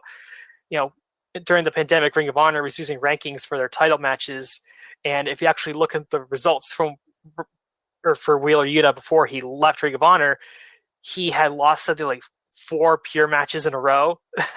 So he wasn't exactly like, if you look at it, like he doesn't necessarily like qualify for a title shot, at least based on his previous matches. But yeah, like I'm sure that'll be very good. And if Wheeler Yuta wins, I mean, I could definitely see him working Ring of Honor more, especially with the whole, William Regal telling him to go prove himself more. So I could see that.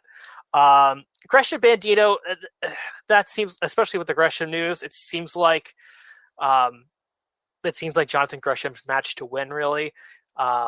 Especially since, he was supposed to beat obviously by the result of Final Battle, he was probably going to win that match against Bandito before Bandito got COVID. And funny enough, Bandito missed Final Battle 2 years in a row, both because he had COVID. So it's been very unlucky times for Bandito, but yeah. I would guess that Tony Khan's probably ready to, nothing against Bandito, but I think he's probably ready to just maybe get that title off of him and just kind of have it in a guy that, somebody that you have more in your stable, more, guys that for sure you can get to show up. And it's nothing against Bandito, obviously, a tremendous wrestler, but it seems like a mortal lock that Gresham walks away as the champion. Sure, yeah. And I'm honestly kind of surprised that AEW really hasn't made any overtures to sign Bandito, given that Bandito was in the main event and arguably the star of the main event in that first All In show. Yeah.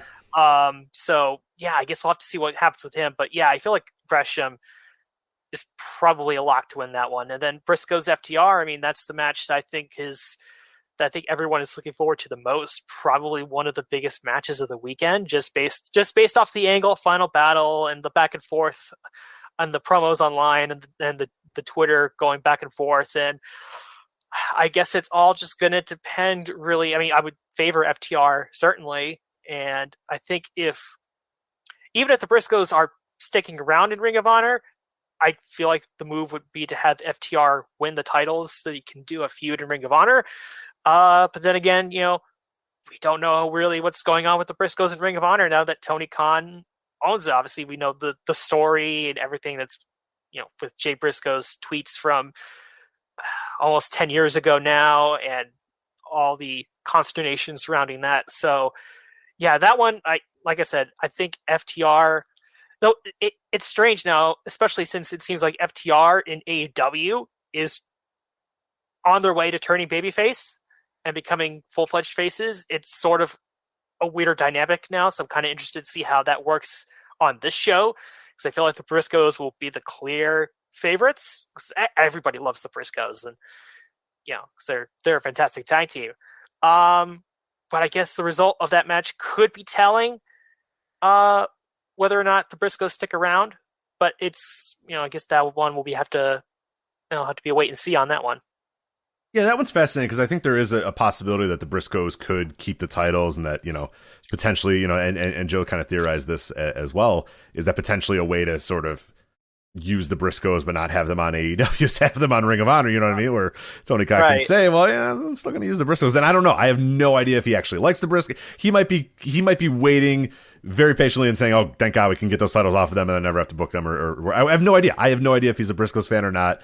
I can't imagine not being a Briscoes fan because they're just tremendous. But I get it. There's a lot of other, besides the bell-to-bell, that Tony Khan has to be kind of aware of here with the Briscoes. So I'm going to be fascinated how that match plays out and what things happen with that. And I did not mention this when we started the show, but we do also have a women's title, the ROH. I guess they're doing interim women's title. Willow Nightingale versus Mercedes Martinez will also be on the show as well for the interim ROH women's title. So and the reason why that's interim is because Deonna Purrazzo is booked for Impact. Yeah. So I guess they worked it out where they can get the Briscoes for that night, because the Briscoes are also working that Impact show.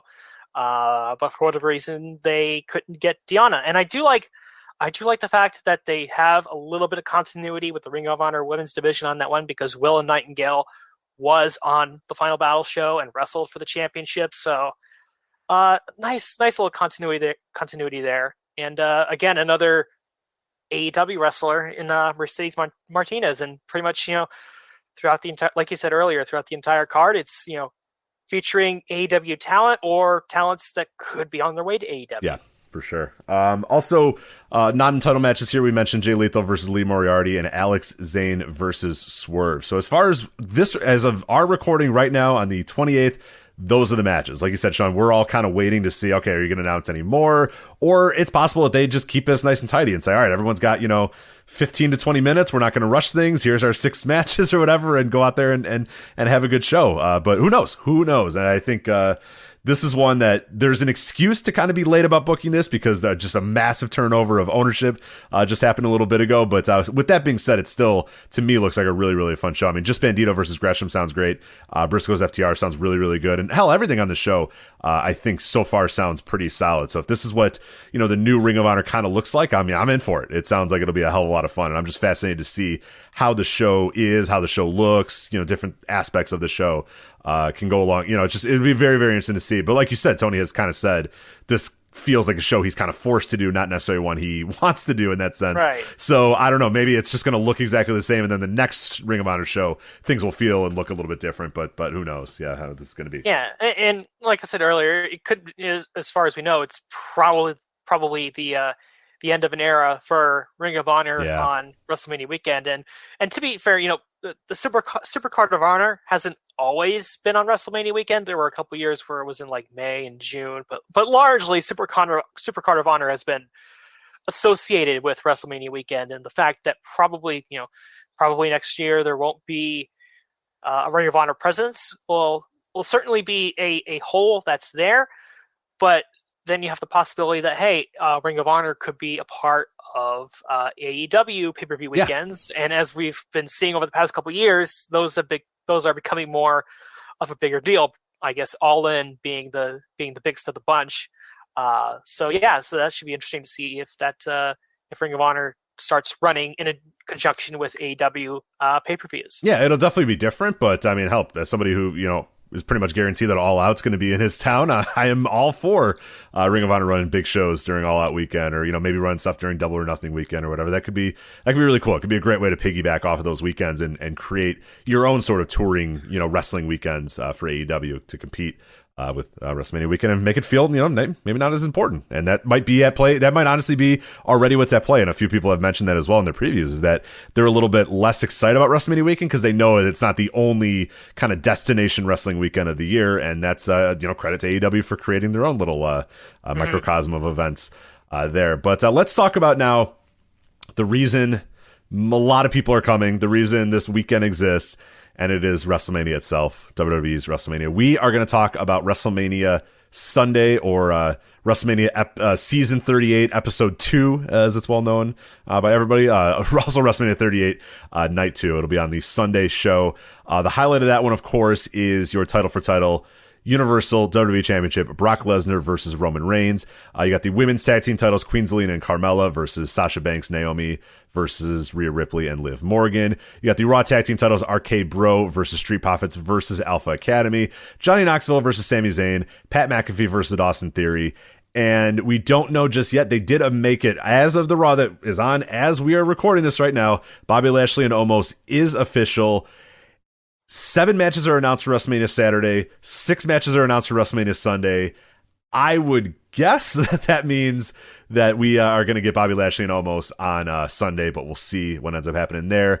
And then also, this match has bounced around a bunch of different times as well. So if we're wrong, blame Wikipedia, blame WWE for not being able to figure it out. But Edge versus AJ Styles, as of this recording right now, is on Sunday.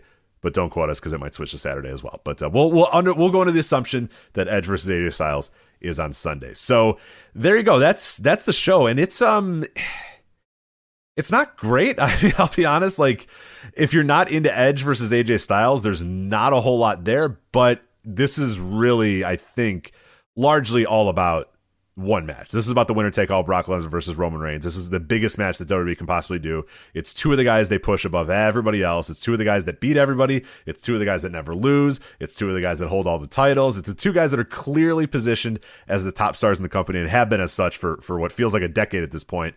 So this is huge. This is a huge, huge match with Lesnar and Reigns. Sean, are you looking forward to the match, or where are you at with Lesnar and Reigns?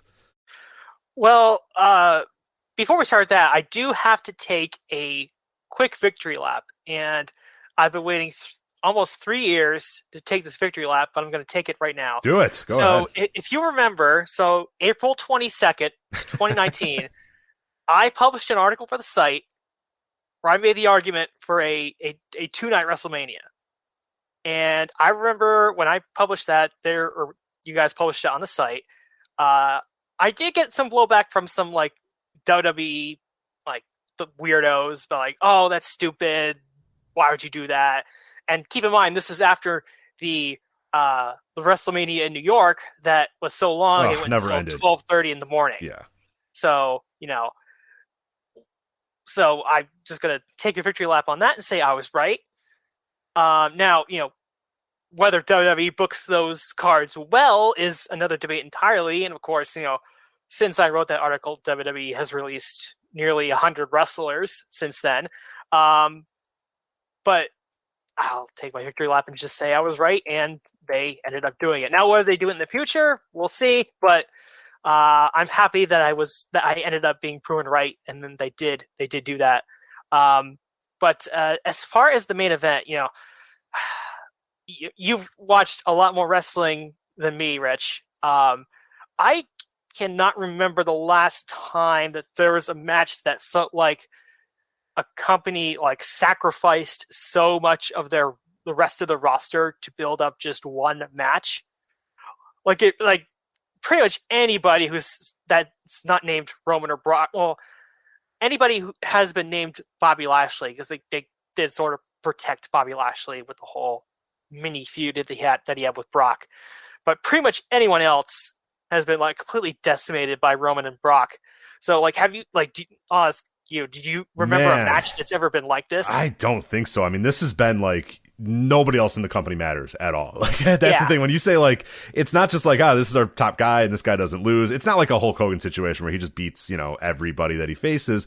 But that'd be like Hulk Hogan, like going up and down the card and just beating everybody and nobody getting over because they can't possibly. I mean, that never happened. I mean, I don't, off the top of my head, I can't think of it. I mean, this phenomenon of Brock and Roman, I don't think there's any comps. I mean, Brock Lesnar, broke the Undertaker's streak. We're still on that. Like, it still relates to that. It still relates to 8 years ago with Brock beating that streak. It relates to Roman Reigns getting, pushed in early, in 2013, basically them deciding this is going to be our guy.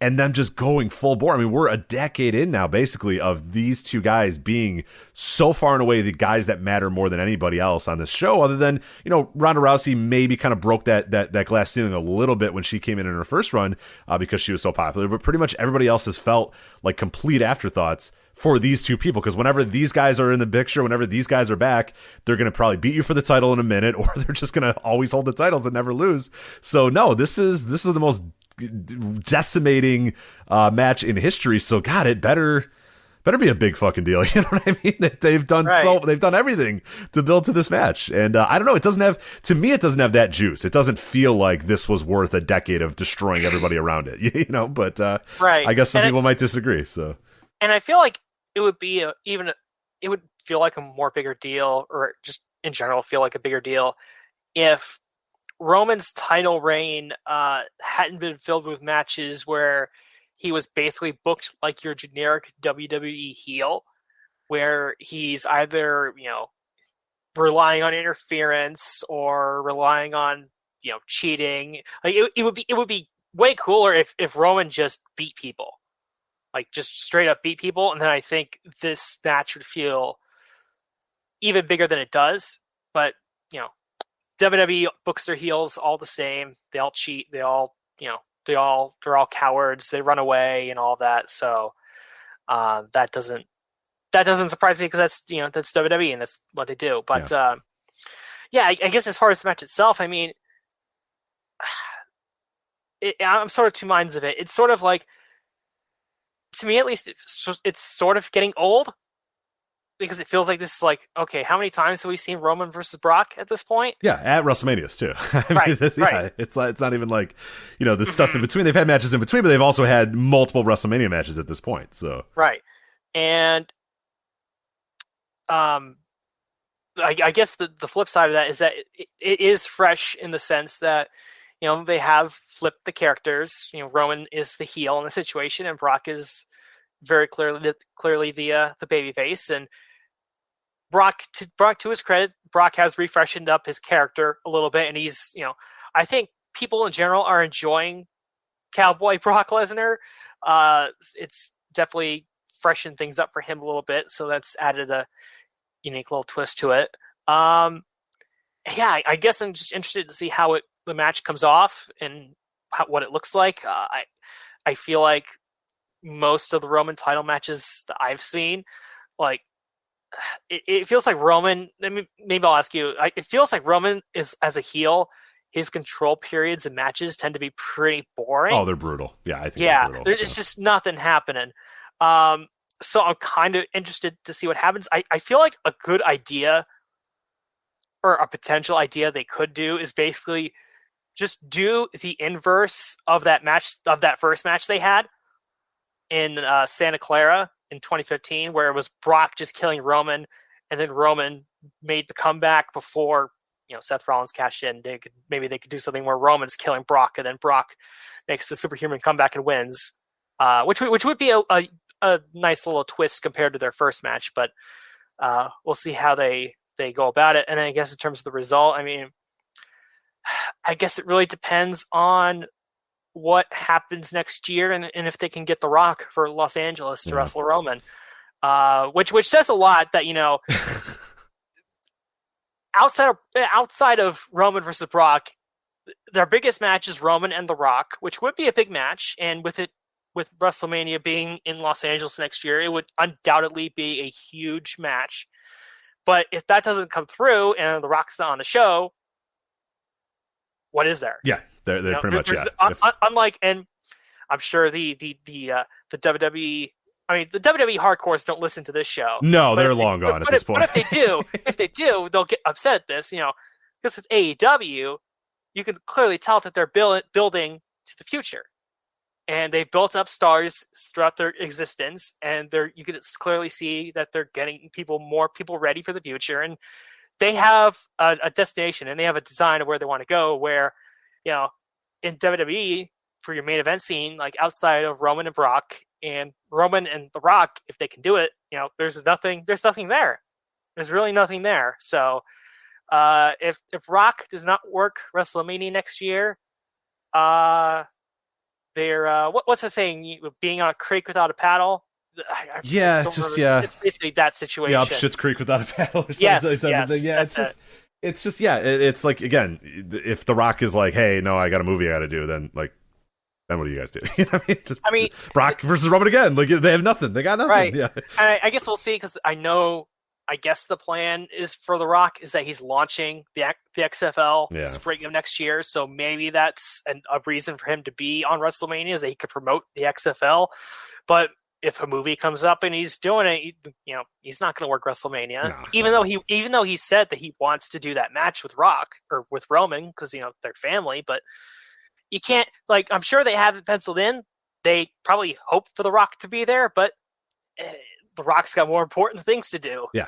Let's be honest. Yeah, he's a big time star, so he's very in demand. But I'm kind of like you. I mean, I'm interested in seeing what happens with Brock and Roman and what the finish is, but I can't lie that I'm not super excited to watch the actual bell to bell match. I hope it's more of a Brock match than a Roman match, but like you said, there's also a possibility they just do the inverse of what they did at 31.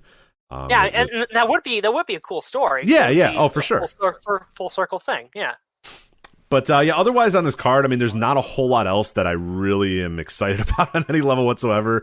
The women's tag match, I mean, you may as well just pick names out of a hat. Which for me, I have no interest whatsoever in Queen Zelina, Carmella, Sasha, Naomi, Rhea Ripley, and Liv, and then Natalya and Shayna Baszler. Just no interest whatsoever. I'm kind of the same way with the RK Bros thing too. They don't really do much for me. RK Bros, Street Profits, Alpha Academy.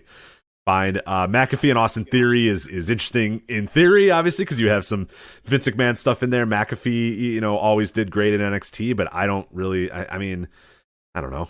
Can't say I'm like super, super excited to see that match, but I don't know. And then Johnny Knoxville, Sami Zayn, again, another like, okay, yeah, it's cool. I like Johnny Knoxville, I like Jackass, and Sami Zayn's cool, but like, I don't know what I'm supposed to really get excited about with any of those other matches. So I don't know. Am I alone, or are you kind of with me on those? I'd say so. Yeah, I feel like obviously you're not doing the night one preview with me, but I guess just a quick comment on night one. I feel like night one feels more of a show that is like where everything could be like on paper, all of those matches could be perfectly fine matches, perfectly solid matches, but it's the case of where like it could be okay, but it's like. It's probably going to be like okay but boring, where like you can get into a show if it's great, but you could also kind of get into a show that's like just stinks and it's like really bad. Right. But if it's a show like, for example, like the Rumble, where it's just like nothing's happening and it's all all just like sort of these matches are okay, but you're not invested in them at all.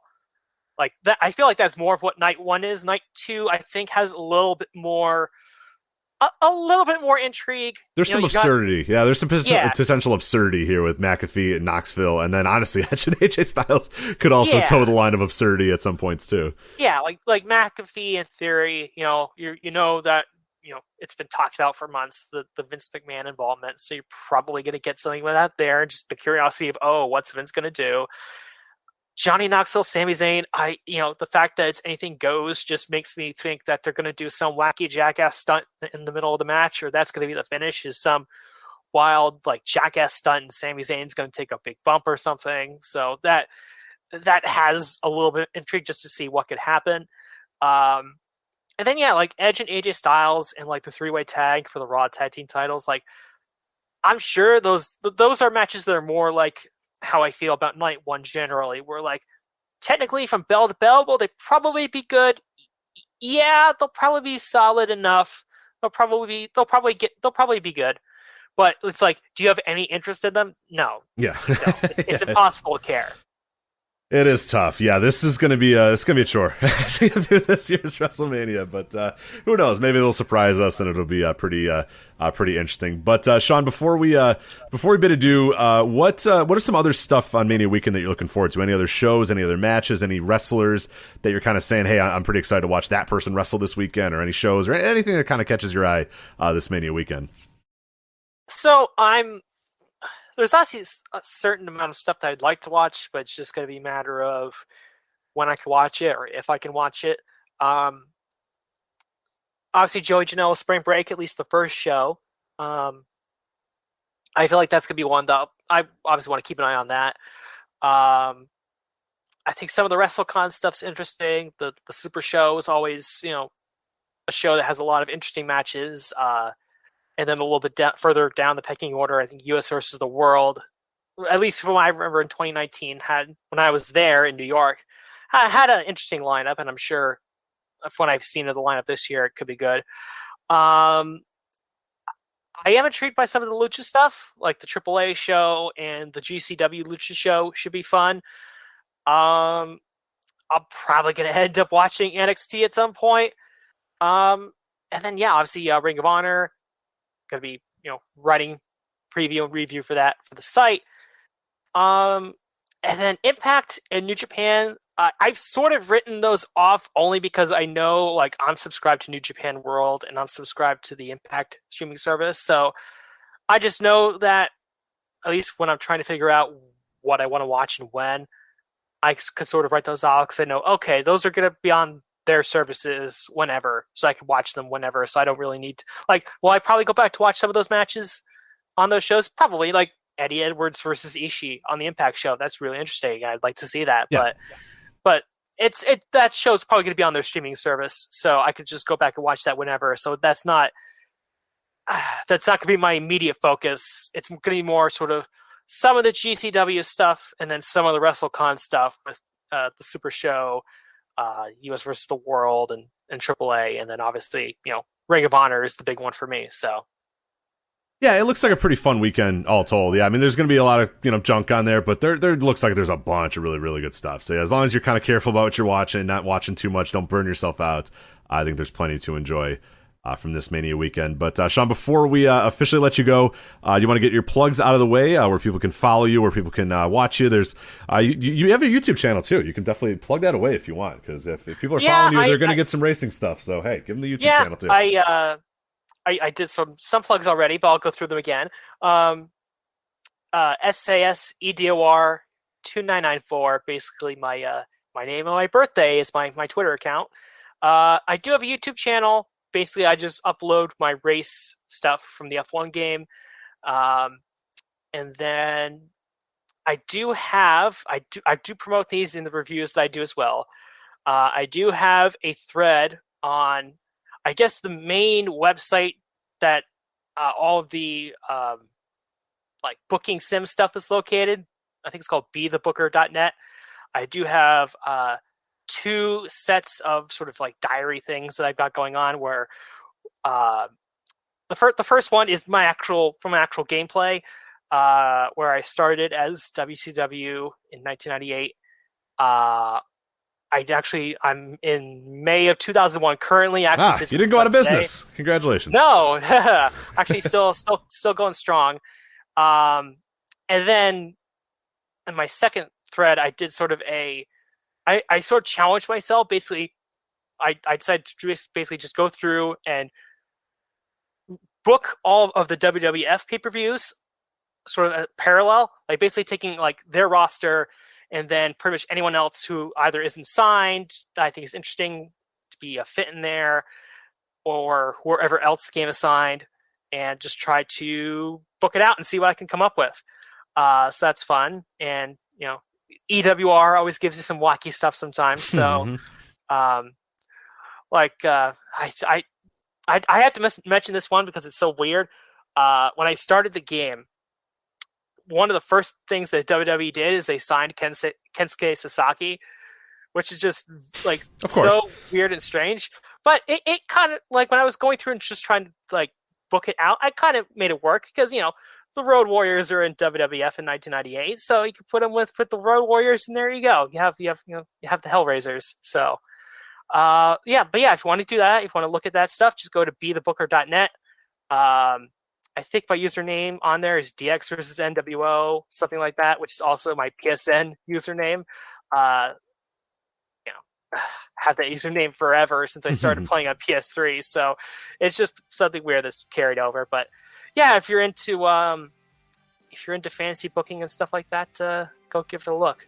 Absolutely. Well, thank you so much for coming on here, Sean, helping us preview Ring of Honor Supercard of Honor, potentially the last ROH Supercard of Honor, at least taking place on WrestleMania weekend. But thank you so much for coming on here and doing this. And I really appreciate it. And appreciate you for coming on, helping us preview WrestleMania weekend, and for everything you do over at Voices of Wrestling. So, Sean, you have a great night. You as well, Rich.